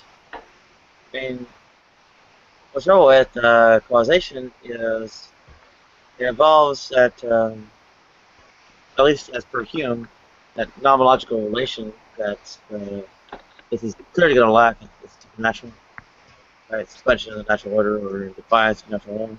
Well, without the principle to act on, there's a nomological relation. So you may have to move to kind of an alternative notion of causation, and we're looking up which ones might qualify or somehow end up applying. And the trouble is, though, I really suspect you won't find one that will help you. I think you're going to end up seeing that is not something that could actually serve as a cause.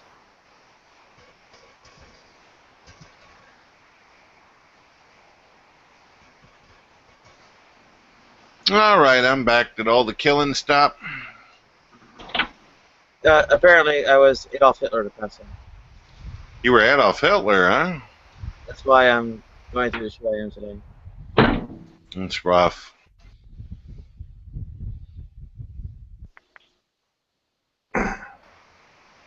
Perhaps, Mob, I was thinking about what you said while I was sitting out on my deck and stuff, smoking my cigarette. I was thinking to myself, perhaps I received so much nastiness in these chat rooms because I was an asshole in a past life in a chat room.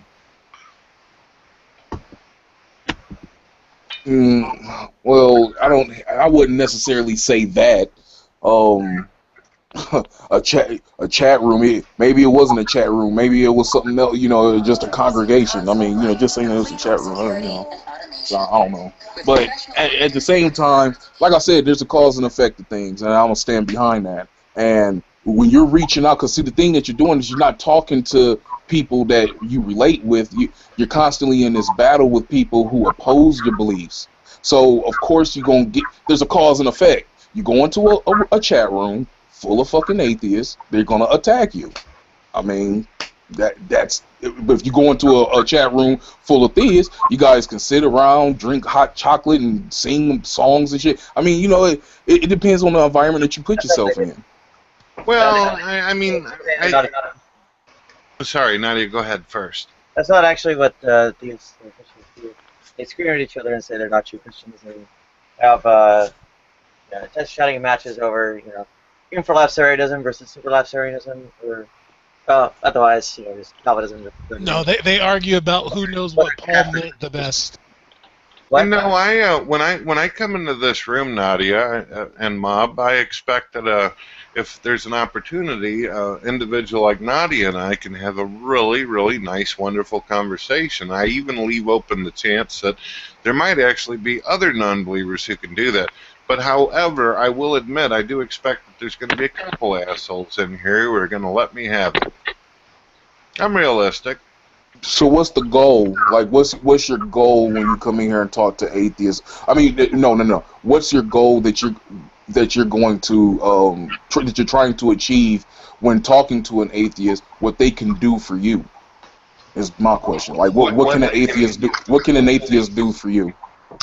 Well, I understand from your experiences with some Christians, you probably feel like there's some kind of agenda or goal, and obviously you probably ran into atheists who also seem like they got some kind of agenda or goal. But for me, I'm a theist. I come in here to chill out with Nadia and have some laughs from time to time. And if I can get somebody thinking whether they're a God believer or atheist, fuck yeah, great, wonderful. If not, fuck it, let's go.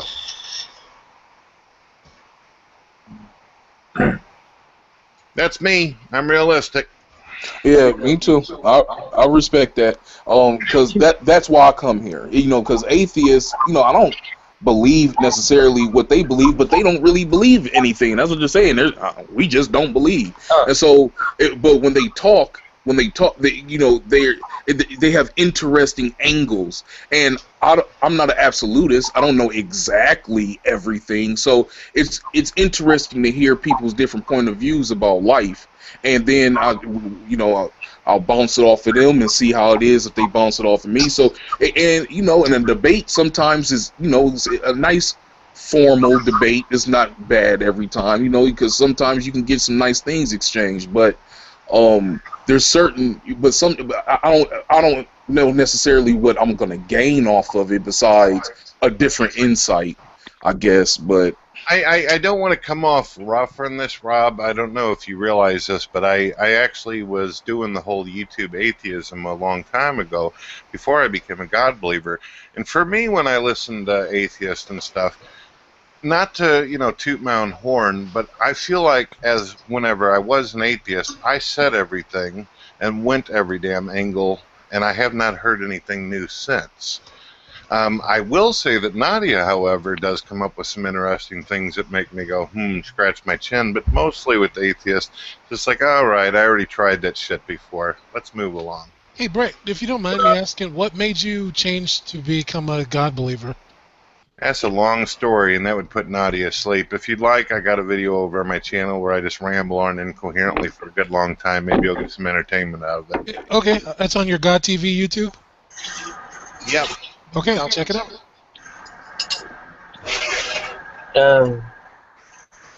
Well, yeah, I guess thought experiment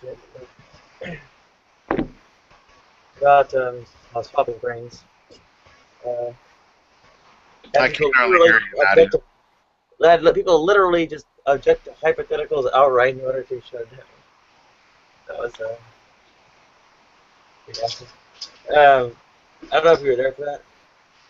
Like, I had shopped around this, well, basically the brain swap thing. Right? The first step is, okay, get two people, swap their brains, which versus which after the fact. Next question is, well, say one's a man, one's a woman. Which one's a man and one's a woman after the fact?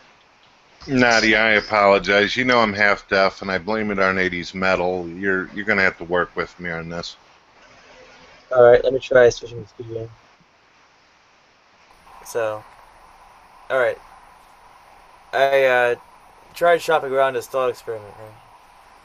Basically, it goes in like two steps, right? The first one is try. Okay, you got two people. Try swapping their brains. Say neurosurgery, and which versus which after the fact, right? So then I say, okay, well, one of the people's a man, one of the people's a woman. Oh, which one's a man and woman after the fact? Right? And then they actually there's actually boxing them in a bit because, I mean, if they bite the bullet, say, well, they change what they are, then they have they end up with pretty nasty special pleading case against the surgery actually succeeding in changing what they are. In the case of following the brain, which is kind of more orthodox, they have, of course, the usual kind of account. I don't know. I know the various nasty non-responses, but pretty much, people just said, okay, we are not answering this period because we know we're getting smacked down. So if you put the male brain in the female body, there's estrogen in that body, so it's going to change the way the neurology works, right? And the woman's brain. Little ways, very little bit of it. Doesn't really do it. It's kind of like a sexual orientation. So you think that with estrogen, this is somehow going to just completely make the woman seem like she's coming from Venus? Is that your point there, Biba? No. Mars? No, there's going to be a response, though. There's going to be a neurological response when you put a woman's brain, if we could do that, into a man's body. So that man's body has, like, testicles and male organs that are going to produce a lot of testosterone, right? So it's going to affect the neurology of that brain. So it's going to be I don't know. You're saying you keep your same, like, your history moves with your brain, right? Well, it does in a way, but there's also that influence just doesn't actually happen to affect basically one's say sexual orientation or gender identity. The parts of the brain that it influences are different from those two. I hear you there. I'm about ready for women to take over the world, or at least acknowledge that they've had control the whole time. Of course, we need a woman president. Well, I'm not just talking about president. I'm talking about the entire damn world. I'm talking about with grep. Yeah, women run the world. They already run the world. They do, but they just don't like to publicly acknowledge it because they want men to feel smart. Exactly. Of course. Well, I would probably more complain about the cisgender heterosexual patriarchy. Yeah, I think males have been given a long enough chance to have authority and power, and they've shown they can't handle it. Let's put some ladies up there. Absolutely. All right. Give me maybe about 15, 20, about 35,000 cannabinoids. And well, make sure they're all like really buffed and stuff. The woman actually makes the laws. It's just men that enforce it with their brute muscle. Maybe do like oh, what was that? There's actually this movie with Determinism, but like they do like push-ups and stuff, but who's sitting on the box? Well, yeah, I think the lose about half my weight, but anyway. You see, Mob, you must be living in a completely different environment than me. 17 miles south of St. Louis. You go to St. Louis, you'll see women kick the shit out of men right out in the street. Women are badass around here. Yeah, I'm in Ohio, Toledo, Ohio. It's grimy here, so but yeah, I've seen women beat men ass too. I mean, there are those rare occasions. Yeah, I live in South Carolina.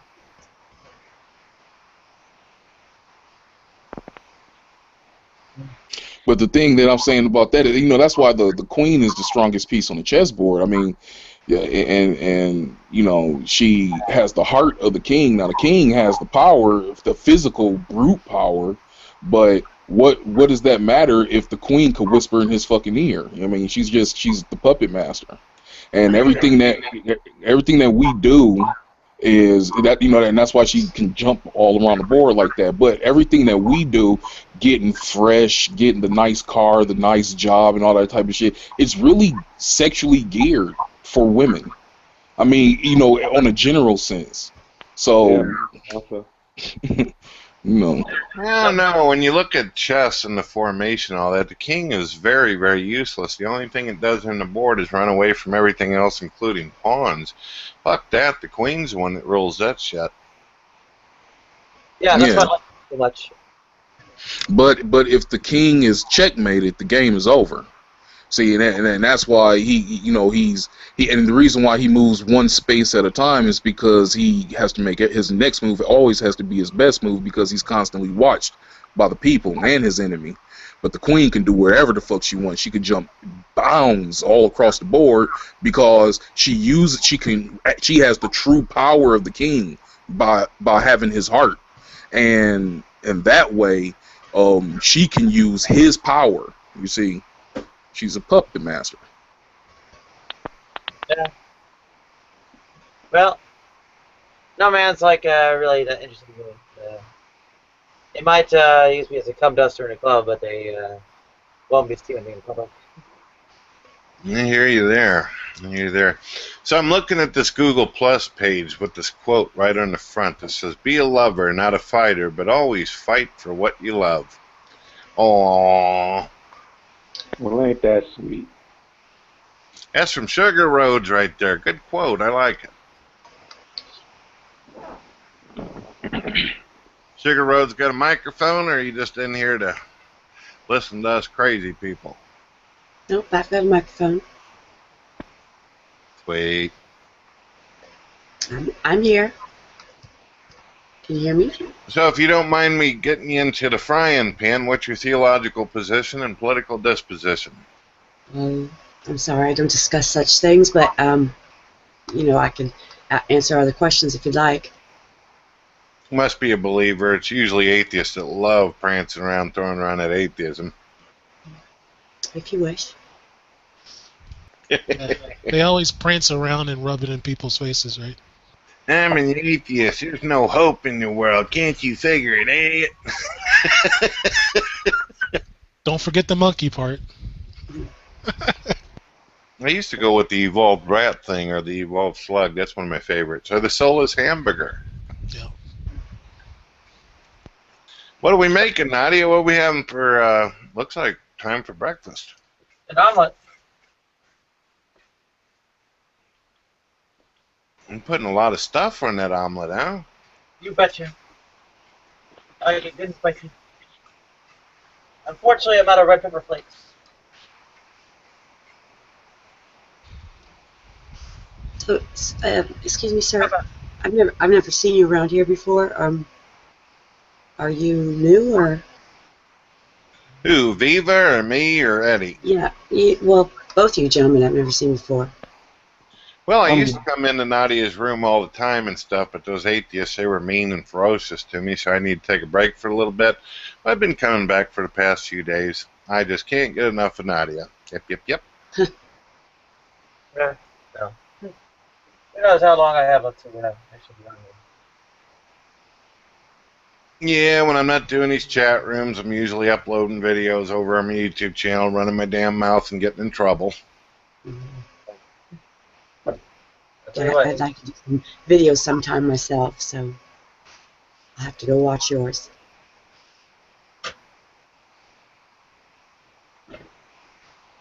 What do you make videos about? I don't know yet. Got a few ideas. Let's see if I can get them together.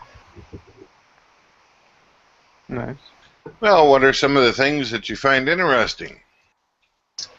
I think unity is one of my my big focuses. I really believe that people can stay strong, believe what they want, and stay firm within their beliefs, but still, live a good life, looking out for their fellow man.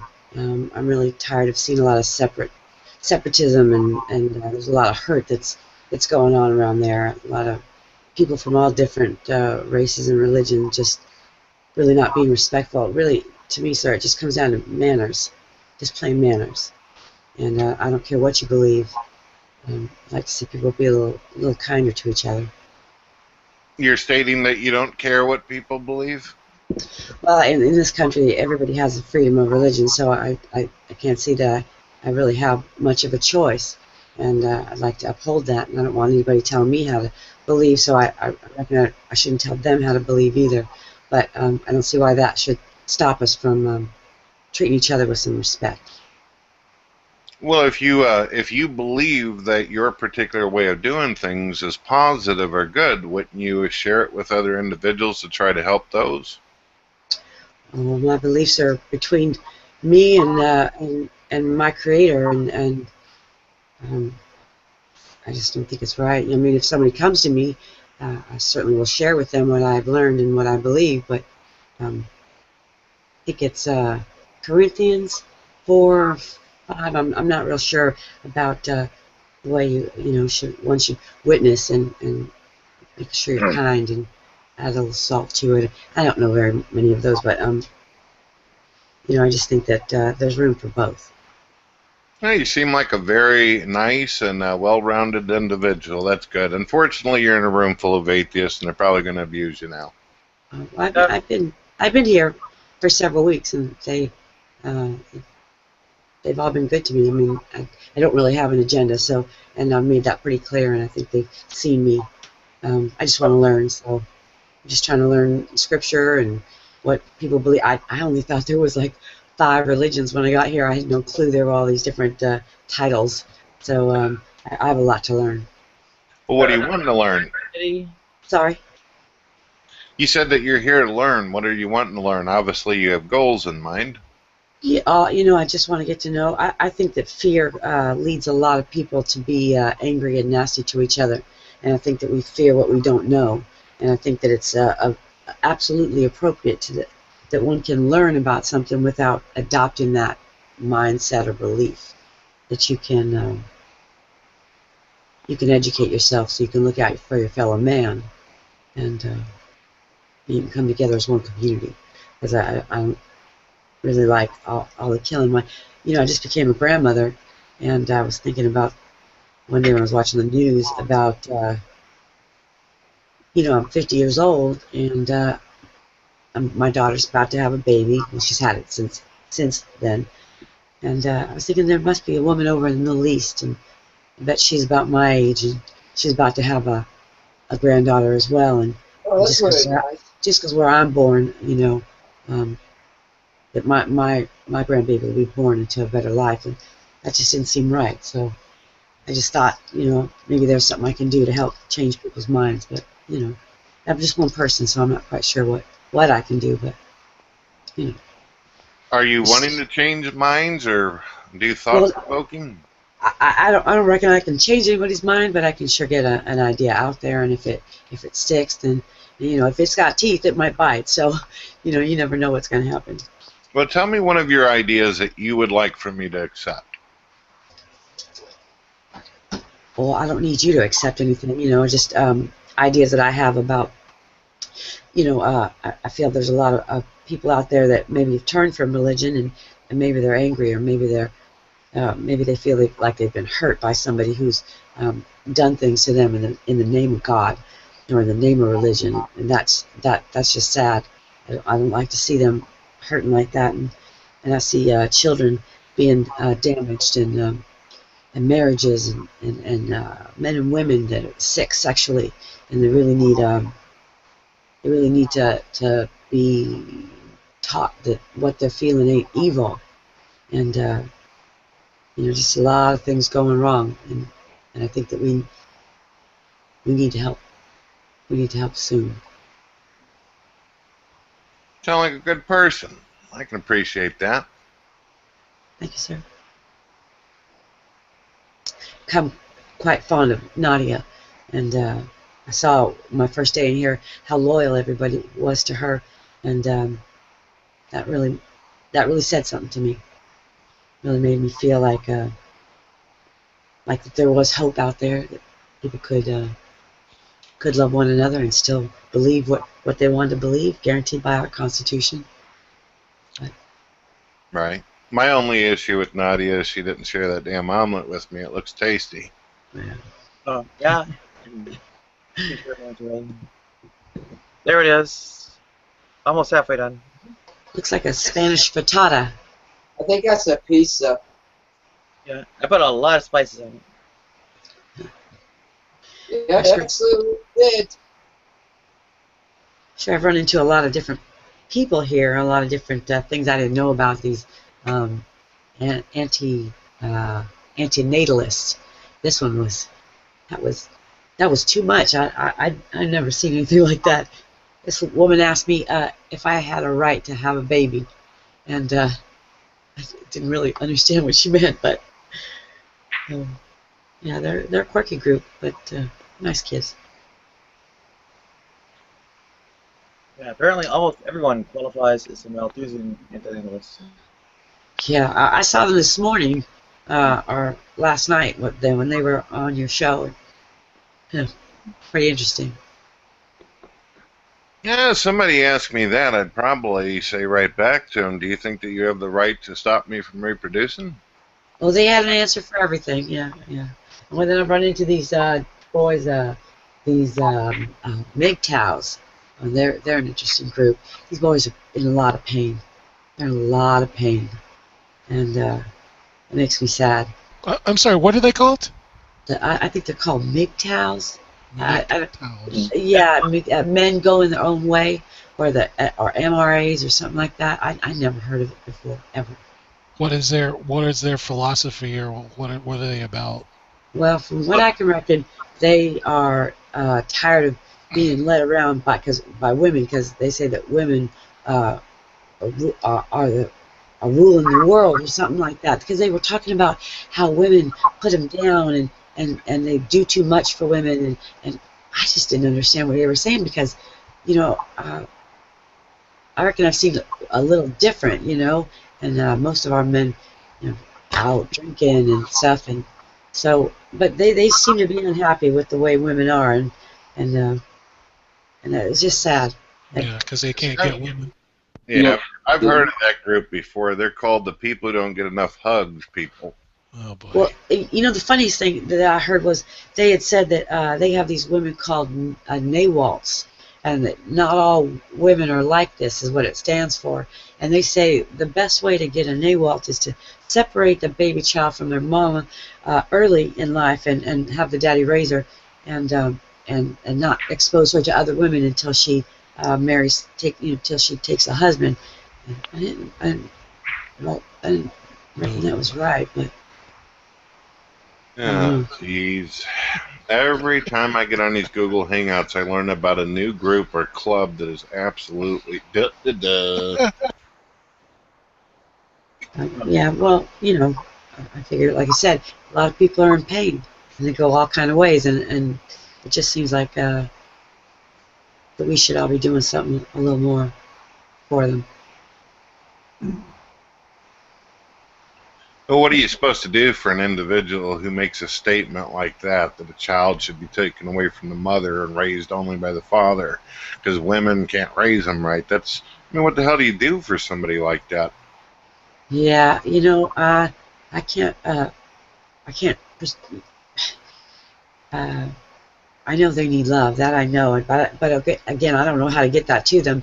There's got to be something we can do, something we can say, and not everybody's going to hear it. I'm not extremely smart, but I know it's real, and you can just you can, like they say, you can lead a horse to water, but that's about all. Well, the other problem is it makes it even more difficult for an individual like yourself, because if they're already convinced that the daughter needs to be with the father, then they figure that the woman can't teach or educate the child in any way positive. So then most likely, why would they listen to a woman in the first place, no matter how rational or logical she is? These people are clearly idiots. Well, they had, I ran into one young man here, and he had a lot of ideas about women and their roles, and that men commit suicide more, and that we all need to be working, which we have been working, and we do the housework a lot of times too. But the thing is, he said that they didn't want to have to. They wanted to have the right to stop our pregnancies if we got pregnant accidentally, and that it was mostly our fault anyways, and or they wanted to be able to sign something over so they didn't have to pay child support, which I didn't see he seemed to think that it was all our fault, and I said, well, are you telling me that maybe that a boy's never really pressured a girl before? Because that just didn't seem right. I kind of thought it was a character issue, not a gender issue, and he didn't seem to agree with me. But and then something about battered men's shelters, and he asked, would you agree that women beat men? And I said, well, yeah. I reckon I saw my mama hit my daddy a few times, but I reckon he needed it. So, but they said they only had one shelter, and he sounded real concerned. I said, well, I hope your organization is doing something. He's all, see, there's another woman wanting a man to do his or her work, and so I guess I said something wrong, but I wasn't quite sure what. You obviously realize, you said that you've been coming in the room a little bit, you probably realize by now by going in and out of these Google Hangouts that you're going to run into mentally unstable individuals. Just ask Viva over there, he'll tell you all about it. Well, they've all been real nice to me, so, and I know I got a lot to learn, and I'm good with that. So they've just been all great. Yeah, I don't want. Eddie mentioned earlier that he's had some. He said he had some issues that he's been working through. I don't want to make it sound like I'm attacking people with mental health issues. I don't want that to. I don't want it to come across like that. So. Oh yeah, I never took it that way. Cool. I don't know. Yeah. Tommy's. I'm not trying to be cold, but you asked me if I got pink unicorns running around in my fucking head because I told you I believed in God. So it kind of hurt my feelings a little bit. That's not what I said. You brought up the unicorns. I didn't bring up the unicorns. You did. I brought up the giraffes on the moon. No, I never bring up unicorns. No, you did the unicorns. You said what color. Yes, the unicorns. No, I didn't. I said you mentioned a color, and I said I thought they were blue. You said you gave a color. You said pink, and I said I thought they were blue, but I don't. Pink giraffes. Well, come on. Pink unicorns over blue unicorns. Pink's better for unicorns. Of course. We'll It's agree to cuter. disagree. Could you imagine seeing a blue horse running around, especially in the dark? That scared the shit out of me. Probably think it's a ghost horse or something. Well, yeah, I was definitely scared the crap out of me. But let's be honest, though. If somebody's told you that they had visions of whatever, would you believe them? I'm just asking a question. Depends. Okay. Well, I've had visions. I've heard God talking to me while I was in psychosis. It's just hard to believe anything once I get out of psychosis because I know that I was pretty much going crazy. So I don't know. It's a hard one. Everybody kind of has their own kinks or weird stuff that they're into or unusual type of thinking, you know. So, gotta be the way I see it. You gotta be open-minded. Try to listen to people, even if it might seem a little unusual. You might learn something. That's how I do it.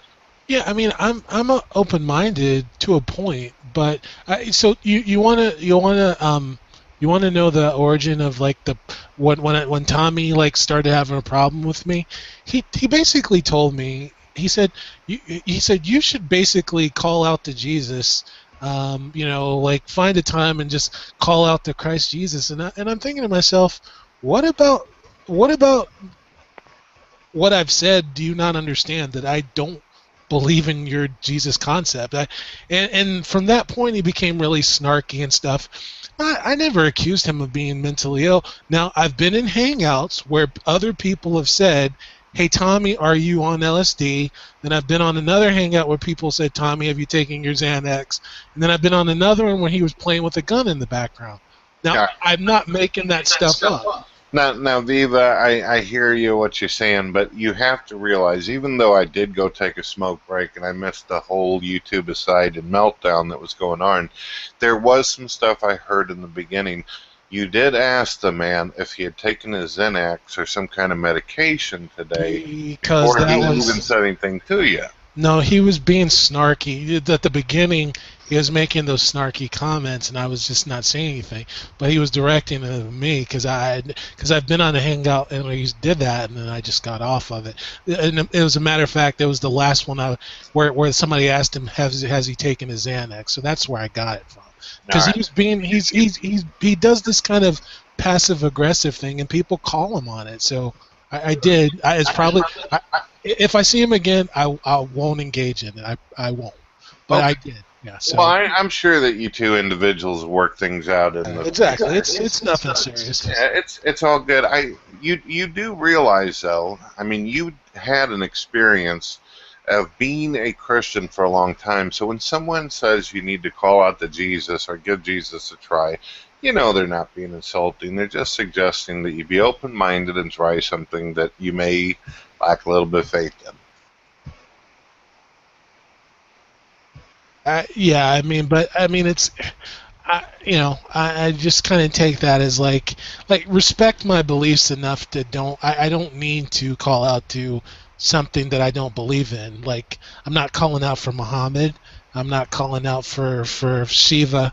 I mean, just respect my beliefs enough to not. I don't need what he's offering. You know, that's all I'm saying. All right. Do you believe in the multiverse theory? I've heard it. I mean, there's parts of it that I find plausible. Like, basically the singularity event can be tied to like basically black holes, that kind of thing. It's possible. Whether it's true or not, it's no skin off my back right now. All right, but you do believe in it, even though you haven't seen any observable evidence. It's possible. It's possible. Okay, why is it possible? Because they're people that have dedicated their lives to studying it, and they haven't ruled it out. So I don't pretend to rule it out. I can't. Like, I've been in hangouts where Christians just say, "Oh, it's nonsense." I'm like, how do you know it's nonsense? I mean, I'm not ruling it out, but whether it's true or not, I mean, is it relevant to the reality we share right now? You do realize if the shoe is on the other foot, you're stating that You believe it's possible because there are other people out there who believe it's possible and they've believed it for a long time. Well, what if I were to turn around and tell you, well, because people have been believing in God for all these years and everything, then that makes it valid for me. I mean, would you go for that? Of course you wouldn't. So again, it's just kind of our starting points. People are like doing empirical kind of testing to try to get to prove the multiverse kind of theory, right? If it gets invalidated, it's going to be science that does it. It's not going to be the Bible that does it, right? So I don't follow the argument. How do I tell you that when you say, "Oh, I believe the Bible and I believe that Paul got visions from God"? How do we kind of test that, right? How do we do it? I keep on reminding you that I refer to myself as a theist. Okay. Remember? Yeah. Okay. I mean, then I kind of like what I said to Mob. Then there's no way to kind of not to disprove the deist position. If you just believe there's a God, then I can't disprove that. If there is a God, he'll reveal himself. It will reveal itself in a way that's evident to all of us when it wants to, if it exists, right? Would you like to, if you don't mind me asking, would you like to disprove God? No, I told you from the beginning I'm a weak atheist, right? I'm like, I don't believe in gods, but I can't rule it out. And if there is one, then... You know what I used to say whenever I was a non-believer myself about weak and strong atheists? Mm-hmm. I said the only difference is one's a bodybuilder and the other isn't. I don't even get what the hell that even means. Either you lack belief in God or you don't. Yeah, I mean, all the gods that I can think of, I don't believe in, right? But if there's like another, like the deistic position, like there was a God that created the universe, set it all into motion, and is no longer evident to us anymore, I can't disprove that God. Welcome back, Lucifer, and yeah, as the quote-unquote strong atheist here. Thank you. What I claim is that, well, there is no God. I say I already have the proof there is no God. Okay, so you're actually asserting there is no God, and this man is actually saying that there's a possibility. I don't think that's quite what he's saying. Well, actually, there is a God. He keeps on saying if there is a God, that means that he's open to the possibility. But you're just like, not gonna happen. No, but the thing is, if there is a... Go ahead. No justification for believing. Actually, I can justify the universe or opposite, but there is no God. Well, if you're right and there is no God, then wouldn't that make all the Muslims, all the pagans, all the Christians, all the Hindus absolutely mentally ill, that they're just having a massive hypnosis or psychotic breakdown? That's a pretty scary world. You ever been wrong about, say what, 13 times 17? Wrong about what? Say it again. Have you ever been wrong about something? Oh, yeah. I tried some ice cream that I thought was going to be pretty good, but it ended up tasting like shit. At least what I would visualize to be shit. Being wrong make you mentally ill. Huh? Being wrong make you mentally ill. No, but it would be unusual for millions of people throughout time, billions actually, throughout time, sitting there believing that there's some kind of intelligence or advanced mind behind the universe. It seems like a pretty rational, logical thought if you ask me. Well, there's trouble there because the various different religions have different, well, not theological or even supernatural, but maybe even a lot of metaphysical notions. So, right? And in say Hinduism, the Brahman, the Atman, Devas, that's their relationship. Well, it actually varies across various types of Hinduism. And, well, each one has some matter of reputation. Go ahead. I hear you, Nadia, but whenever you cut through all the cheese and all the beeswax and all that, all these different religions around the world have common ground. They all believe that there's more to this universe than meets the eye. I don't see anything wrong with being open-minded and thinking that maybe there's a bit more than what meets the eye. That's rational. That's logical. It's actually not entirely the case. What's it? See, Taoism and Buddhism, at least say that the Zen Buddhism, the atheistic ones, by and large, don't demand. They admit it, but don't demand. What do you think, Sugar? Oh, I like what you have to say about people getting along, and I know there is a lot out there. Like I said, I'm still learning so much. There's all these words I don't know. Sometimes I got to look them up and stuff, but, just if people can find the way and what works for them, you've got to give me a little more time so I can learn some stuff. It's odd for me, Sugar. We haven't even been outside of our solar system. We haven't actually planted human feet on another planet yet. Yet some of us in this world actually have the arrogance to point up at this universe that's 200 billion light years across and say, oh, we know. We know. See, I'm saying I got faith, but someone who asserts that they know for sure there's no God, that's rough. Well, you can't prove it either way, so might as well not argue about it because you can't prove it either way. But I met a nice young man the other day, and he said he still thinks the Earth is flat, and I thought that was so cute. I didn't know like that still existed. Have you ran into the individuals who believe in the conclave? Yeah, I don't reckon I know what that is. Basically, what it is that they believe that we live in a giant snow globe. That the sun and the moon actually exist within the atmosphere and is simply light reflecting off of the globe. That there are no planets or universe whatsoever. That is so fucking stupid. Well, that's what some people believe. Surprisingly, I've also interacted with individuals who believe that NASA was a big conspiracy, that we did not go to the moon. They believe that there's radiation above the Earth that would kill anything that went beyond that. So, yeah, there's a lot of neat stuff. I've learned a lot too, Sugar. I know my uncle Joe. He used to talk about that nobody really walked on the moon, but we never really listened to him. So well, of course, that's all fake. But you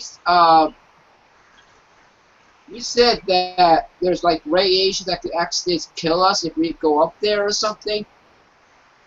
I hope not. That would be bad. Of course. I mean, if you go up well, the sky, that's William. Some people are stating that there is no out there, that we actually live in a globe, and the ones that believe that there is an out there, they don't believe we can go out there because there's a big old radiation field, according to them. I, however, am convinced that man did go to the moon. I think some of the remarks that these conspiracy theorists say are interesting, fascinating, and I'm open-minded to look at what the hell they're talking about, but I have noticed a pattern. When I start questioning or asking about stuff, they retreat or tell me, I'm not a scientist, I'm not this or that. And I'm like, then how the hell do you know anything about what the government's doing behind the curtain? You think you mean the concave Earth, and probably better described as the surface of the Earth being the interior surfaces here. Nadia, I am sorry, but whenever you've got the camera bent that way, I can barely hear you. 80s metal, remember? I said, I think you mean concave Earth, and they generally go on about the surface of the Earth being the interior surface of a sphere. Right. I guess I say conclave because sometimes I play Fallout and I get it mixed up. I can't keep track of all the unusual stuff, but it sure is entertaining. I always Fallout. That'd be funny as hell if it turned out that we all were sitting in a petri dish in the middle of the Matrix, though, right? I sure would be mad. Do you believe the Matrix is real or a bunch of bullshit? Well, if we are in the Matrix, and I've got the glasses to be called Keanu Reeves, so let's do it. Yeah. There are days when I've been here. I've been on here for so long, I feel like I am in the Matrix. That Chinese guy. What was that, William? That would be that Chinese guy that was in the Matrix. Oh. Yeah. We're in the friggin' Matrix, and give me the friggin' surgery like Lena Wachowski had. Naya, we can't hear you. I said, if we're in the friggin' Matrix, then get me the friggin' surgery like Lena Wachowski had. Yeah, but Nadia, I don't know if you're familiar with like the Matrix movie or whatever, but according to the concept is your actual body is outside the Matrix asleep, and your program is within the Matrix, which you would be like a digital setting and nothing more, a software. Of course. I mean, you can actually do whatever you feel like. But yeah, the real body's in, fuck. Your real body's sleeping, but your big body is awake. Now, I do want to let you know, Sugar, before you go completely out of your mind and pull your hair at what we're talking about, I don't believe any of that shit that we've been getting into. I'm just talking. No. I know what's real and what's not, so you don't have to worry about that. What was that movie that Bruce Willis did? And he was he had an avatar. He had a little robot going around that looked like him when he was younger. Remember that one? And that Sergey. And then, yeah, that one. That was a good one. Sometimes I feel like that when I'm here, when I got my avatar down. There you go. But that would be kind of neat. It would be kind of neat. Listen, I got a little cold, y'all, so I'm going to try and get some rest, but thank you so much, and, I'll see y'all tomorrow. You're welcome. Nice talking to you, Sugar. Good night. See you. Yeah, there is something I want to say about the microchip inside the brain. Do you think the government is going to do that to us? To control us? The government's controlling us. Is this the microchip tale? Yeah. What I'm saying, I think Lucifer says something. Yeah, Lucifer says something about the microchip inside our brain. But I believe what's really going to happen is that they're going to put the microchip inside of us to control us. I don't see what the point would be. To be honest with you, I've heard a lot of individuals who interpret Revelation and they talk about the microchips and putting the shit on the palm of the hand. Pretty much for a long time. William, hello? Or is anybody home? Are you just wanting to rant, or are we actually having a conversation? Just curious. I'm just wondering, because every time I get ready to talk, you just go on and on and on again. I'm just wondering, are you wanting a conversation? Because if you want to rant, I'll just shut the hell up and drink my coffee. Well, go ahead. Sorry. I don't believe that there's any need to put microchips in us. Seems like the government's already got us by the balls anyway. Yeah, they do have it in the balls. And I'm starting to hate that. Good thing I don't have any balls. It's not really necessary for the microchips, though, wouldn't you think, though, Nadia? With all the debit cards, credit cards, bank, and all the information that's already accessible to the government, they don't really need to implant shit in our bodies. No, not really. But same time, I don't know. Conspiracy nuts go crazy. Lucifer, you said you were, or William said you had ideas about these implants or chips or whatever. I've never said anything about implants. Okay. It would be. I could use a couple implants. Yeah, I think he was talking about implants, but what he was talking about, Lucifer? Well, I wasn't talking about anything. I was quiet.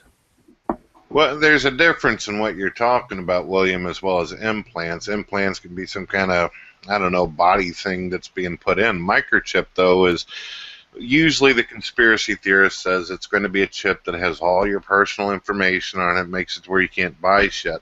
Well, holy shit, I'm already to that point. I can barely get me a bag of M&Ms nowadays. Fuck that. Well, right, I could use breast implants. Yay! Yeah. I'll never be able to get Nice them. ones. What size would you get? C cup. Ah, That's perfect. nice ones. What's that? These are That's too nice big. ones. Nice size. Yeah. High C or low C? What's that? A high C or a low C?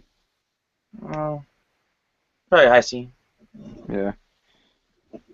That's pretty good. Can I ask you a question without offending you, Nadia? Do you feel like these type of implants are required in order for one to be categorized or labeled a woman? Strictly speaking, well, it's all fuzzy. I'd say in my case, I need pretty much all the help I can get.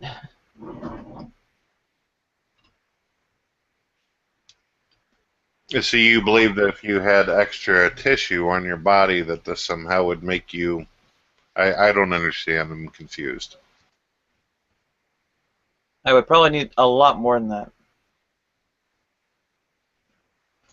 What is required? You have to understand, Nadia, from my perspective, you're a wonderful human being and you look fine. I don't know what it is that you're seeing. A man.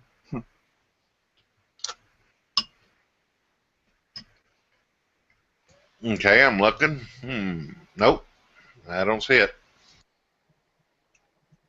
Well, face, voice,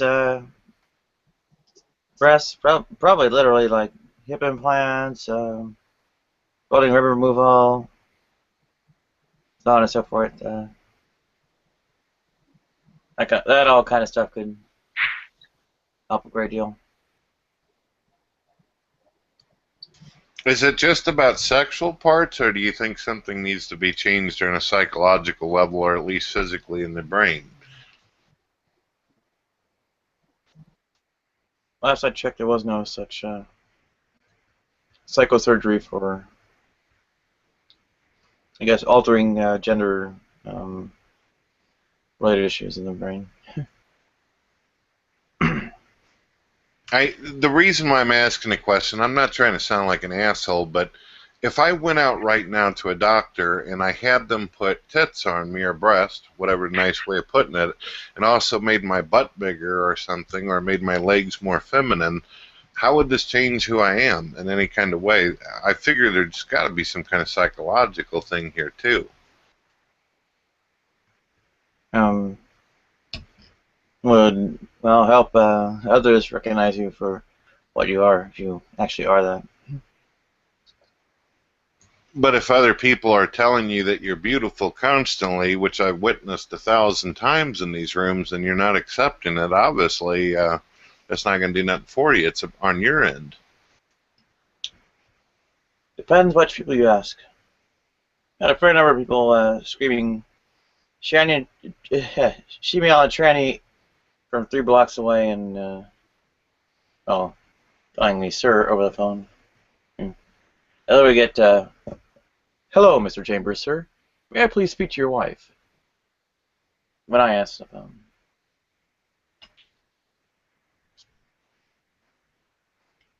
What's that you're pouring on your food?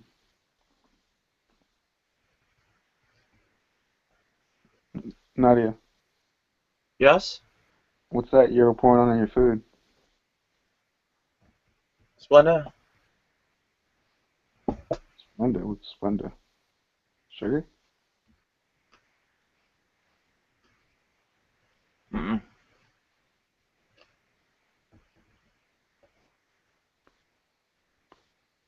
I think it's sucralose. Yeah, maltodextrin and sucralose. Mm. What are you eating? That omelet still? No. Ah, what the heck? Magnet. You're kidding me.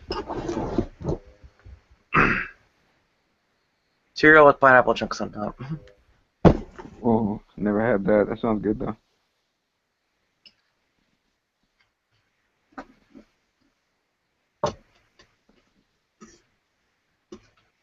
How long have you been doing this channel? started doing 24/7 at the beginning of the year. Yeah, I've watched like about 2 days of it before I finally came on. Oh, 6 of them. What was that? Did you take in a backlog or sleep juice on it? Say it again?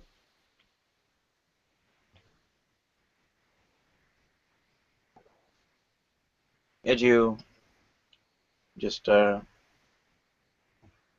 avoid getting a backlog or sleep through some of it? No, I liked it. I was pretty interested in it, so I paid attention. The title is just captivating. What's captivating about it? Welcome, Sean. Well, it just makes you want to know what they're talking about because, I mean, what does it say? No, there are no gods, no souls.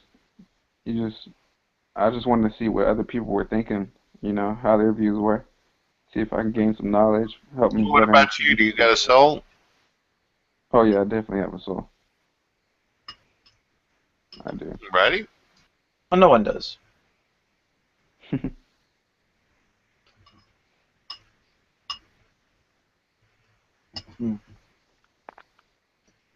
I will counterclaim. You kind of cut off there, Nadia. What? I will counterclaim that if you claim to have a soul, you're wrong. Welcome, Sean. No mic, Sean? Sean, them are some pretty big headphones you got there, guy. How you managing to keep yourself balanced? What kind of headphones are those? Let me see the label.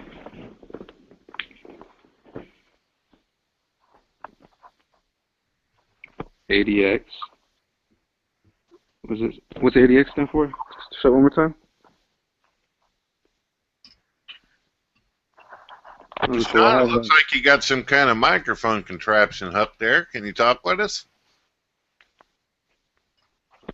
All right. So, Sean, do you have a soul or no soul? Where are you at? Are you soulless?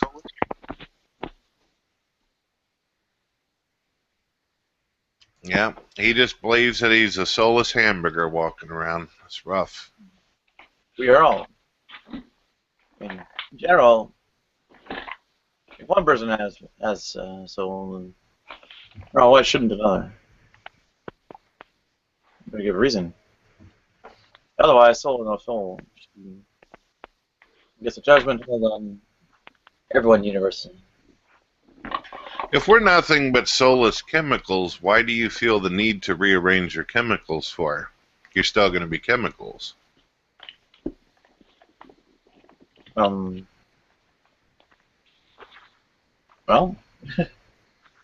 Hey, you're the one that says you believe that. Well, strictly speaking, what we do is not believe. Well, isn't that what you are, Sean? You're a complicated abundance of chemicals that have come together over trillions of years? Oh, maybe trillions a little bit too far. Billions? The question is, Brett, what's wrong with that? What is the problem with that? When you say it like that, the implication is there's something wrong with that. No, I mean, you only get this one life, right? That's what I believe. So you might as well be as happy as you can be in it until it's over. So what are you implying? I never get this chemicals kind of... No problem, no problem. Like right now, I've got me a cup of chemicals here that I call coffee. If I were to spill that damn cup of coffee, it'd make me feel kind of bad because I just wasted a shitload of coffee, right? That's about as much value as I put into it, and I like the way it fucking tastes if I haven't put too much sugar in it.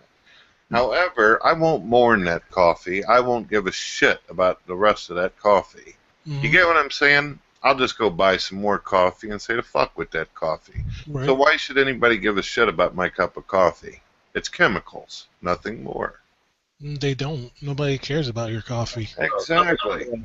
Things such as the structure, arrangement, and I guess the sort of interactive behavior of these bits of matter.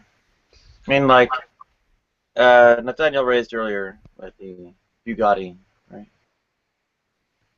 You know, the raw materials, well, they're worth all of a few $100s, not even 1,000. Built Bugatti, people will pay over $1 million, right? Why is there such a difference in value? Obviously, structure. So are you saying that if my cup of coffee all of a sudden gets the ability to communicate with me or listen to fucking pop music, all of a sudden I ought to value it? Well, in some respects, actually, yes. Why should I value it for? I mean, nobody's making you. If you choose to, you can. I mean, nobody's making you. Right, right. And I'm just wondering why I should put any kind of value into that coffee except for seeing it as something to consume. There might not be a why, but you would probably value it if it's got the crazy miracle of talking to you involved with what it is. Well, to be honest with you, if my cup of coffee started talking to me, I would try to make things more comfortable for the cup of coffee and probably try to communicate with it myself. Of course, I wouldn't tell anybody else about it. First, I'd bring them in, not say a fucking word, and hope the coffee starts talking to them. If an hour goes by and the coffee has shut the fuck up and not said a word, then I just simply say goodbye, nice meeting you, come back and bitch at the coffee and ask it why the fuck it was so quiet. Oh, the first thing I do is tell everyone on Google Plus about my talking coffee.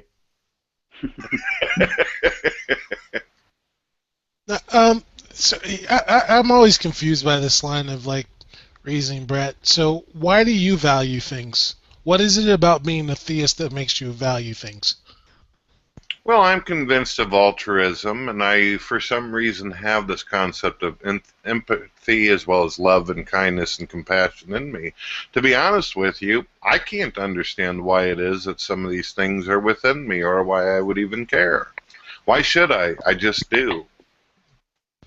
Yeah, I mean, I agree with you. I mean, it's like we always feel like we have to explain it. I think it's just, I don't even think it's a mammalian thing. I mean, like crocodile mothers protect their babies, right? I mean, it's just something seems intrinsic to life that it wants to replicate itself, and just it is the way it is. I don't know why we have to always demand like a justification for it, you know.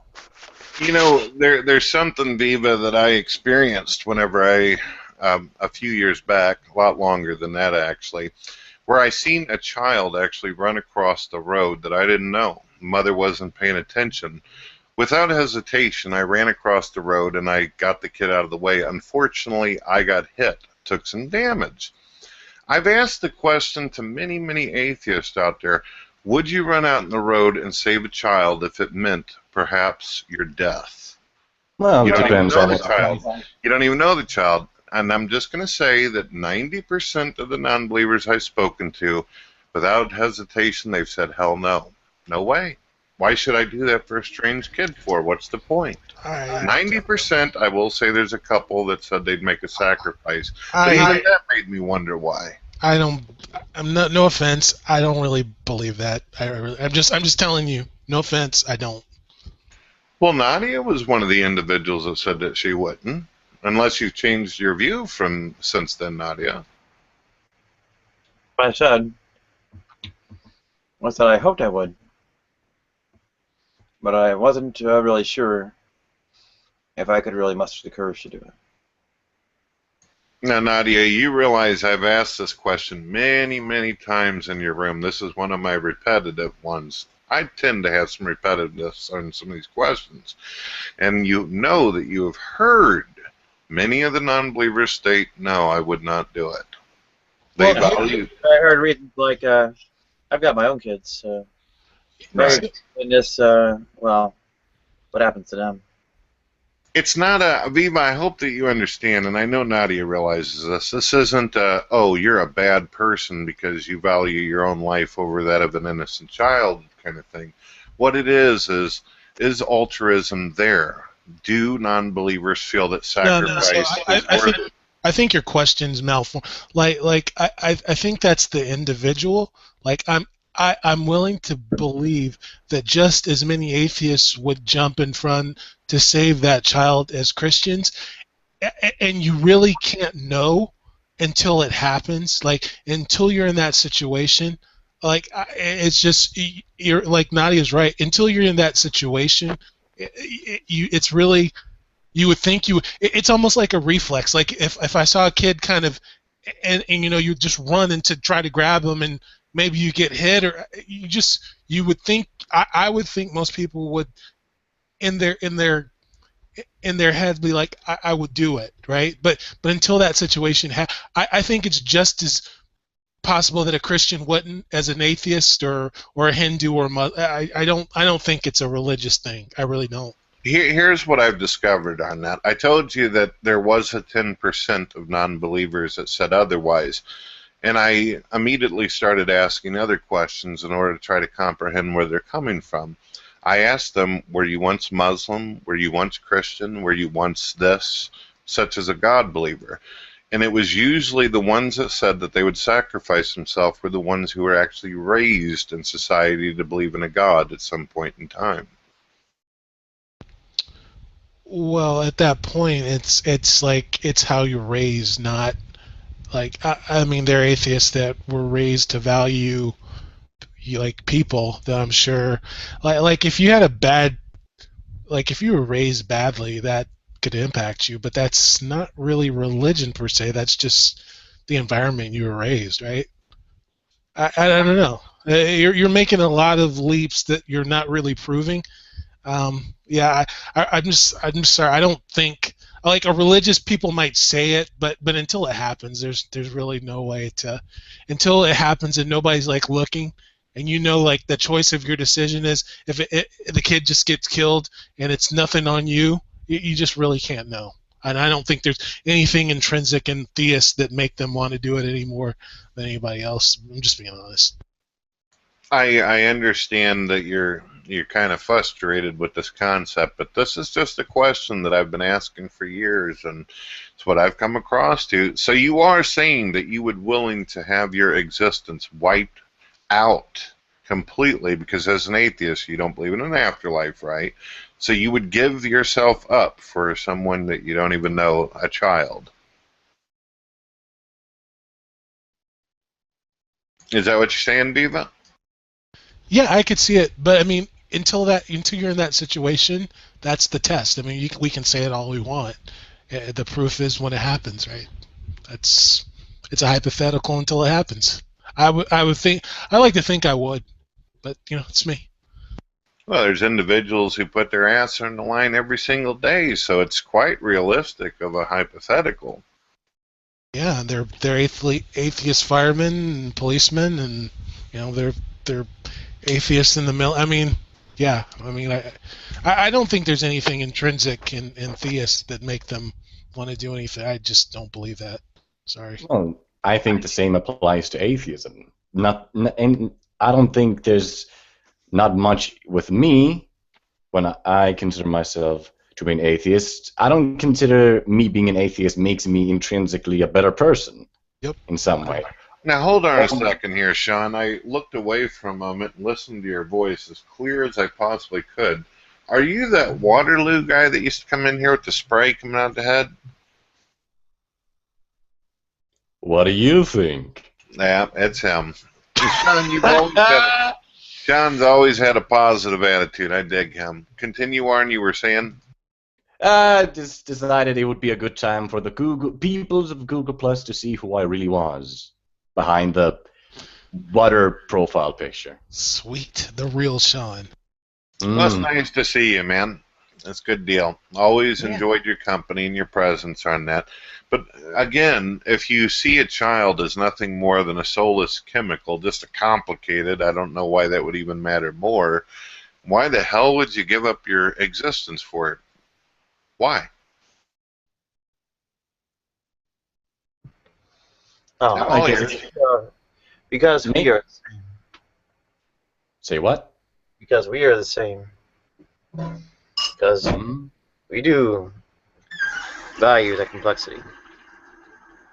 We do value that behavior and that in various interactions, right? Okay, but why? Well, I don't think there really needs to be a personal reason for why human beings just have the nature to be empathetic and sympathetic toward others. I mean, that is not always the case at all, but that instinctual feeling is just there because it's helped us survive, so we want to help each other. We value each other's lives.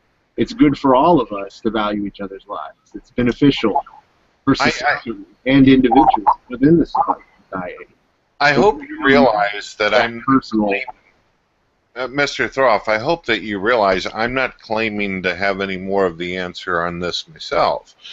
But it seems to me that there has to be some kind of purpose and reason why these concepts are even in our fucking head in the first place. And I just don't buy that one monkey felt sorry for the other monkey after banging it over the fucking head with a stick. There's just something more here, I'm thinking. Is a purpose the product of someone or something's intent? Say that one more time. Your microphone hasn't quite evolved properly. Go ahead. Bear with me. Is a purpose the product of someone or something's intent?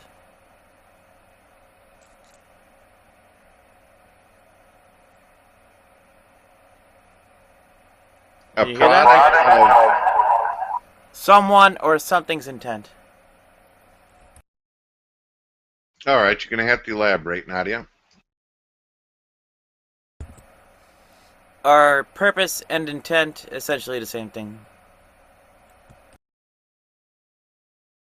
It is. Well, I'm asking if you acknowledge they are. Well, I don't know if your purpose and intentions are the same as mine. It seems like there's things we're agreeable on, but I don't know if whenever it goes to the extreme, it's the same. Well, we're different people. Well, that's not the question, right? The object's purpose and intent, being the abstract objects, but still, as concepts, intent and purpose, are they related, depending on each other, and so on? You see, I don't mean to sound like an asshole here, but you're asking me, do we have our, and then you bring up abstract about the same purpose and intent. I don't. Yeah, okay. So, will you grant me that purpose is a product of an intent, like an intention, right? Purpose is basically an intention, so it comes out as a product of intent. Will you grant me that? I would grant that there's people who say that they are a certain way, and sometimes they're not actually what they say they are. No, that's not the question. This one's about something relatively abstract, right? Whether these ideas are the same, have this relationship, and so on, right? Nadia, as you realize, I am more than willing to sit here and listen to you as long as I need to get to the point where I understand and comprehend what you're saying. I am patient. Go ahead, try again. Okay. If I say, disprove the existence of intent, would that disprove the existence of purpose? Damn, that's a doozy. You have to try that one more time. If I disprove the existence of intent, does that disprove the existence of purpose? I don't know. Can you disprove it? Yes. Okay, the intent of what? Usually intent usually comes with a conclusion. Well, it doesn't really matter what the conclusion is. I mean, is something genuinely intentional? Well, if one didn't actually intend that intent. Right? Are you saying that you're not intentional? No, I'm saying that one must intend to intend something for the intention to be intentional. Right?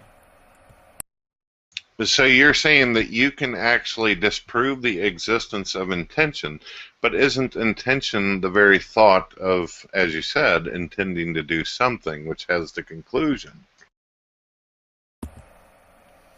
Well, we grant that as a hypothetical, and then proceed by deriving a contradiction, so that it's self-contradictory. But you see what I'm saying? The intention is the concept that usually comes to a conclusion. What I mean like that, for an example, is let's say Sean here, he intends to find love in his life. How the fuck are you going to disprove the existence of his intention to find love in his life? Well, I do so by disproving the coherency of the concept of intention. Right. So, an intention, going to intend something, if unintentional, well, renders the whole chain unintentional. Right. If you didn't intend, essentially, to intend something, right, all that intent is driven by outside forces. Right, but how would you disprove his intent to find love? That's what I don't get. How would you make that incoherent if he coherently desires and intends on love? Again, by showing that the concept is self-contradictory, right? That no instance of the concept can ever exist. The concept of intending to find love doesn't exist? The concept of intention altogether. Intention does not exist, although you state that it's an abstract concept. Wouldn't that in its way kind of be an idea or a concept that exists, at least within our thought process? Square circles, or circle squaring procedures, are maybe similar abstract concepts, right? They're self-contradictory. They can never have an instantiation. Can I jump in real quick, Brett? Like I never get these intention kind of arguments, like, oh, because we feel this way, that means there's a creator. I mean, we see animals that have these same kind of we see it in animals. Like you can go on YouTube and you'll see a troop of like baboons, right? Where an alligator's grab the baby baboon, and non-related baboons try to grab the baby back. I mean, so they're risking themselves to save the baby baboon. You also see just buffalo, where a lion's grabbed a calf and then the group comes back to save the calf. So they're risking their own safety to save. I mean, we see it in animals, right? I mean, the thing about these questions that I never get is you want an explanation, and then when we say, well, we're not really sure, it's just something in our DNA, and we believe that way back when the animals that survived had these values and they passed it along, and then you're like, then you just say, well, God, something created. I mean, you can say that. I can't stop you, but well, that's not what I'm doing. I'm not sitting here with a chalkboard stating that every time you can't answer a damn question that this somehow means I win. You could probably ask me 100,000 questions I myself doesn't know, and that wouldn't make you any more truthful on this or right. I'm trying to understand things myself. As Carl Sagan used to say, is we're all in the same boat, and we're all on the same journey to find truth. So let's quit hitting each other with the fucking paddle. Well, he didn't say fucking, but you get my point. Yeah, I don't think we're hitting each other. I mean, I think we all agree that in the end, truth and reality win out, right? That's what we believe. I think everybody can agree on that, right? I'm just saying that my agenda is not to make you go, oh, whoa, that's fucking extraordinary. No, I'm trying to figure this out myself. I do not understand why, whether you believe in a God or not, why it is that these particular things and processes even come into being. Even whether you say there's a God behind it or not, I still wouldn't know how that came into being from his abilities if we even asserted that that was the case. Do you get what I'm saying now? Yeah, I mean it's all speculation until we can maybe travel in the past and really observe what's happened. I mean it's all speculation until we can go back in time. I'm serious. I think this is really there may never be an answer, and that's good. I mean that's okay. That's not fair. The extrapolation of the past can have far more than adequate justification. I mean, memory, for one. There's plenty of other indirect evidence, say forensic science and such. There's the past is not something that can only be, I guess, learned about by witnessing it, right? I do want to say that one of the reasons why in this specific room I asked some of the type of questions I have, Nadia, is because in the past you've actually been able to answer some things that I myself even struggled with. So I find that sometimes I'm able to get some answers from you on things. Other people, however, tend to get pissed off or annoyed and think that there's some kind of fucking game there, but I actually am trying to learn shit. I feel like the more I listen, the more I'm going to figure out shit myself. That's just me. And that's cool. I'm not knocking that. I just a suggestion, whether you can choose to not accept it or not. If you use terms like we're just chemicals, that's kind of a loaded kind of term. So if you're really seeking to get seeking answers in people's opinions, when you use terms like we're just chemicals, it's going to put people like, okay, what's this about? I'm just telling you, it's going to that kind of term alerts people. I'm just being honest with you. Well, I apologize if the term bothers you, but you have to understand that I didn't just come up with that shit. I didn't just wake up one day and say, hey, I'm going to call fucking non-believers chemicals. I watch Stephen Hawking. I watch Richard Dawkins. I watch all these guys out there like Hitchens, and they sit there and say shit like that. So what the fuck do you expect me to do? I'm just going with what the atheists are representing themselves as. Right. Wait, Brett, which one of those peoples you mentioned called people chemicals? Exactly. Just chemicals. Well, there's individuals like Richard Dawkins who have said things like we are chemicals, but on the other hand, there's been times where he describes our bodies as being biological computers and advanced machines. So advanced, in fact, that he actually believes that we might have been seeded from fucking aliens. So I don't know. I'm just going with what they say. How actually are chemicals?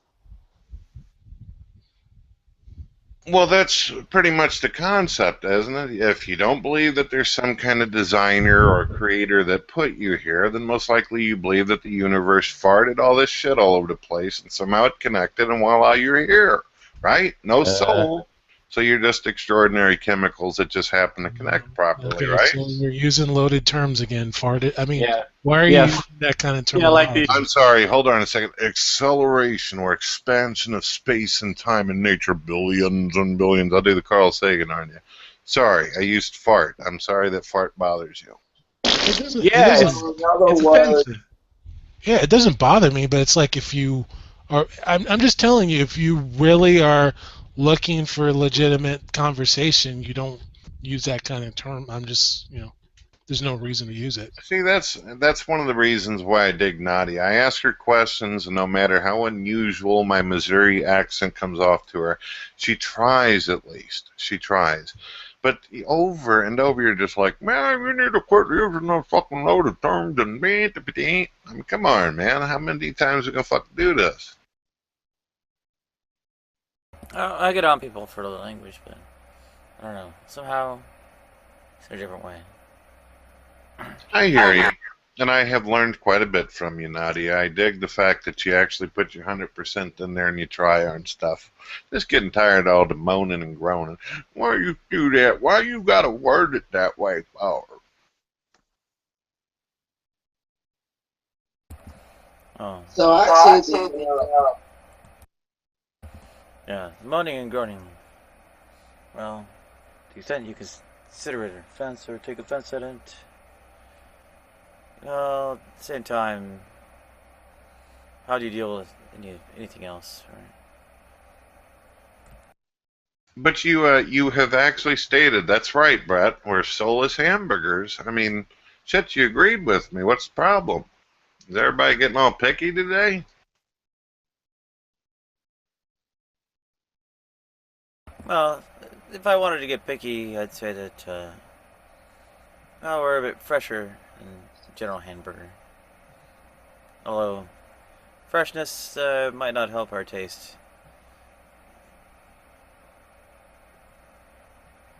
Right. We've got a bit more bone and gristle, too. We've got a bit more bone and gristle, too. Well, fresh is definitely that's definitely something to throw on the value list for sure.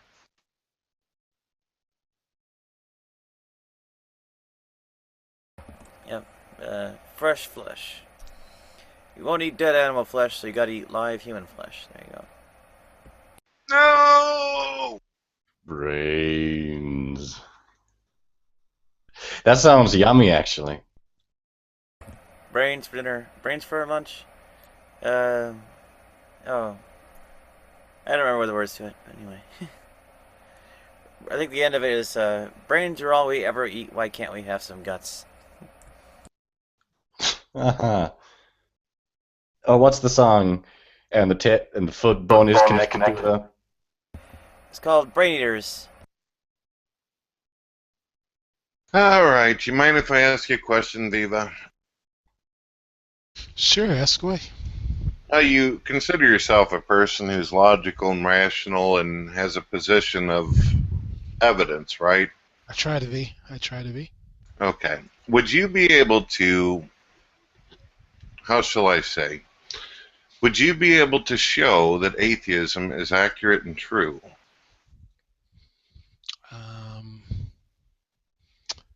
I believe it's a rational way to look at reality.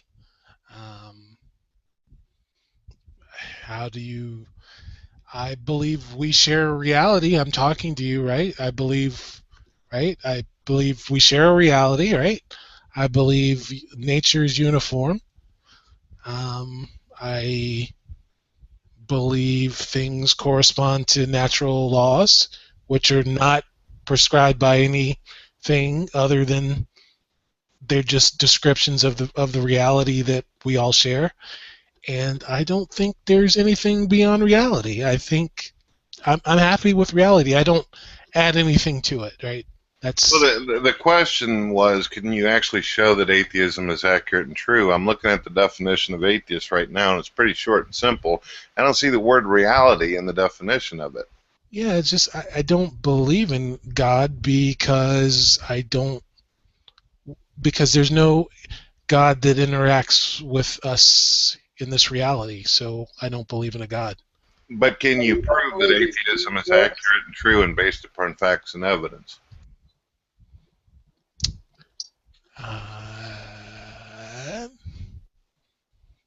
going to go get me a smoke. You think about that. Well, obviously it can't be proven, otherwise everybody would be an atheist. I mean, if people want to believe in the supernatural, of course I believe in supernatural. There is spirits. Yeah. Well, I want to know what definition, Brett, you were going by. Yeah, I just don't. I think atheist just means there's no a belief in there is no God, right? That's what we're going by. Yeah, that's what Wikipedia states. Yeah, so I mean, it says most inclusively.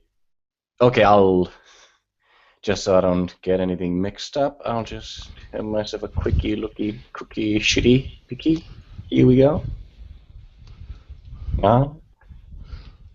yeah, well, I think it gets, again, I'm a weak atheist, right? I'm not out there like I can disprove all gods. Now, I do believe like each religion does present like truth claims, and I can kind of rule out the religion, right? I can look at a religion and rule it out, but like the deistic position, how do you falsify that? That God might be out there. That's the one I can say, well, that God might be out there, but until that God presents itself in the reality that we all see, like if that God shakes the earth and says, I am God, and we all hear it right now, we've got to go, okay, is this God?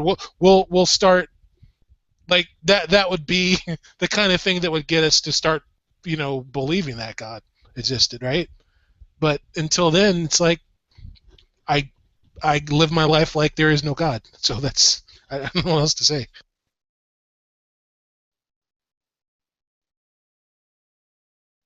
That's a cool headset you got there, man. Who makes that? Yeah, you, Sean. I don't know. I did show the. Yeah. ADX. Oh, cool. Those are. Yeah, I didn't make it myself. Do you game with those? No. No. Okay. I don't play with those games. Where's home for you? Do you mind me asking? On what? Like what country? I see it's light outside for you. So what country are you in? It's in one of the more northern countries. Comparatively. Okay. Sweden. No. Norway. No. Am I close? Yes. Denmark. No. Okay, what are the other Nordic countries? There's Sweden. What? I think he said What? I think he said Latvia. Latvia. No, that's not. So there's Denmark, Sweden, Norway, Finland. Yeah! You won! Don't you feel proud? I do. That's the U.S. secondary education at work right there, man. I'm feeling good about myself. Those tax monies didn't go to waste. They did not. There you go. Straight from Wikipedia. You can check this for yourself.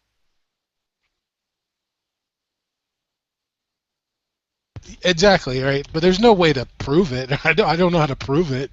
Like that's no. Yeah, it's. Well, it's a common idea in rational thinking that you can't disprove a negative. And the lack of something. Oh wait. Did that come out sensibly, or did I just fuck up? No, it made sense to me.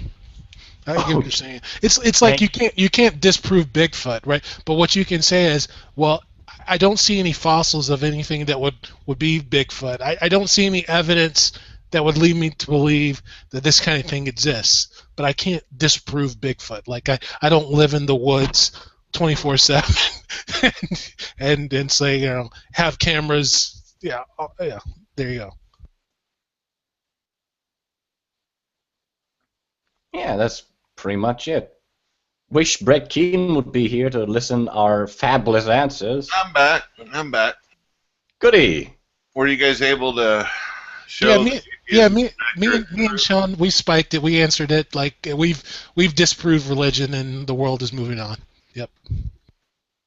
Okay, so you have this thought process that if you don't agree with what the Bible says or what a Hindu says or something, that somehow this is going to take away the concept of a mind being behind the universe? No, but if there's a mind behind the universe, right? If that mind wants us to know that it exists, it will reveal itself to us in a way that we all can go, okay, that mind exists. Like nobody's denying the sun exists, right? Right? Can we kind of agree on that? So, well, there's individuals that are already convinced that God did just that. He actually had his son come down here in a physical form as a man manifestation that could actually communicate where any individuals that were present would see him. okay, so the question me, why would a deity need to do that? Why does a deity need a book, and why is it sending itself in the form of a human down where it can just a deity, the creator of the universe can just interact with its creations with on its own whim. It doesn't need to follow some script, right? It just can do it. Right, and I've actually sat there and talked to a lot of non-believers about that, and I found it interesting that I asked them, if God were to appear right now in front of the entire human race, do you think that it would influence your very lifestyle and change the very parameters of how you live? And most of them would agree that their lifestyle would completely change, especially if God was right before them. So what does that do to you?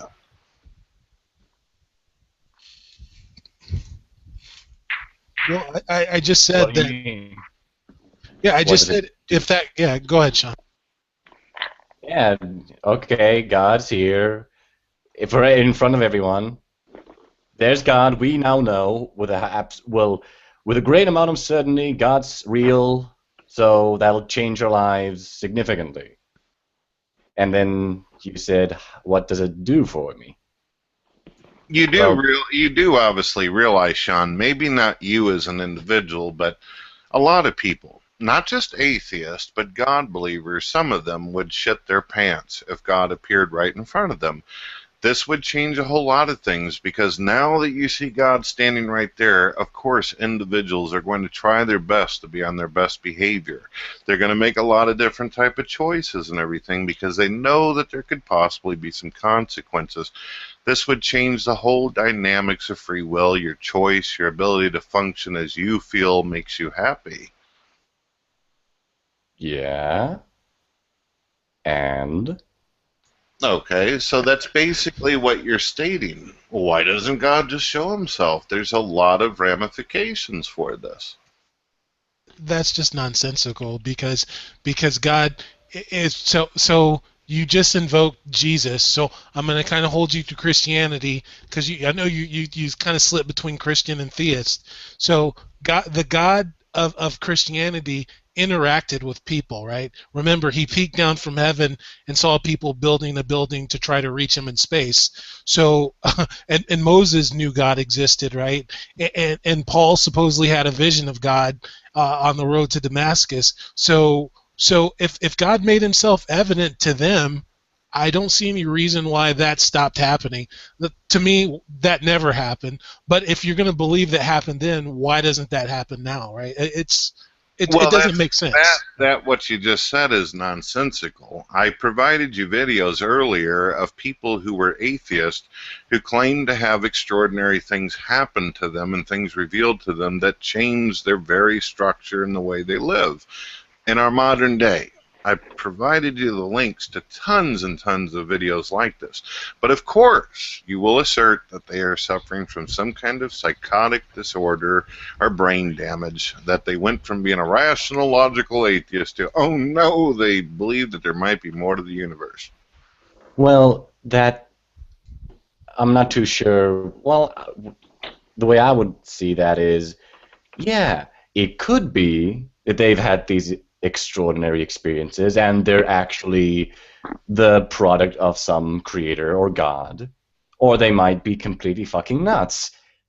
It could be one way or the other, but the thing that I'm going to see as more likely being the case is the one with more empirical evidence backing it up. Now that's just me, and I haven't had these extraordinary experiences happen to myself. Yes, and I understand that. But you do realize whenever you look at something like the Bible, obviously you realize it's not just one book. It's not just one individual making this claim. It's literally generations and lifetimes of individuals throughout history and time who are stating things happen. May there be some mistakes? May have humans said something or done something or exaggerated? Who knows? The point is, I don't know these people personally, but they believe it, obviously. They wrote it down. Yeah, that could be the case. And it also could be the case that they've just had a misconception of the reality they were inhabiting. These were the working hypotheses or theory. Oh, okay, this was during the time before the modern idea of the scientific method existed. And these were the explanations that they came up with to explain certain things. You do realize, Sean, that it was actually theists, God believers, who even came up with the concept of the scientific method. Hell, it was God believers who actually invented the computer. So, I mean, yeah. It is what it is. Sure. Oh, so keep in mind, Brett, that a lot of the only people that got education were people that were in religious schooling, right? So you've got to admit that, right? So it kind of follow. Are you saying it's because they were religious that they did this? No, Okay, I'm pretty sure there was probably non-believers back then, even in ancient times, who may have, depending on the society and how aggressive things might have been, they may have actually got in there, got educated too, maybe claimed to be something they were not. Who knows? Yeah, I mean it's not just like, I mean, the Greeks, did democracy. The Muslims did algebra. The Chinese created gunpowder. I mean, science existed before Christianity, right? It's not like Christianity created science. I think the concept of us desiring and seeking knowledge has been around since the beginning of mankind, before any of these labels of religions or labels of atheism even came into being. Yeah, so be it. I agree with that. Good. Yeah. You all right over there, Nadia? You look like you're about to faint. Unfortunately, you were muted whenever you moved your mouth. I'm tired. No, we can change the subject. No, I'm cool. I was just concerned. I don't want to see her fall over and bump her damn head and everything. Oh, yeah. Did you, by the way, know to Nadia?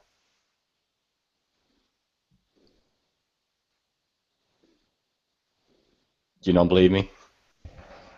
About what? I asked you to take my hand in marriage. Oh. Remember? Yep, where do I sign? Well, how are the things going on with Michael Ann's offered position in the... Not very well. Ah, shit. What about the... You said you were going from the... Was it from the west to the east of somewhere that you would then get into some kind of housing?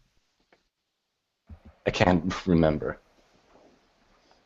I don't recognize what you're trying to ask about, but yeah, there was trouble with lining up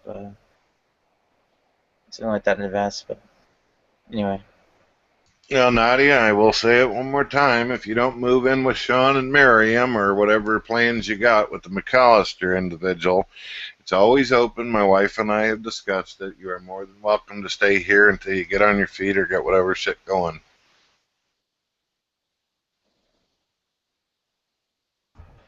You better like old 80s movies, though. Yeah, just medicine is where you won't go. I take Sean up. He's in Finland. It seems like a cool place. Yeah, Finland. I'm pretty sure they cover the various medicines to keep you going. Then that would be the place to go. Go for it. He seems like a nice guy. He's funny as shit. Rock and roll. Here we go. Well, Nadia, if I might have... You see how I'm always sometimes mess up with my words. Remember, English isn't my native language. So anyway, what I was trying to ask was about, you mentioned when I was talking about getting sending in the application for the residence permit on the basis of marriage, you said that there was the thing that where you would be able to get a job that was offered by Michael Ann. And if that didn't go well, there was the housing thing that you would be able to go and live in a particular place. Yeah, that's another individual person who's unclear if she's going to be able to, or rather, actually unlikely. Oh, okay. Well, shit.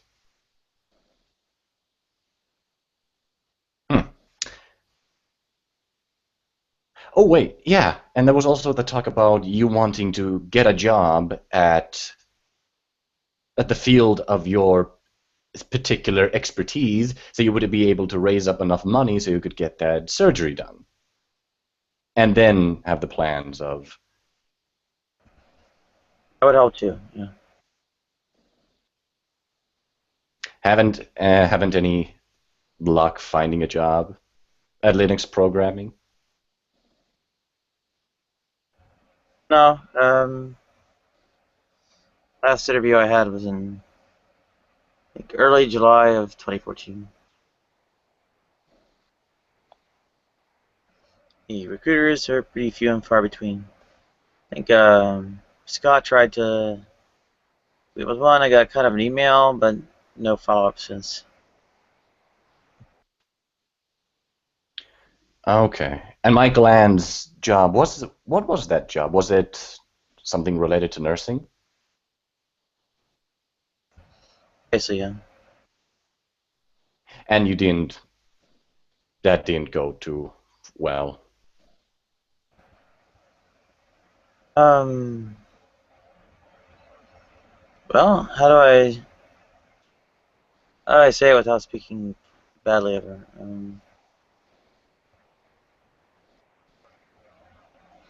No, she doesn't want to do it anymore.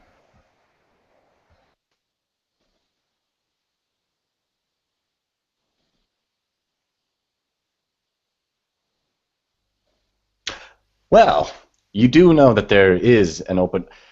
Well, the thing is that I'm going to be starting up my civil services in about 2 months. 2 months, yeah. And then I'll have to go and fulfill one of my necessary qualifications for Finnish citizenship. And that's prerequisites of Finnish citizenship, I mean.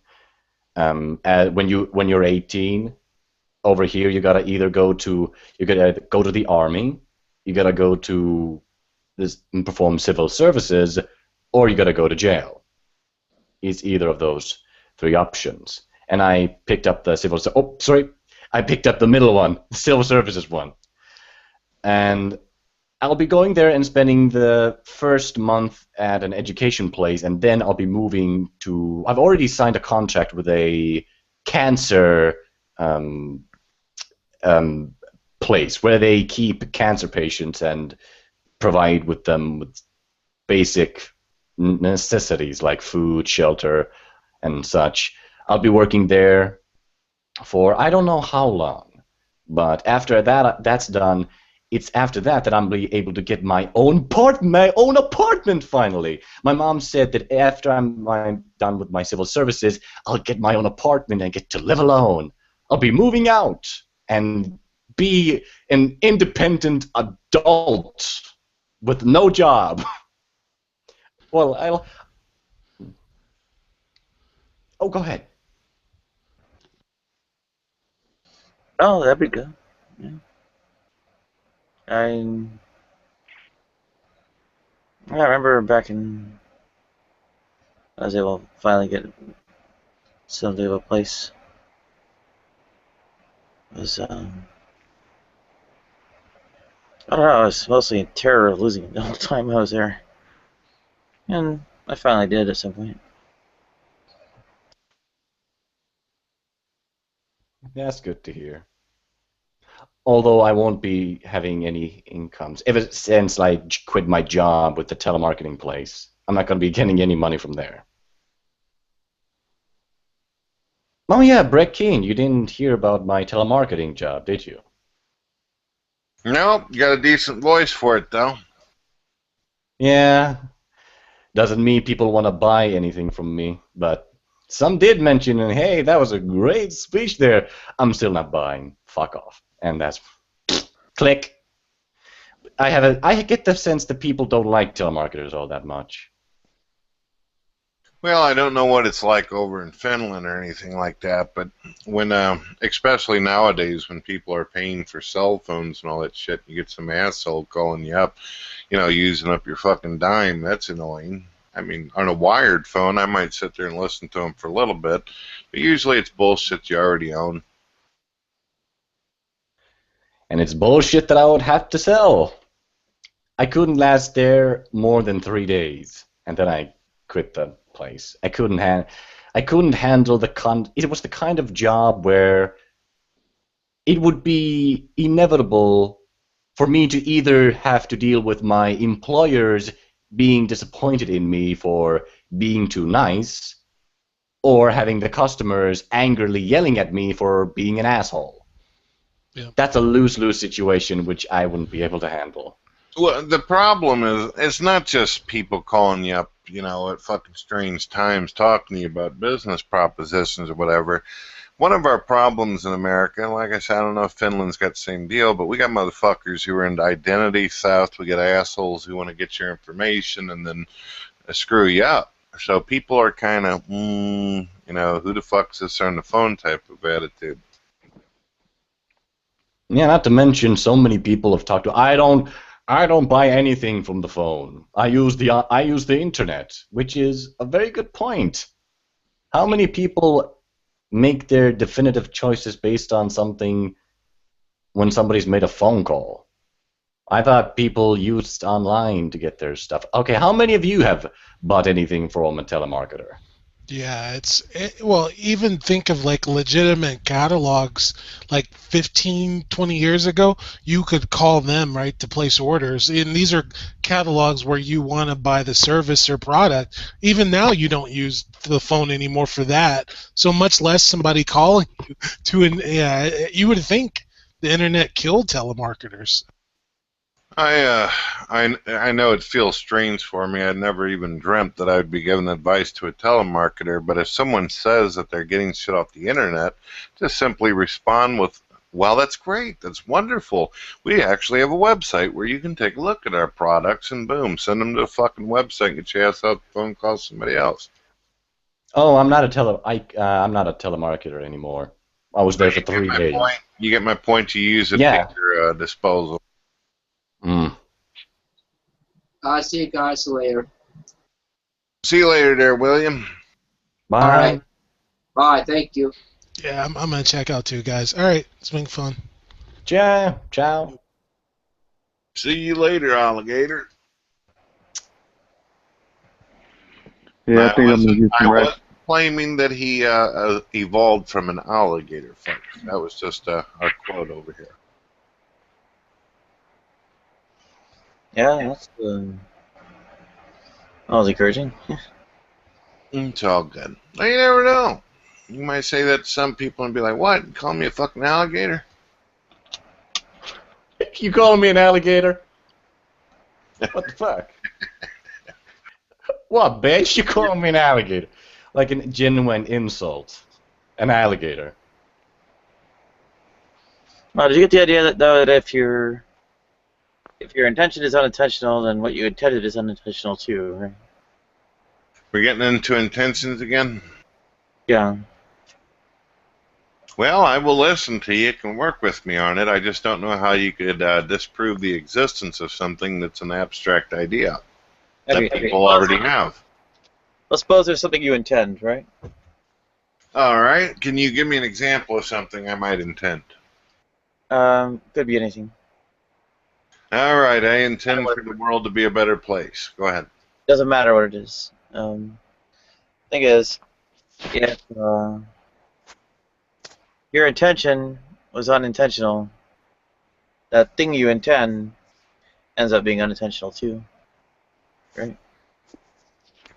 Well, in order for the world to be a better place and my intentions to go through, then people are going to have to actually support that idea and go through with their own intentions of doing so. The only important thing is get to a situation is where you end up asking, did you intend to intend it? Did you intend to intend to intend it? Did you intend to intend to intend to intend a zillion times? An infinite number of times? Damn, this is heavy. And Yeah, now I'm starting to get into infinite regression. Yeah, you can't go back an infinite number of times. And even if you could, well, that infinite chain wouldn't be intentional. Right? Yeah, but intention is just simply a concept of where someone has a goal set for themselves, whether it be small or big, to come to a conclusion. That's my point. Right. And like I said, if you didn't intend your intention, then, well, that intention, what you're intending is unintentional all the way. Right? But what's fascinating, Nadia, is 90% of the time my intentions tend to come to fruition.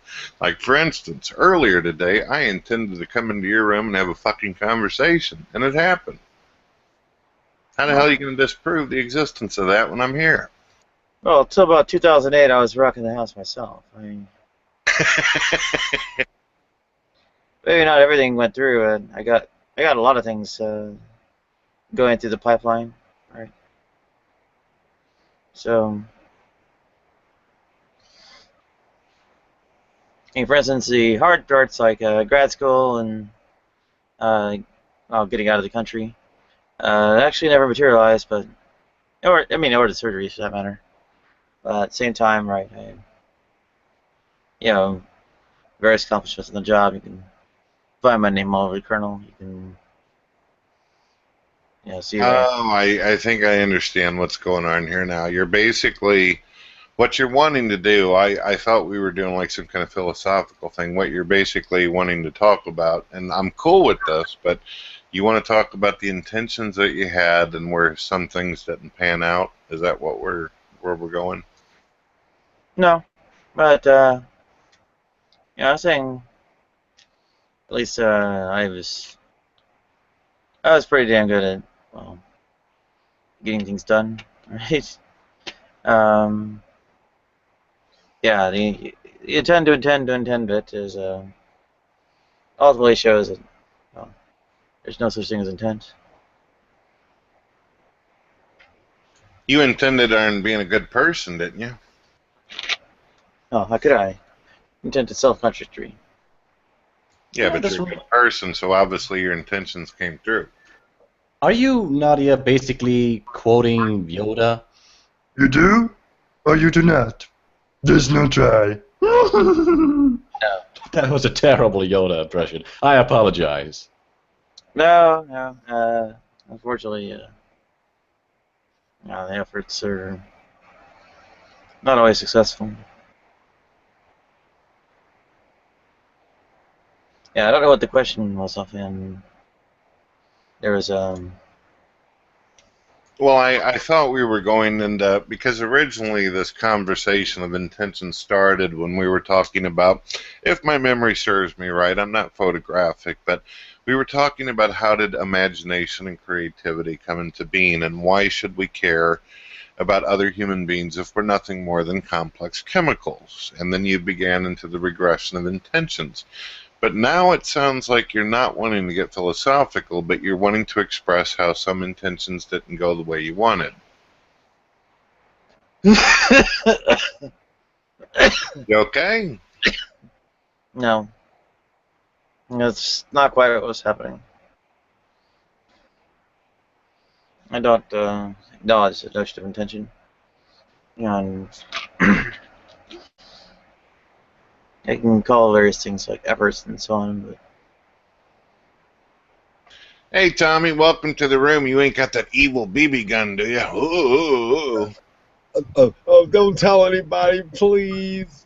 Oh my God! You're gonna threaten to shoot somebody with a BB gun?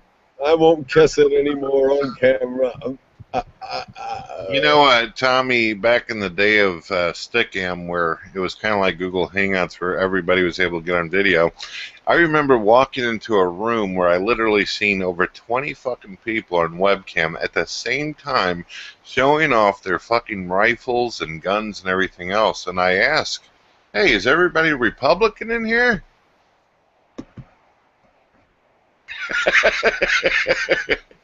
They probably were.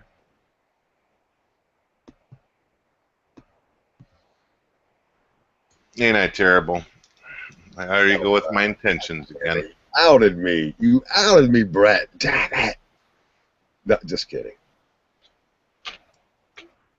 It's all good. I'm glad to see you back and everything. Did you? Were you sitting there listening to the hangout and seeing some of the riffraff left and said, "Okay, I'm getting the fuck back in here"? I ain't hard to figure out. Hell no.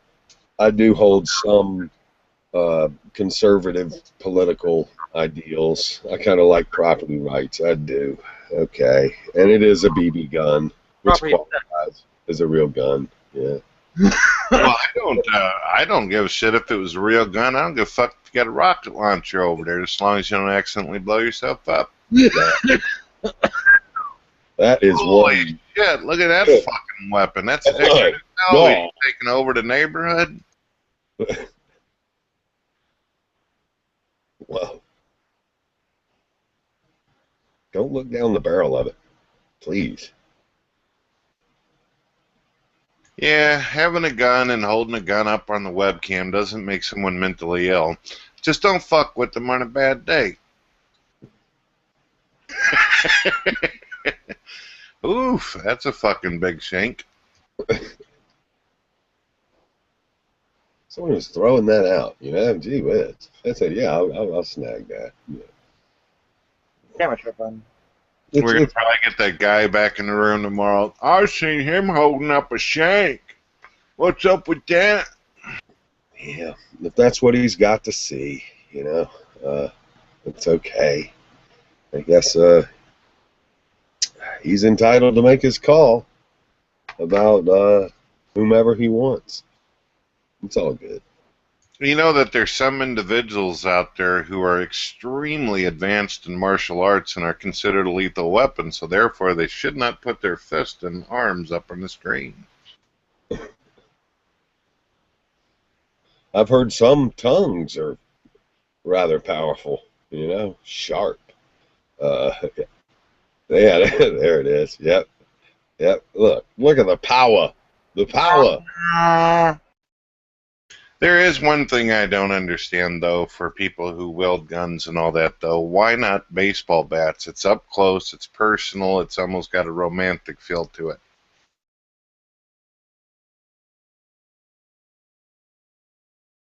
Nadia, I can't hear you.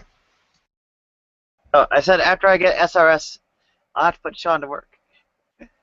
Sounds like a plan.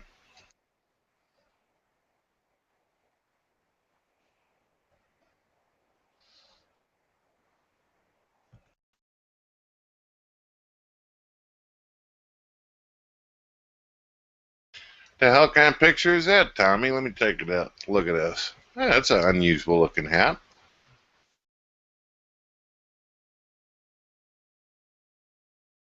So, hopefully I didn't ruin the party for you, Nadia. You sounded like you were going somewhere with intentions.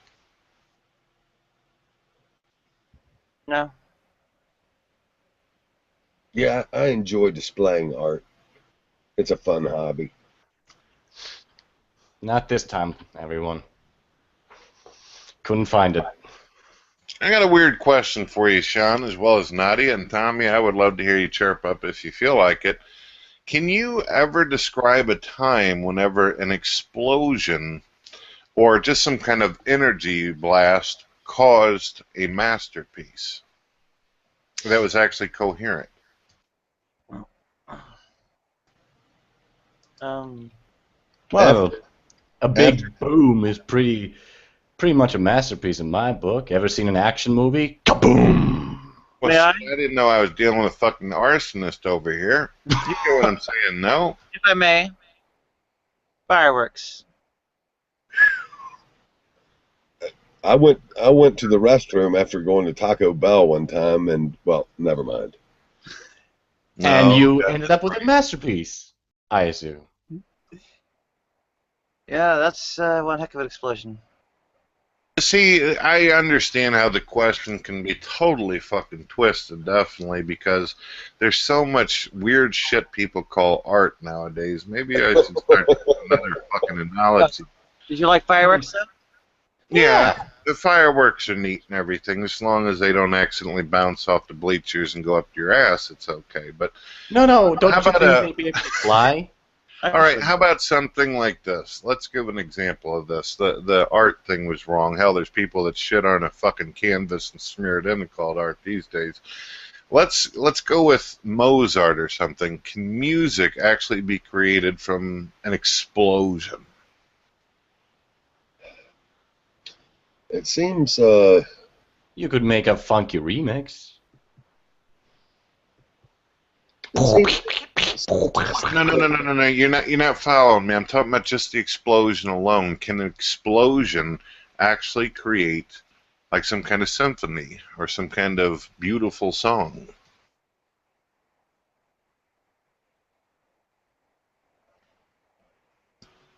I know it's a weird question. To me, it seems statistically less than 50-50. Yeah, sounds about right. Never see.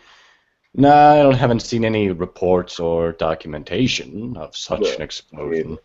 But improbable. Yeah, I'd say less than 50% probable that a Sean would just appear here in my face as a result of some big bang or some squirt or something. It just seems mind-blowing. See, Tommy understands where I'm going with on this. I'm trying to think of a time where that could actually be possible, and Sean agrees it's not. Just look at it. That's what I'm saying. It's just improbable. But not any less gorgeous, right? Oh no, nonetheless. Wondrous. Yeah.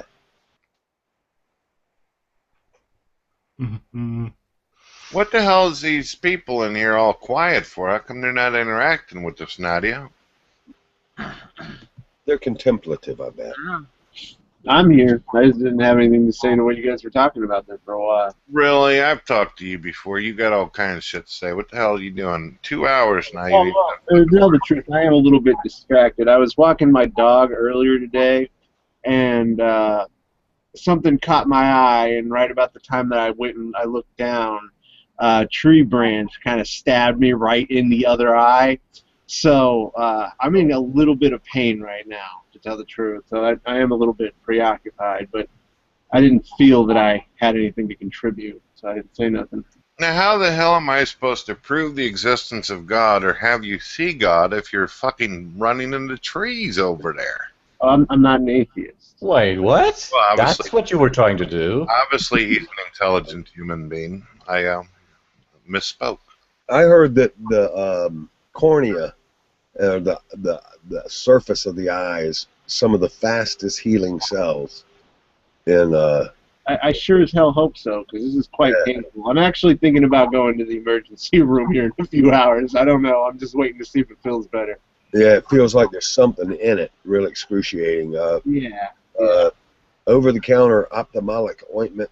They make a polysporin that might be good, but I'm no doctor or nothing. I've just had a scratched cornea hundreds of times. But oh yeah, man. I was thinking that I had something like that, and I was looking, and I don't have it, and the stores aren't open, so I gotta wait. But yeah, I was thinking about the same thing. Can you do me a favor, though? If you decide to go to the drugstore or decide to go to the hospital for your eye, can you call one of your friends and everything, have them drive you so you don't get fucking hurt and shit if you're viewing and sight is screwed up?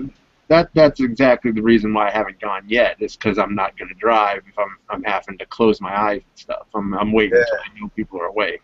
All right, because you are one of the few individuals on the internet I can fucking stand and enjoy their company. I don't want something happening to you. Yeah, keep them shut if you can, and you may find yourself getting sleepy, and sleep is real good. 24 hours should mend it right up. Feel a lot better in 24 hours. Yep. I sure hope you're right, man. That would be very nice if that was the case. Hundreds of times I've experienced a scratch cornea, and that's been my experience. It's fucked up. I had a friend in a place where I worked at some time ago, where he was at a ship, and what he had was a little piece of metal, just a tiny bit, right in there, right deep into the, right past the cornea into the deepest, and he was constantly doing this. And he tried like pouring water on that. He asked for a couple of friends to pour water on that. Maybe it'd be washed out, but it didn't do shit. So he had to go to the medical care and had a large stitch just poke right in there and try to get it out. Yeah, he felt better, but during the time that hurt like a son of a bitch. Ugh. Poor guy. That sucks. Yeah, we got somebody in here called Steven, like an Alice Cooper. What's going on? How's it going? Yeah, we're just sitting here chilling, talking about people poking their fucking eyes out and masterpieces coming from explosions. And the wonders of charm. What do you think? Do you think that art, at least as we know it on canvas, is dead at this point, especially with graphic design and the internet being able to produce Photoshop shit? I don't think so. I think it's still viable, maybe not as viable or as common, but no, man. One good piece of art shown to one set of eyeballs, or even one eyeball, is a good thing. It is uplifting, encouraging, good for depression management or despair management. Art lives, yes. Yeah, there is that, isn't there? There's a relaxation, meditation, and just being able to sit there and move your hands across and create something. I could see that. That's better than taking a fucking cell phone, taking a picture of something neat, for sure. Not with me. I consider the canvas paintings, the ones made by Leonardo's and the Da Vinci's of the world. I'm not saying they're completely gone, but I really do consider it a dying art. It's more of a hobby with people nowadays. Well, there's something wrong, though, isn't there? And I'm checking out Tommy's painting. There's a lot of people out there that are accepting this idea that if you stick paint up your ass and doo-doo all over a fucking canvas, literally, I'm not fucking using an analogy here, that somehow this shit is art. So I'm thinking something's wrong, at least in the art community. That's beautiful, by the way, Tommy. Celebrate the anus. Oh yeah, I totally see that, an anus, an art, but that's not counting the shitting out the paint part. Well, it doesn't need to have feces in it. Just get a high colonic beforehand, then paint in, paint out, no problem. There is a form of art, well, it's supposed to be anti-art called Dada. You know Dada? Not doo-doo, not Dada. I was gonna say. No, it's not doo-doo, it's Dada. Yeah. Neither it's Gaga, that's the recording artist. No, I'm talking about Dada. Yeah, I know Dada. It's just, have you seen some of these things, or I'm sure some of you have been to some of these art places before, these galleries and shit, but when you see these people standing before something that looks like it's literally melted fucking paint on a canvas, and they're like So, what is the feeling that you get from this? Well, I can see a universe within the universe. Like, shut the fuck up. It's just shit. Come on, man. Brad Kent, you don't. It means something, right? It doesn't need to have meaning. It's just a piece of art that makes it. It's all sophisticated. Like, listen to this sound. That's art. Yeah, That is- that painting that Tommy's got back there, that's artistic to me. That's fucking beautiful. That's something No. you can get a This- feeling from. But don't put a bunch of drippy fucking doo-doo in front of me and jerk off on it and say it's fucking art. Get the fuck out of here. No, this is art. You just have to listen to the art. I think celebrating the anus and ejaculation into it would be a fantastic art. Yeah. Yep, you guys are definitely getting married. I can feel it. Yeah, absolutely. I made this. Oh, that is so cute. Tommy, not a good idea to put children pictures up on these things with the kind of sick fucks that are out there in the world. Just saying, bro. Hey, thank you for the exhortation, Brett. Thank you. Just saying, I've had some people do some pretty cruel ass shit with the pictures of my kids on Facebook. Understandable. Or that sounds like hard-won experience. Yeah. I think I'll be taking off. Got some shit to do. Nice talking to everyone here. Talk to you later. See you later, Bye. Sharon. Bring a ring next time. See you soon. Sure. I'll consider it.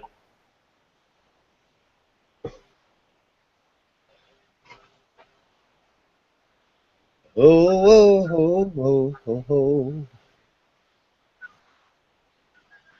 Oh, welcome, Beckel.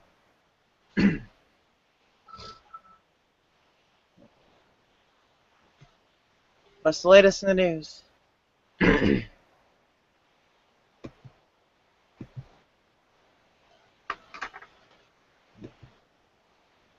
see that Tom DeLay is saying that, or threatening to make all hell break loose if the Supreme Court backs marriage equality. Backs what? Tom Hell says that he's going to make all hell break loose if the Supreme Court backs marriage equality. I hate when that happens. What does he think he's going to do exactly? I probably just make announcements, you know, a rebellion. Maybe open my septic tank. Just tell him to kiss your scratch and sniff and move on. I'll be right back. I'm going to give me a smoke. Yeah, Kevin Swanson says that Caitlyn Jenner is in the bondage of Satan in a pagan culture. Apparently, the United States being a putatively pagan culture. Well, may Satan have mercy. You know, if that's the truth, I guess.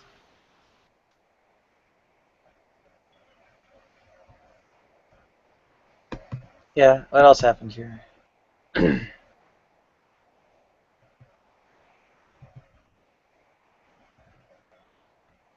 Oh, Glenn Beck apparently has whoops. Glenn Beck apparently has about how many pastors? 10,000 pastors who are willing to die resisting anti-Christian persecution in America. Oh yeah, he was saying it was between 10,000 to 17,000 or something like that. That's, I don't know, that's some scary stuff, man. Poor Glenn Beck. Poor Glenn Beck. It ain't. Ron Fisher said it was because of all the witchcraft and sodomy, Veckel.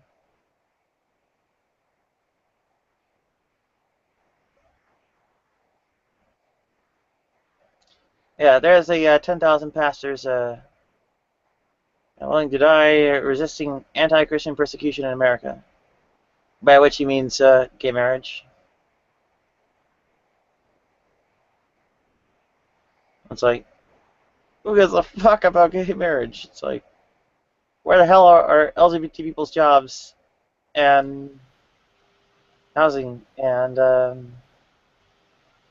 anything else, healthcare?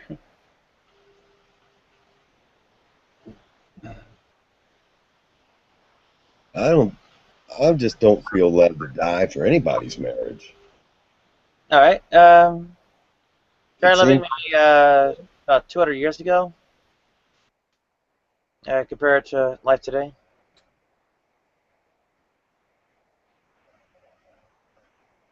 And you can wind back, like 400, 600, 800 years ago. Tell me, is it better or worse? I'm glad I missed it.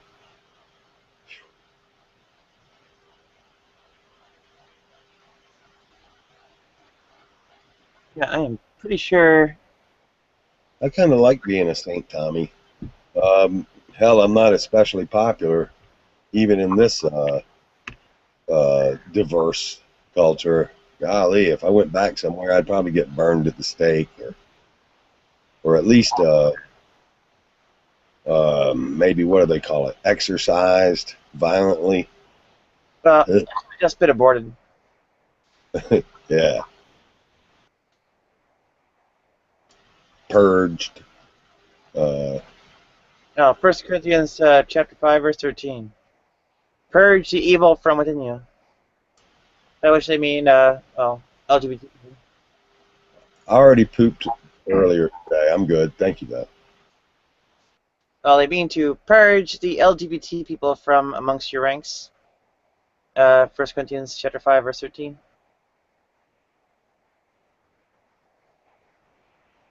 Well, sexual immorality refers to LGBT.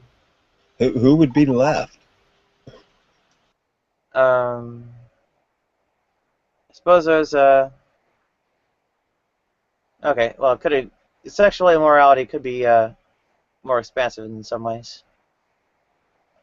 But overall, it's referring to the sexually immoral. Could that mean one thought, one unorthodox thought, or double take? I can't be right. Oh my gosh! I guess everybody would do well to wear Birkins. The justification of the thing? The justification of what?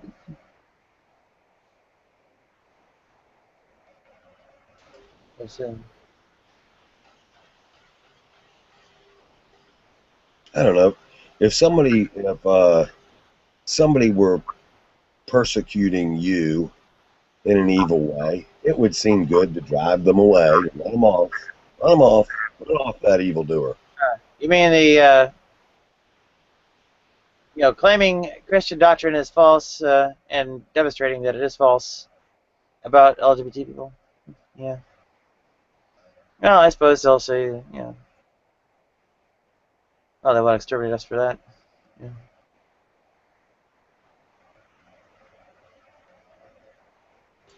Well, I've never met a Christian doctrine that I understood perfectly, anyway.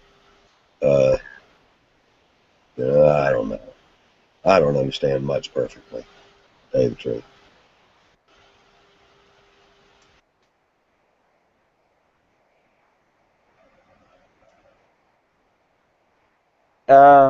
Actually, we do. Oh, well, I stand informed. As I said, utilitarian ethical naturalism. Various others are actually religious believers.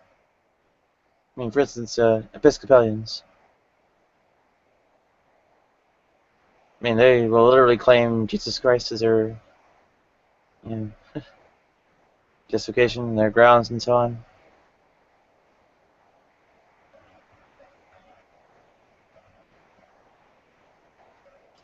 I was affirmed Episcopalian, was baptized Catholic, but affirmed. Well, oh no, confirmed. Yeah, confirmation. Age 14. Yeah, Episcopal. It was fun. I believe there's even a trans Episcopal bishop. Jack Spawn did my uncle's funeral. He said it was the saddest funeral he's ever done. And so I'm kind of famous like that, a little bit. Well, I can agree. I'm back, guys. I just took a year off my life. Thank God that you're back.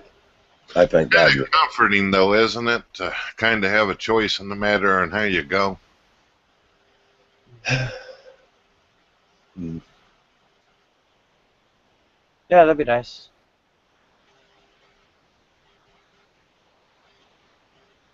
I've had more destructive habits than ingesting fine American tobacco.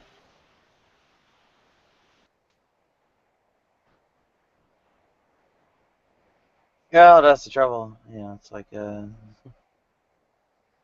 really deeming anything centered, deeming like LGBT affairs sin at all is highly problematic.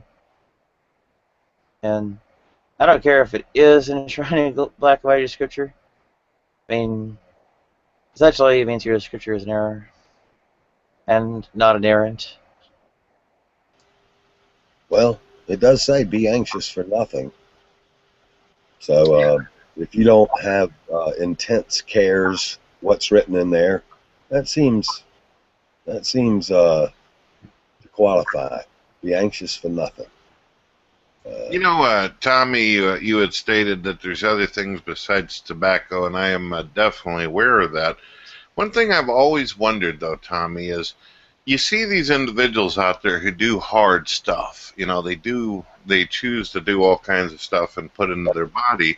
And one thing I've always been curious of is some of them talk about how difficult life is for them and how tough it is. And I'm thinking, damn, if you can afford that hard shit that you just fucking bought, you must not be doing all too bad, because I sure as hell couldn't afford it even if I wanted to. Starbucks. It's outrageously priced, but it's so tasty. I hear ya. Mm.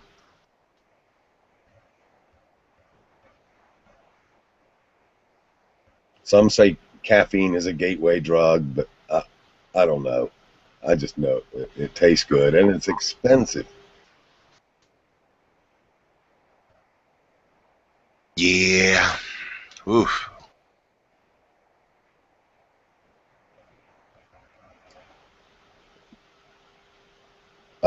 I do not endorse McDonald's coffee at this time. That is all.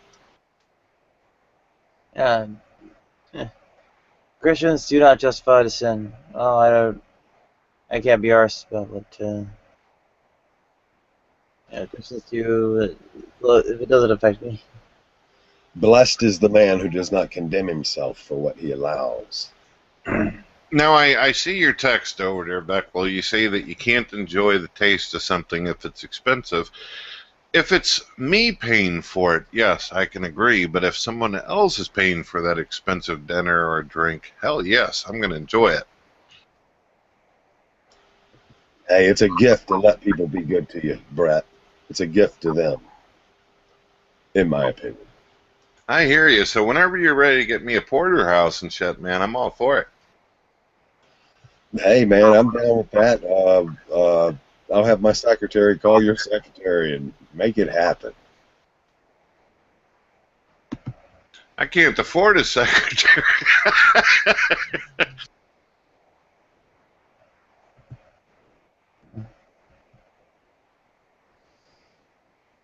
Yeah, I need a.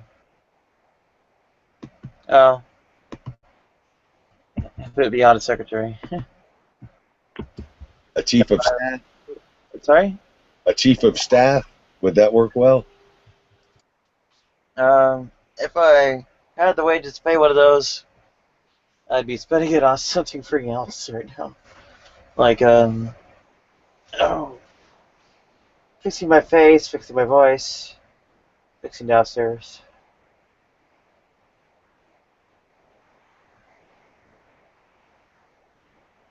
Fixing downstairs, I thought you said there was no basement. What? You said you need to fix downstairs, but you claimed earlier you don't have a basement. It's a matter of vision. Oh, it's 4 o'clock in the morning. You're going to have to be more descriptive. Yeah, fixing my crotch, I guess. Oh, that definitely answers the questions, the mysteries of the universe for sure. It's not that big a mystery, but not even that interesting. Well, may you enjoy what you have until you get more or less, and if you get more or less, may you enjoy that. If I could do that, there wouldn't be a reason to bother repairing my body. I'm sorry, what was it? If I could do that, there wouldn't be a reason to go about repairing my body. I see. I mean, Usually, whenever it comes to the crotch area, though, less is more usually doesn't stand its weight. I was never much of a man anyway. I don't know. I hear you, but you never hear a guy running around saying, I lost 2 inches on my wee-wee and stuff, I'm doing great. It's that cold swimming pool effect, you know? Yeah. I hear you there. You don't even look at yourself then. Quite embarrassing when you're an adolescent skinny dipping. Forget about images. I want that thing turned inside out.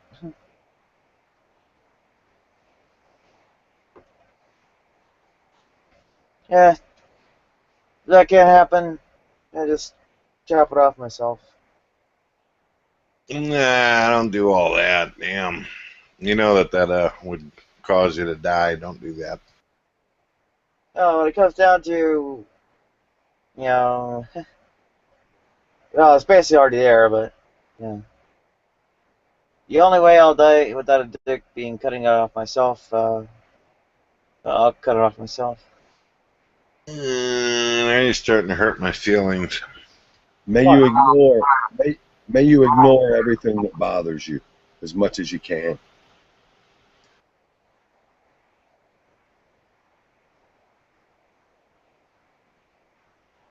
Yeah, that's kind of ridiculous, but anyway.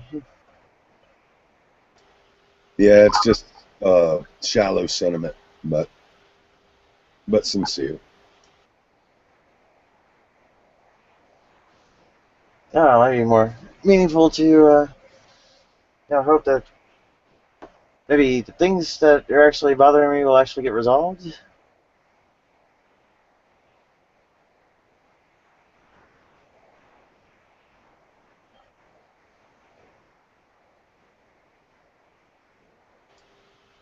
I'm sorry, was that a inquiry or was that a declaration?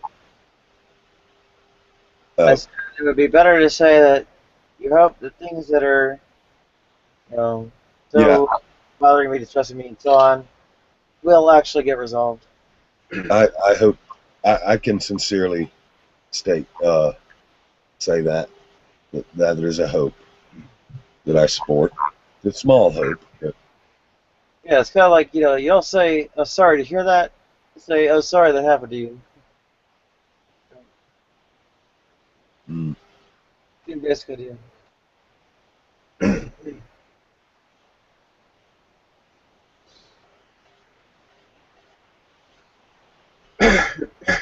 I am. So what's going on there, Green Slime? You're awfully quiet.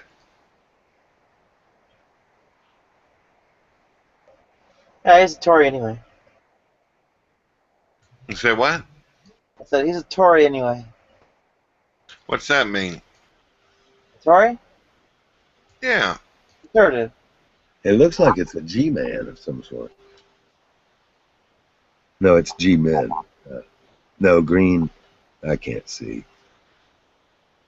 Unfortunately, Nadia, with the way you're laying, it's difficult to understand you.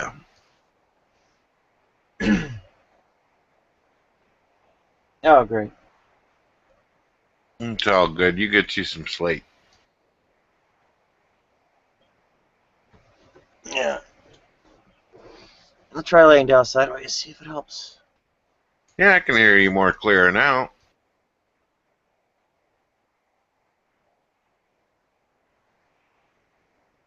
Yeah, it's all psychological, Beckle says. What the hell does he mean by that?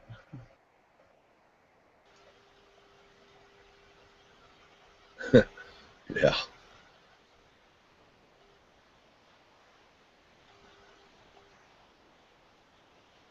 I don't know exactly the context of what he was getting at on that. Well, sounds like a refutation. It sounds like a refutation of what he perceives or what he believes that he hears. But anyway, yeah, it ain't that hard to figure out. I don't figure. Well, unless somebody's very specific about what it is they're refuting or debunking or talking about, I don't know what the fuck they're even getting into in the first place. I need specifics. Yeah, it's innuendo. You know, it's a way. It's almost like a plausibly deniable kind of a thing. Seems like, which is understandable. People make all kinds of declarations because they feel guilty if they don't. It seems like, or they feel compelled, like they just gotta declare something truthful, or else they're guilty. A lot of condemnation gets uttered, motivated by fear. Seems like, but that's a little bit deepy deep. So I'll pull back a little bit. Yeah. Oh, I couldn't hear. What were you answering? Yeah, we were just speculating on what the comment specifically meant, and we've come to no conclusion on it, so we're just kind of moving on. Okay.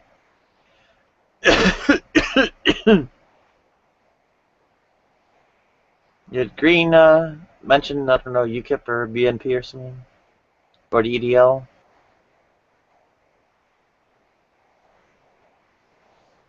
I don't know what the hell Green's doing. They haven't said a damn word since they come in here. Well, given that he is extremely conservative, I formally apologize to you for Nikki Sinclair. Yeah. Nick using Claire, you say? Nikki Sinclair. Who the hell's that? A UKIP MEP who I guess was recently, I don't know, somehow interesting. Yep. Were you waving, Tommy? No, I was blessing the green guy who is allegedly conservative as just a friendly act of greeting. I have a special place in my heart for human beings that hold conservative ideals, and it ain't an easy road to hack, you know. Please convert him to communism. I beg your pardon? Could you please convert him to communism? That would help a lot. I unfortunately, I have no power to convert, but for you, I would consider it, but I have no power to convert, no. Yeah, there are too many conservatives and not enough, well, leftists. Especially You looking to sell any? You looking to sell any, or? What? No, I'm just kidding. It was a silly question. Are you looking to sell any conservatives? It sounds like you had too many conservatives and, you know, thought maybe you'd want to sell some of them. But it was a silly question, of course. Yeah. Yeah, I've always wondered, Tommy, as well as Nadia, is conservative even a coherent thought process in the first place? Who the fuck actually conserves in the first place? We always accept more if given. No, generally your first, like, you know, rednecks, hicks, hillbillies, Republicans, neo-Nazis, Klansmen, neo-Confederates, and Christians. Now, let's take Republicans, for example, or some of the individuals that we've seen in politics. When have they ever conserved shit? At What about any time? conservative communist? There's no such thing as a conservative communist. I should. I don't know if I've ever heard of a conservative communist. What you got for us, Nadia? Well, kind of hoping, I don't know. Instead of, what is it? Was it William Crystal or Irving Crystal? I think it was William Crystal who said, We need fewer Denmarks and more Indonesias. I think we need a hell of a lot more Denmarks, Norways, and so on.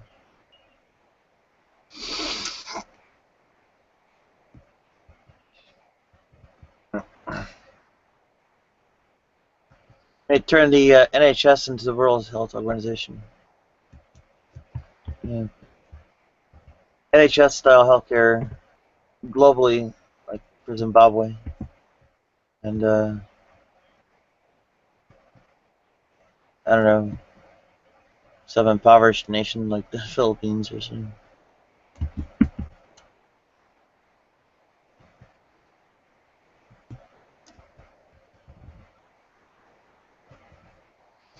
Fun. You can't get any bigger government global. We need a new world order. But the one world government. I currently desire more grace and less condemnation. That and more money. About, I don't know, $3,000 more would be convenient. And maybe a ham biscuit from my local fast food place. The dictatorship of the proletariat is very graceful. I like that.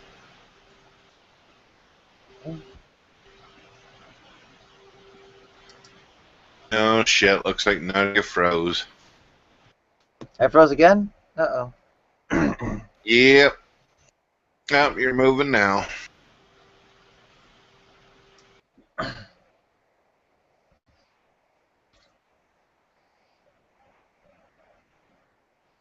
This android, ANNE space DROID person is pretty freaking hostile. It's probably a sock account for somebody who's kind of like known to shit on me in general. The system encountered a problem.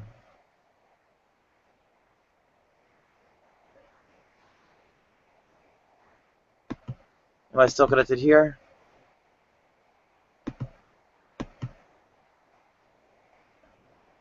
Up, you're moving again. Yeah. Post was not sure. Please try again. This shit didn't start doing this till the green head came in. Oh, now it's working. Okay. So, Nadia, obviously, when I was taking a break from Google Hangouts, it apparently there's some shit that's fucking broken. So I tried doing some Hangouts and shit. Didn't care for doing a big long one or anything, and I used Cameraman, and all of a sudden it made it to where nobody could be seen on the fucking screen. You have any idea what the deal is with that? I don't know offhand. Cameraman made it so nobody was visible on the screen. Yeah, it made it to where if I clicked on anybody, it wouldn't show their picture or their image, nothing. It just showed like a blank avatar. They could be heard, but none of them were seen unless I clicked on my own avatar. Then my picture would show, but nobody else. I have not run into that. Well, it happened to me twice whenever I did the thing as soon as I tried to operate Cameraman, so I can't do like what you do, Nadia, where I just leave it open and shit. People deliberately try to fuck over my Hangouts if I leave it completely open to them showing themselves immediately on the screen. Did you unpresent everyone by chance? No, all I did was what I used to do was I opened up Cameraman to make it to where I could broadcast people whenever they come in. But they immediately came through, but they just weren't seen on the outside of the screen.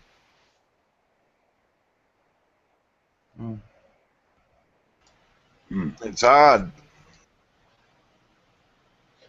It sounds like it might have been an anomaly, but then again, there may have been something suspicious about it somehow. Maybe, I don't know. But it does sound odd, it does. Hey, you better bra. Yeah, there's something wrong with the fucking button. I might, maybe, I need to clean out my temp files or some shit and try to, like, delete the app and then reinstall it. Maybe they've added more features or something. I don't know. That Oh, yeah. sounds productive, potentially productive. Oh, But is that? the problem is, though, Tommy, is I feel like Nadia does in so many situations. I get people that come in where they don't actually want to have a discussion with me or talk about any fucking thing. Like I had two pricks come in the last time I did it, and all they kept talking about, they act like I wasn't even there, and I'm the one that's fucking got the hangout open. They're just fucking talking about roller coaster rides the whole damn time. So I'm sitting there for 10 minutes, and I'm like, yeah, that's okay. I think that we pretty much fucking used up roller coaster entertainment, right? Can we move on? Oh, wait a minute. Let me tell you. I don't know if they were trolling me or what, but I ended up having to kick their stupid punk asses out. They were ruining the room.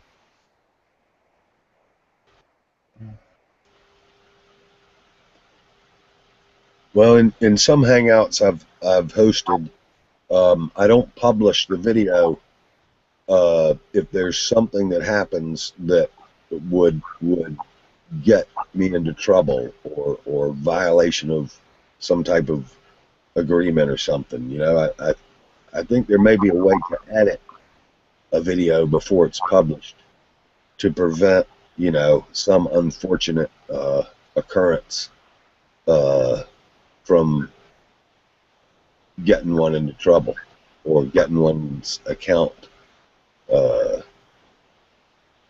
defiled or something. Well, it's true what you're saying. There's a way to edit the video, but after it's actually complete, you could put the video on private.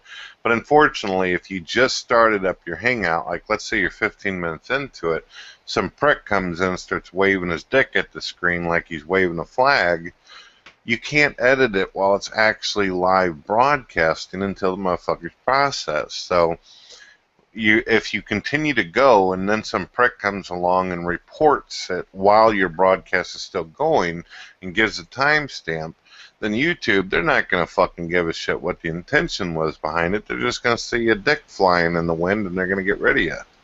That makes sense. I wish YouTube was a little bit more fair about these things, but apparently they got better things to do than watch 15 minutes of a fucking clip to see if you actually wanted that dick on the screen in the first place.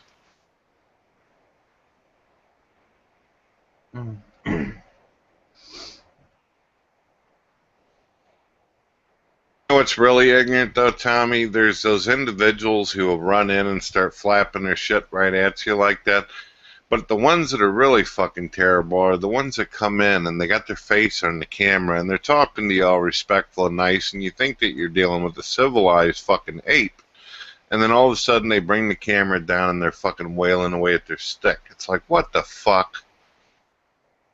Maybe have a primary account and then 15 or 40 auxiliary accounts that you only do hangouts.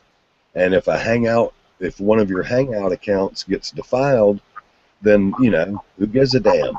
Just move on to the second of the 40 that you have in stock. Just thinking it through, thinking out loud about how to preserve one's valuable channel and still have freedom to do a hangout without jeopardizing one's primary channel. And just thinking out loud. In the past, that would have been a fantastic idea and everything. You got other accounts that you can do it on. Unfortunately, with the new features of Google Plus, as soon as you make a channel, they're going to attempt and force you to connect your account to your other accounts. And the reason why they do that is because you got all these pricks on the internet who like to fuck with people on bullshit accounts. So now they want to do it to where they can knock every one of your shit down in one single fucking swipe instead of, you know, play cat and mouse all day with you. So it's screwed everybody. If somebody gets you fucked on one channel, it's going to have an impact on all of them if they're connected.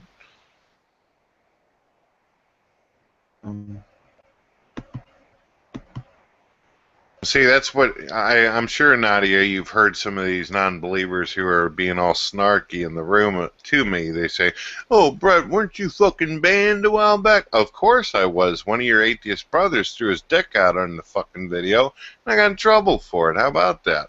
You know, so I don't get it. Isn't it terrible?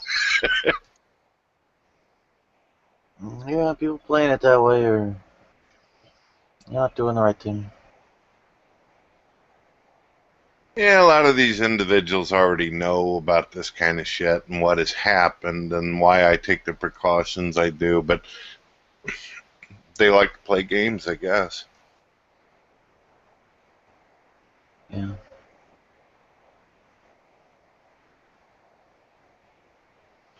Yeah, it's fun to hate. It's fun to hate sometimes those that are envied. Yeah.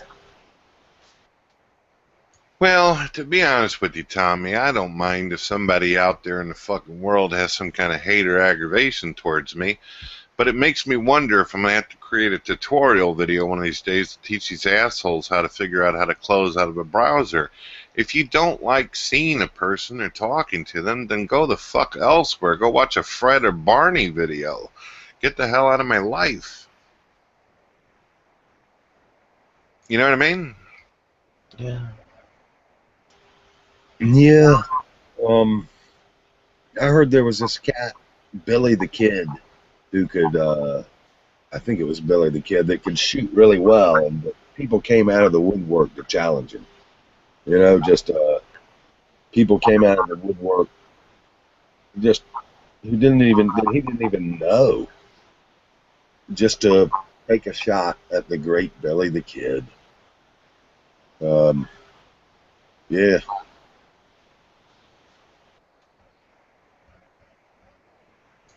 I understand your analogy. I wouldn't compare myself with somebody as legendary as Billy the Kid and his talents and abilities. I'm just a fucking head that bobs on the screen and shares my ideas and thoughts. There's a million people out there like that, and I don't think they ought to be treated like a fucking piece of garbage just because of it.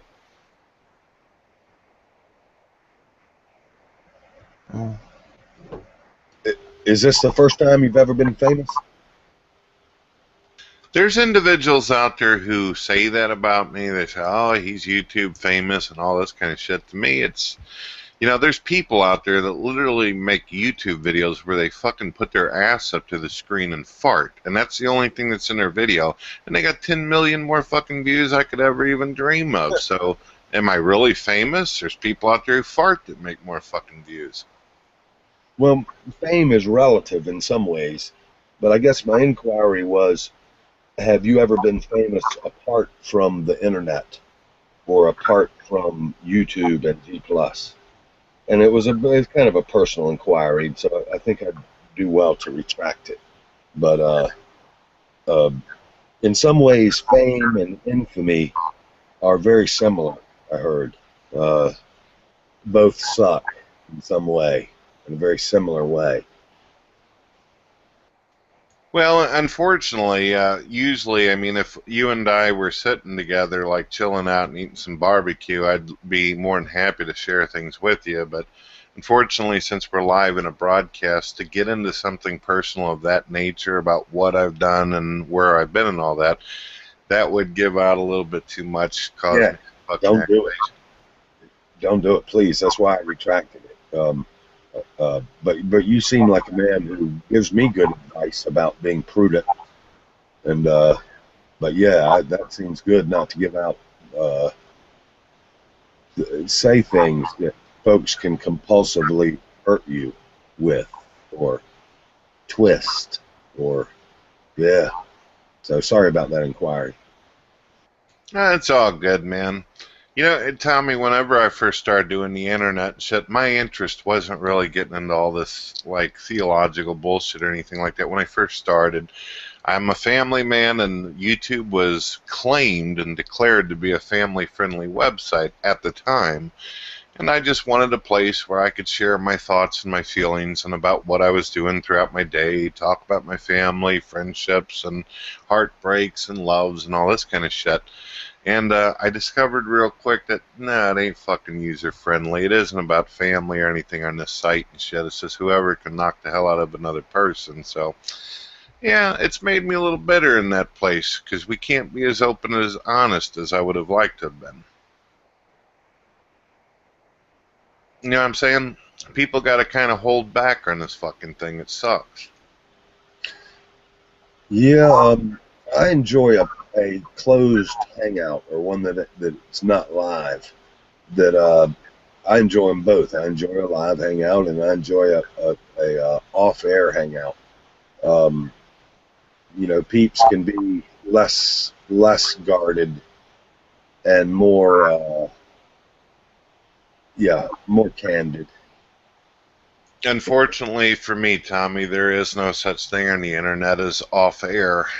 Whether I'm in a private room or I'm on a Skype conversation with one or two individuals, I notice that people intentionally fucking got their recorder ready and they're always looking for something to juice on and make public.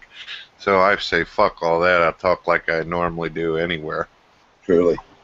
That's one thing I really enjoy about being anonymous. I really enjoy that. Is that nobody gives a shit what I say.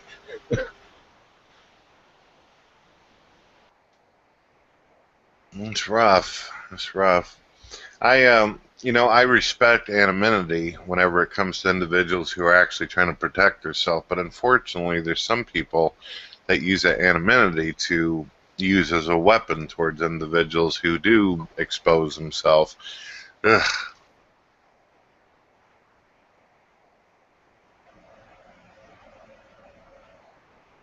You know what I mean? Oh yes. Oh yes. It is insulation. The insulation of anonymity isn't necessarily good or bad by default. I like insulation though. I like not being fucked with by poor intentioned peeps. You know, I like the protection of insulation of being anonymous.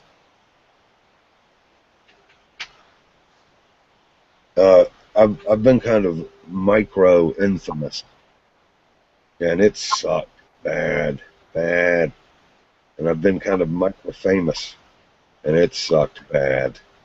Of course, I like the famous better, but it still sucked bad. But I have a high value, I don't know, relatively speaking, I guess. I have a high appreciation of anonymity and insulation.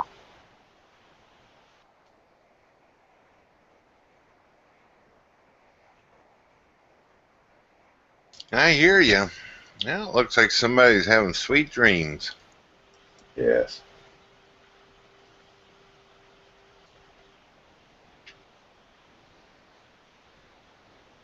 I'm thinking about that Bojangles ham biscuit. Let's see if they're open yet. Oh, about 10 minutes. 10 minutes. Yep. I don't know. There's a fast food place called Bojangles. They sell a mean ham biscuit, man. I'm gonna have to roll here shortly.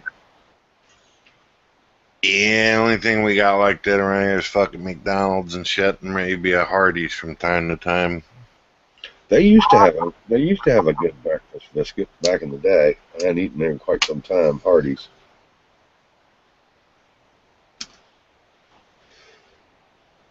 Yeah, I got some good stuff. Yeah.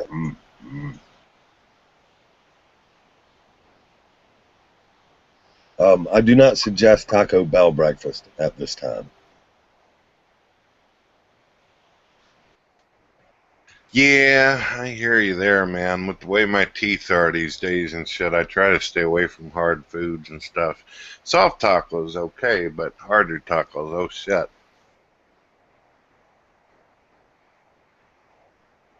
Yeah, those little shells poking down in those spaces can can be kind of painful from my end of reality, you know. Yeah, where those molars used to be, it's just not as much molar, and yeah, I know the feeling. Peanuts just ain't the same.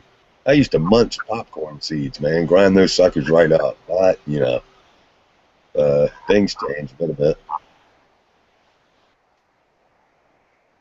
I hear you there, man. Popcorn. Hey, did you hear about the rare white-faced deer? I missed that. Did somebody shoot it or catch it or photograph it? What's the story on that? Oh, it's alive. Someone is actually taking care of it. Apparently, the mother deer abandoned it because of how strange it looked. Here's the link. Wow. Yep, the white-faced deer. I thought about selling kittens, three-legged kittens for a living. Everybody loves a three-legged kitten. You know, they're big sellers. But I don't know. Maybe it wouldn't go over so good.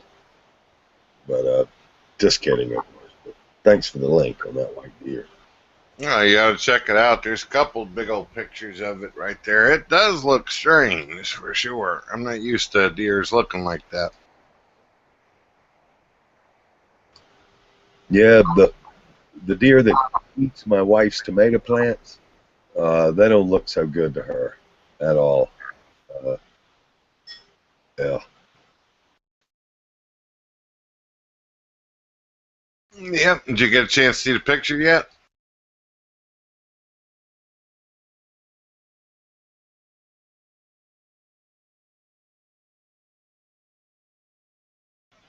Did somebody bleach that little vermin?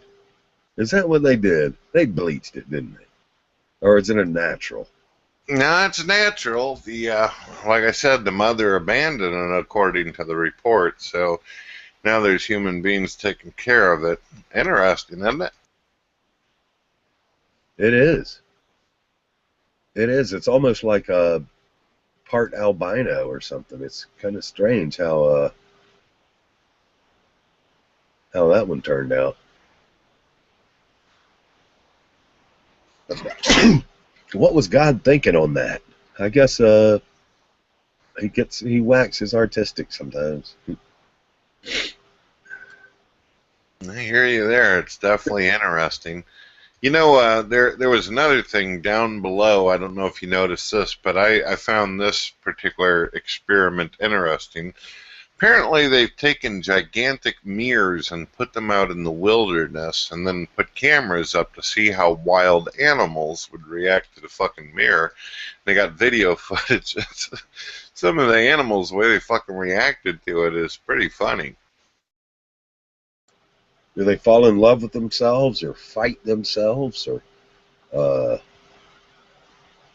do little dances or I guess a variety of behaviors maybe? Well, there are a couple different reactions. Like a chimpanzee stood there and looked at it for a little bit and then ran around it and then came back and held one of its arms up, started scratching its fucking armpit. Didn't seem like it was sure what the hell it was looking at. Then a gorilla, on one of their incidences, was standing there and it looked at it and started getting all pissed off and ran directly at the mirror and smashed into it. Hopefully the thing didn't hurt itself, but looked to do harm to its reflection. Didn't work out too good for it. There was a cheetah in one of them where it started rubbing all over the mirror like it was wanting to fuck itself. It's odd. You should see the footage. Self-conceptualization. It's a tricky process for sentient beings, I hear. Yeah, kind of treacherous how one sees oneself, whether one sees oneself as good and why. Yeah, tricky, I hear. Can be kind of treacherous to think about oneself a lot. Yeah.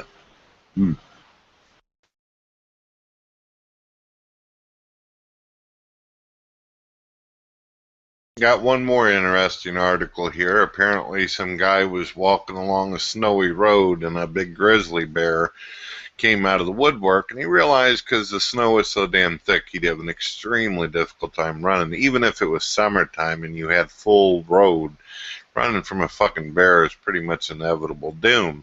So what the guy does is he starts jumping up and down and making fucking caulking noises like a bird and flapping his hands up in the air. And for some reason it disturbed the bear, and it took the fuck off.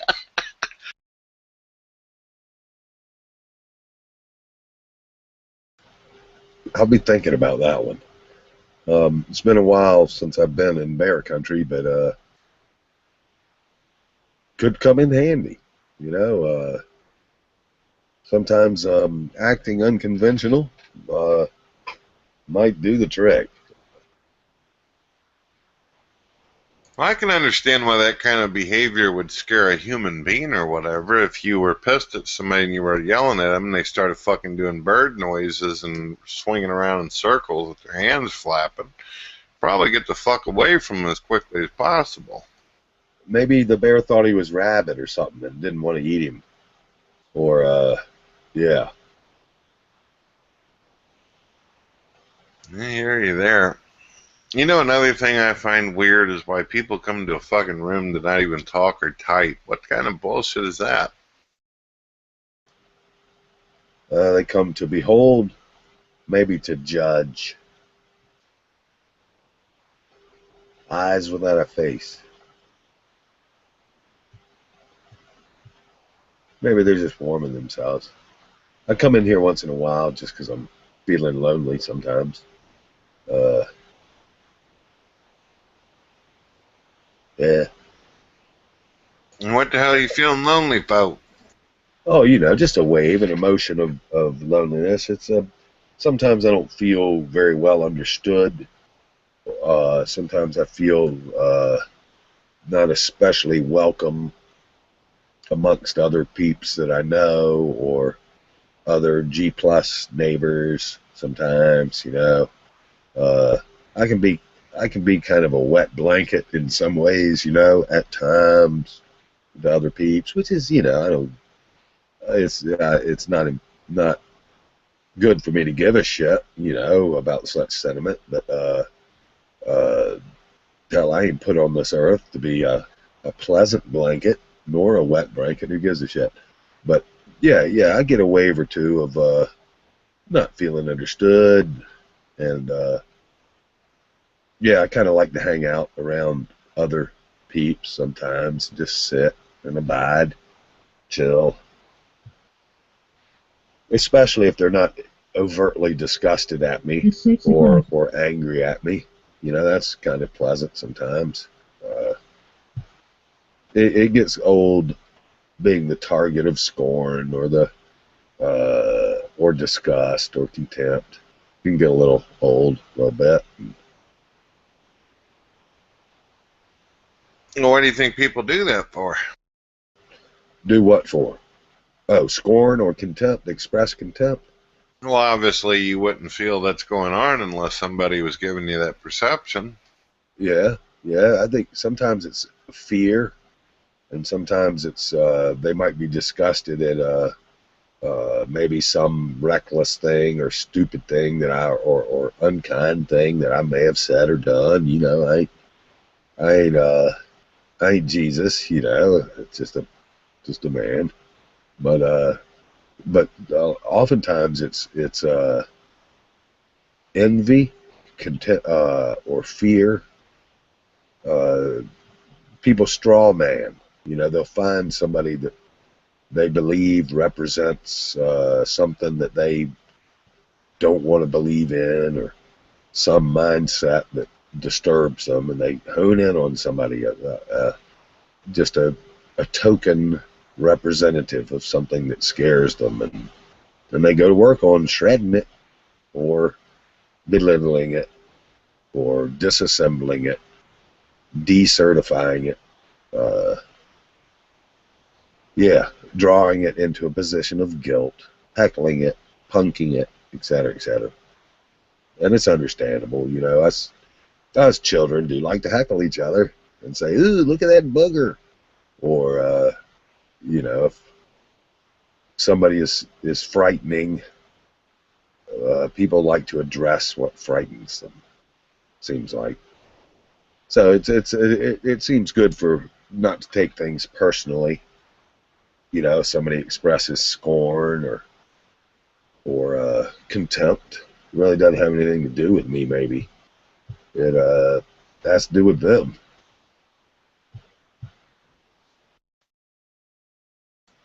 It's like a famous rock musician. He hears somebody yell out, "We love you, we love you," and then 10 minutes later hears, "You suck. What happened to you? Well, why didn't you keep making music like you did in your first album?" And yeah, it's a strange thing, being famous or being known, or yeah, it is. I hear you, man. I had some atheists post me some bullshit on Facebook. I do not ask them to connect with me on Facebook, but for some reason they add me nonetheless.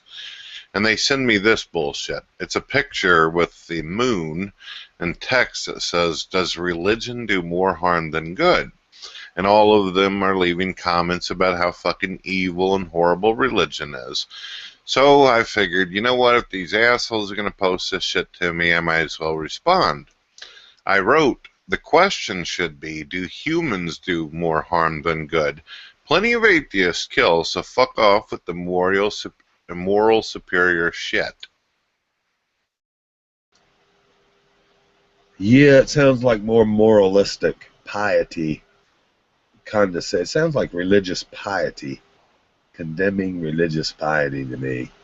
Religion, what is religion? Oh, Jesus said good religion is to take care of widows and orphans and not get hung up in that funky shit going down in the city, or something like that. It's a bad paraphrase, I concede, but anyway, good religion is to take care of widows and orphans. What is religion? To me, it's a very simplistic, simple generalization. Say religion is not. I mean, in some ways, atheism seems to be religious.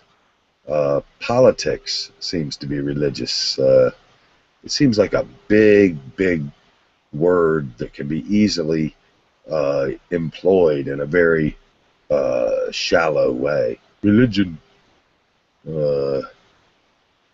Yeah, religiously look at the Redskins, or yeah, what is religion? What is the Christian religion? I begin to suspect that there are as many religions as there are individuals that think religiously. That there is no one religion in a official catechism kind of way. It's just people. But anyway, yeah, religion. Does it do more harm than good?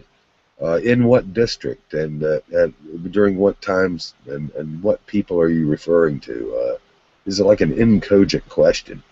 Does religion do more harm than good? Do ideas do more harm than good? It's just, yeah, it's a ridiculous inquiry. Actually, it's not even a question. It's almost a accusation masking itself as a question. It's really a statement. Religion does more harm than good, which is insane in the membrane, or incogent in a way. To me, it's just a dumbass religious statement to say religion does more harm than good. Exactly. But that's me. I unfortunately was bored enough to get myself into a debate with an individual a couple years back where that was their big thing too. Religious people are mentally ill. If you're in a religion, then there must be something fucking wrong with you because religion causes all the problems in the world. So I'm sitting there with this asshole, and I say to him, and it was live, and I said, if you were to take all the Bibles and all the Qurans and every religious ancient text there is and put it in a room, close the door, and then take humanity and wipe it completely the fuck out, but keep those books in order, is anybody going to get harmed? No. Nobody's going to fucking harm because there's no human beings around to do it. So then you have to ask yourself, then what's the real problem? Dickhead took about 1 minute of pure silence and then took off. I think you got the point. Wow. Sounds like he was speechless. Sounds like that his tongue was stopped. Then he gave up. He just bailed out. He got stumped. Stump quit, you know? Yeah. It's true. The real power comes from the belief. It comes from the power of one's consciousness, one's faith, from the grace, as you speak of. It doesn't just sit there as a book. The danger comes from the human being and what they're going to do with it. It can either be the greatest contribution to humanity or it can be used as a weapon. But you know what? Anything can.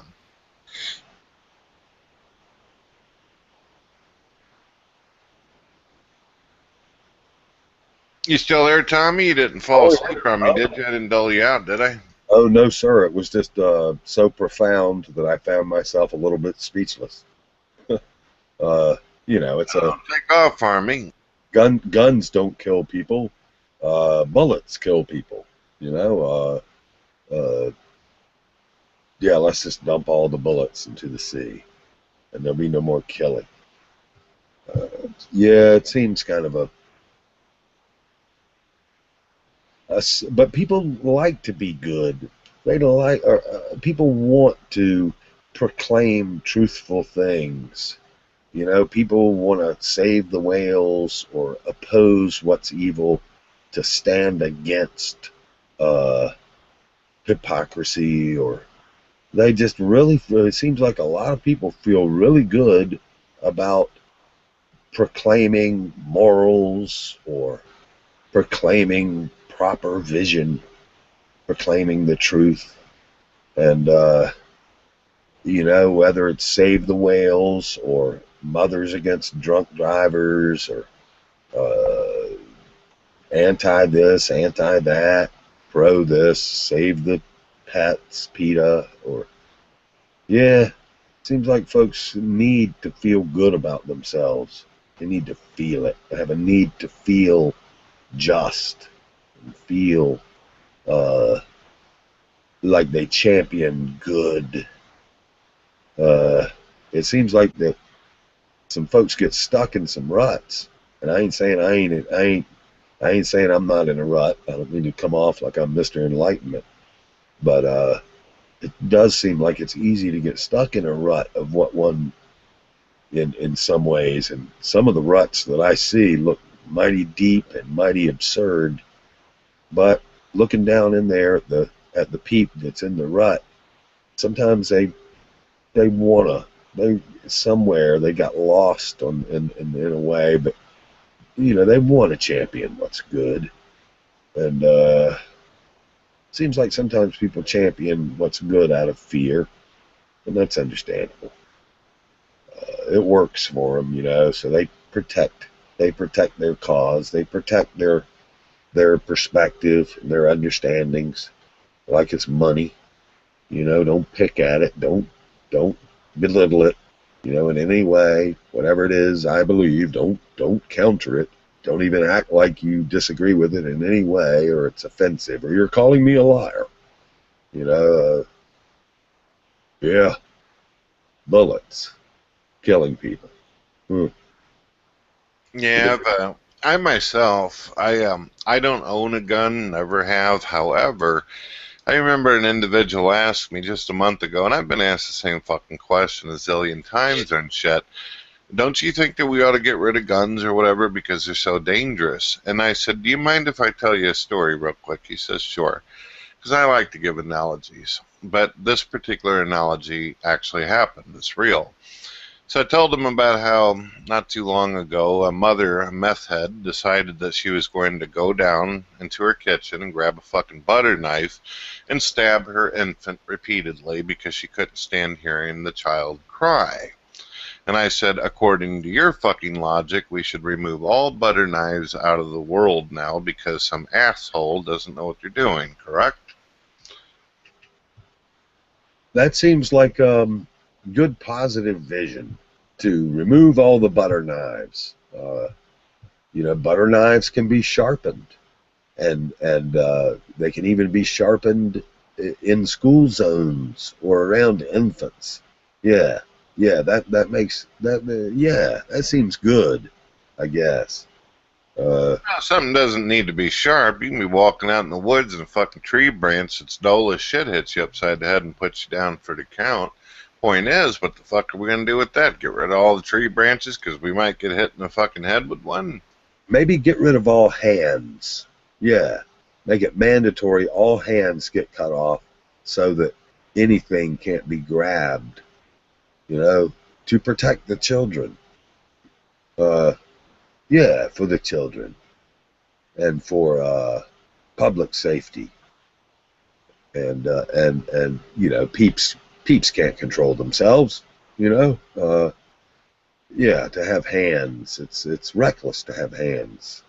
And maybe even to have hands, one is guilty by default, just for having hands is immoral, perhaps one would propose. Yeah, that sounds kind of screwy a little bit sad, because it is actually believed, yeah. I remember opposing religion, or what I thought was a religion, as a younger man, and I still oppose some religious mindsets and precepts. But I do remember having a more simplistic, making simplistic declarations.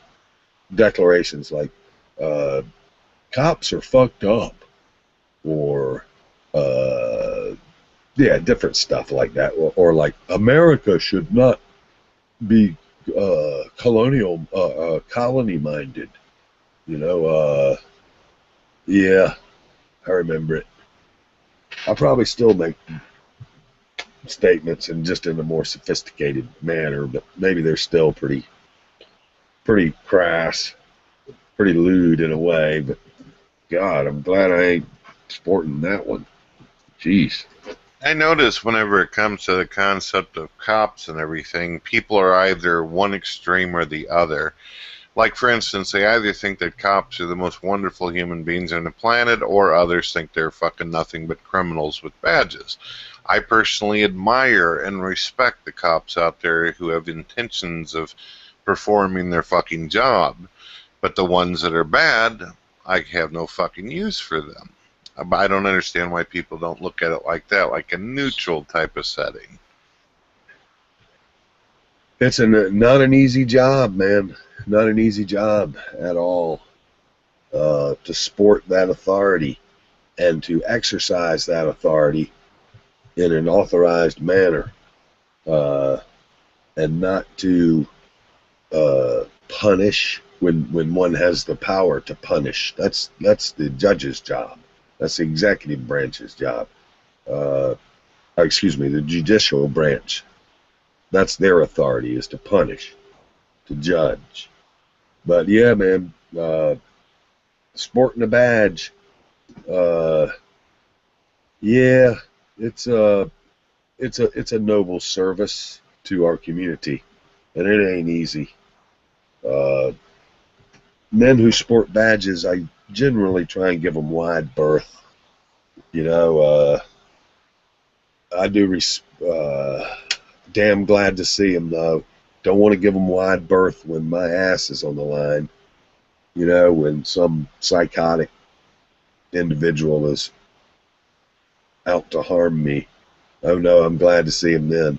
Or if I need help, like saving property or saving resource, saving life or something. Oh, glad to see him then. But generally speaking, I don't like to be anybody's lunch, or I don't like to look down the barrel of a gun. So I give them wide berth. Anybody who sports a pistol, Usually try not to bother them, get on their nerves, or make an ass of myself in their face. Kind of like Vietnam vets, you know. They just, you know, don't want to give them a little wider berth, you know. It's a tough job, and if they're stressed out over it, that's understandable. Understandable. Plus, if they have a job to enforce local law that I may not be in compliance with, you know, I don't lie. I'd just soon keep away from them if I'm going 57 into 55. You know, I really don't want to stick out like a sore thumb. But yeah, it is a hard job, and very hard. Well, I think it depends on the area. These cops that are in the cities and shit, where I live out in the fucking country. The worst thing you're going to deal with is some fucking kid doing pot or a fucking bear falling out of a tree. There's not much really to be worried about on that end. So our cops are usually more motivated to get to the donut shop. There ain't shit for them to do around here. But in St. Louis, man, they seem like they're just looking to crack somebody's fucking head open. Shit. Yeah, it does seem adversarial. And, you know, that cops in urban environments are in a combat zone, you know, more so than in a rural environment. Yeah. That's a job I would not particularly want to take, want to abide. Nope. Glad they're there, though. Glad they're there, you know, happy for them, but not my cup of tea. In some ways, I view a cop like I do a statesman, like a politician or a statesman. Just not for me. Not my calling. I'm glad we have them, but yeah, maybe it's for younger people, you know, but it ain't for me at this point. I retired from politics in '09, and yeah, very abruptly. I said, nope, what am I doing here? It became clear to me that it was obsolete politics, obsolete for me personally.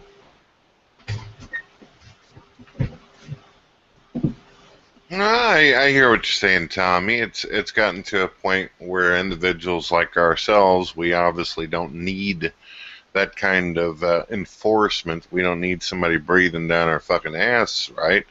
But there are some fucking crazy son of a bitches out there that just seem to get off from watching the world burn. So, yeah, I see the use for cops there. I know that I can control myself and keep myself from being an asshole, and you can do that, but some pricks can't. Oh, I meant for me. I retired from politics, and I am not into law enforcement. It's you know, as far as, not that I wouldn't try and stop somebody from assaulting somebody else. I might do that, or I might even turn somebody in if they robbed a bank or something. You know, it would seem good. Maybe they were in need of restraint. But for me, I don't want to be a politician. Not anymore. I don't want to be a statesman. I don't want to get involved in politics and all the wrangling and all the, yeah, for me, I'm glad we have politicians. I'm glad we have cops. But for me, that's not my calling. But I'm glad we've got them, because I share your view that this is one strange world, and there are some individuals out here who are in need of restraint, who are very evil-minded, some of them. And man, having cops and politicians around, and judges, and presidents, and yeah, and generals seems good. Good, yes. And I still vote, you know, but I just don't focus on politics anymore, and I don't interact with other people about politics as a point of focus. Not that I avoid it or anything, but I don't really champion property rights or lower taxes anymore as a point. That's not my shtick to talk about politics or it's not me anymore. Yep. I retired very abruptly in '09. I saw the light of its obsolescence, that it was obsolete for me. But I'm still glad others do it. I'm still glad other people vote and other people carry badges and guns. And I'm glad other people run armies and preside. Yes. The governor, sheriff, whatnot. Seems respectable. Hard job.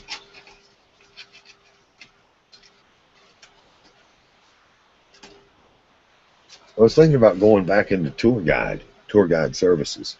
That was a blast. That's yum. Fishing trips. Very relaxing. It's a good service to offer humanity. And it can be done with excellence. It's an art in a way. Being a quality tour guiding it has some artistic opportunity loaded up in that.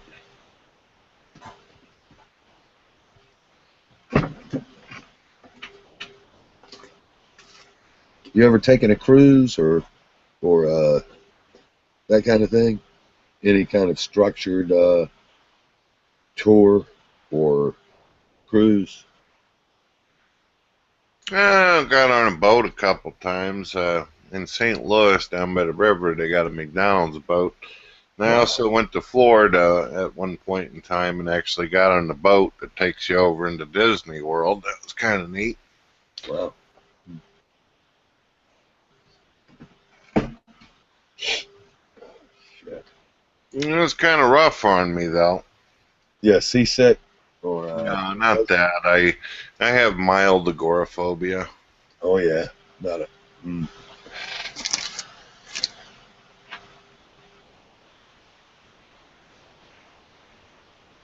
Hey, Nadia, welcome back to the world.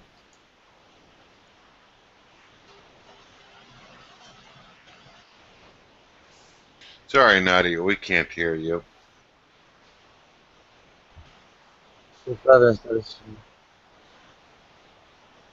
What'd you say? Gives a 5 minutes notice. So. Oh, your hangout's about to close out? Well, it was good to see y'all. I'm going to go ahead, but it was good to see you guys. We'll see you later, man. Enjoy your Egg McMuffin. Thank you. Good to see you now. Bye now. You on too, Tommy? You planning on opening up another one, or are you just hitting the sack? Yeah, I'm opening up another one.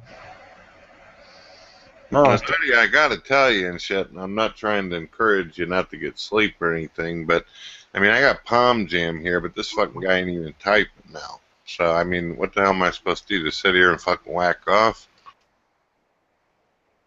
Oh, what was going on? I just woke up, Brett. Oh, you just woke up? Well, you've been sitting there for like fucking hours and just looking at this little baby with the squishy face. That's the word. All right, she put the link up. I guess we're heading over. Yeah.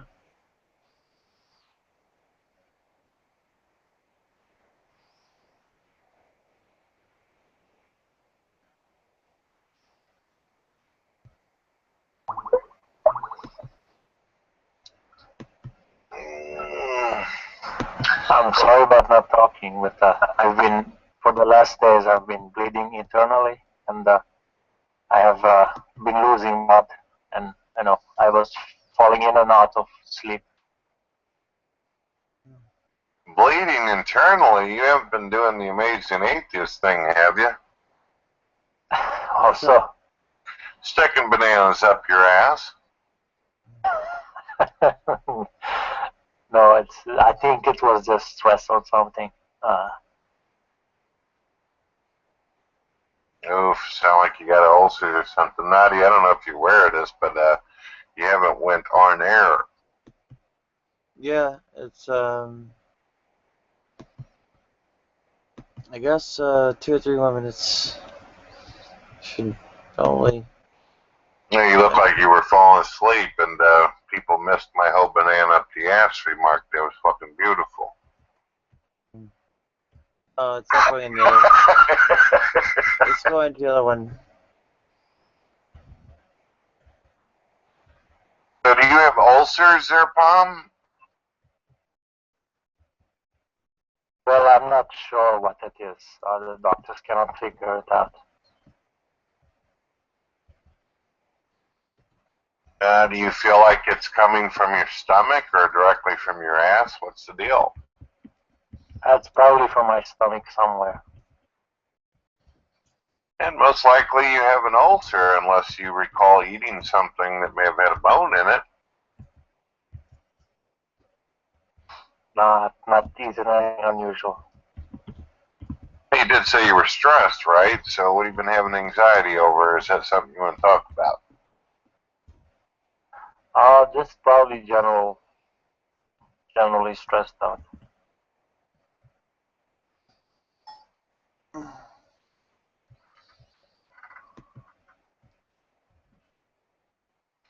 Well, I'm here if you'd like to talk about it.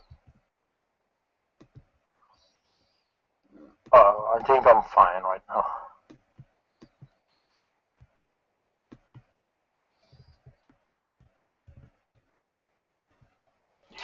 Alrighty. Well, I hate to hear anybody suffering or having any kind of pain over there. If you ever need somebody to talk to, I'm all ears. I got big ass ears too.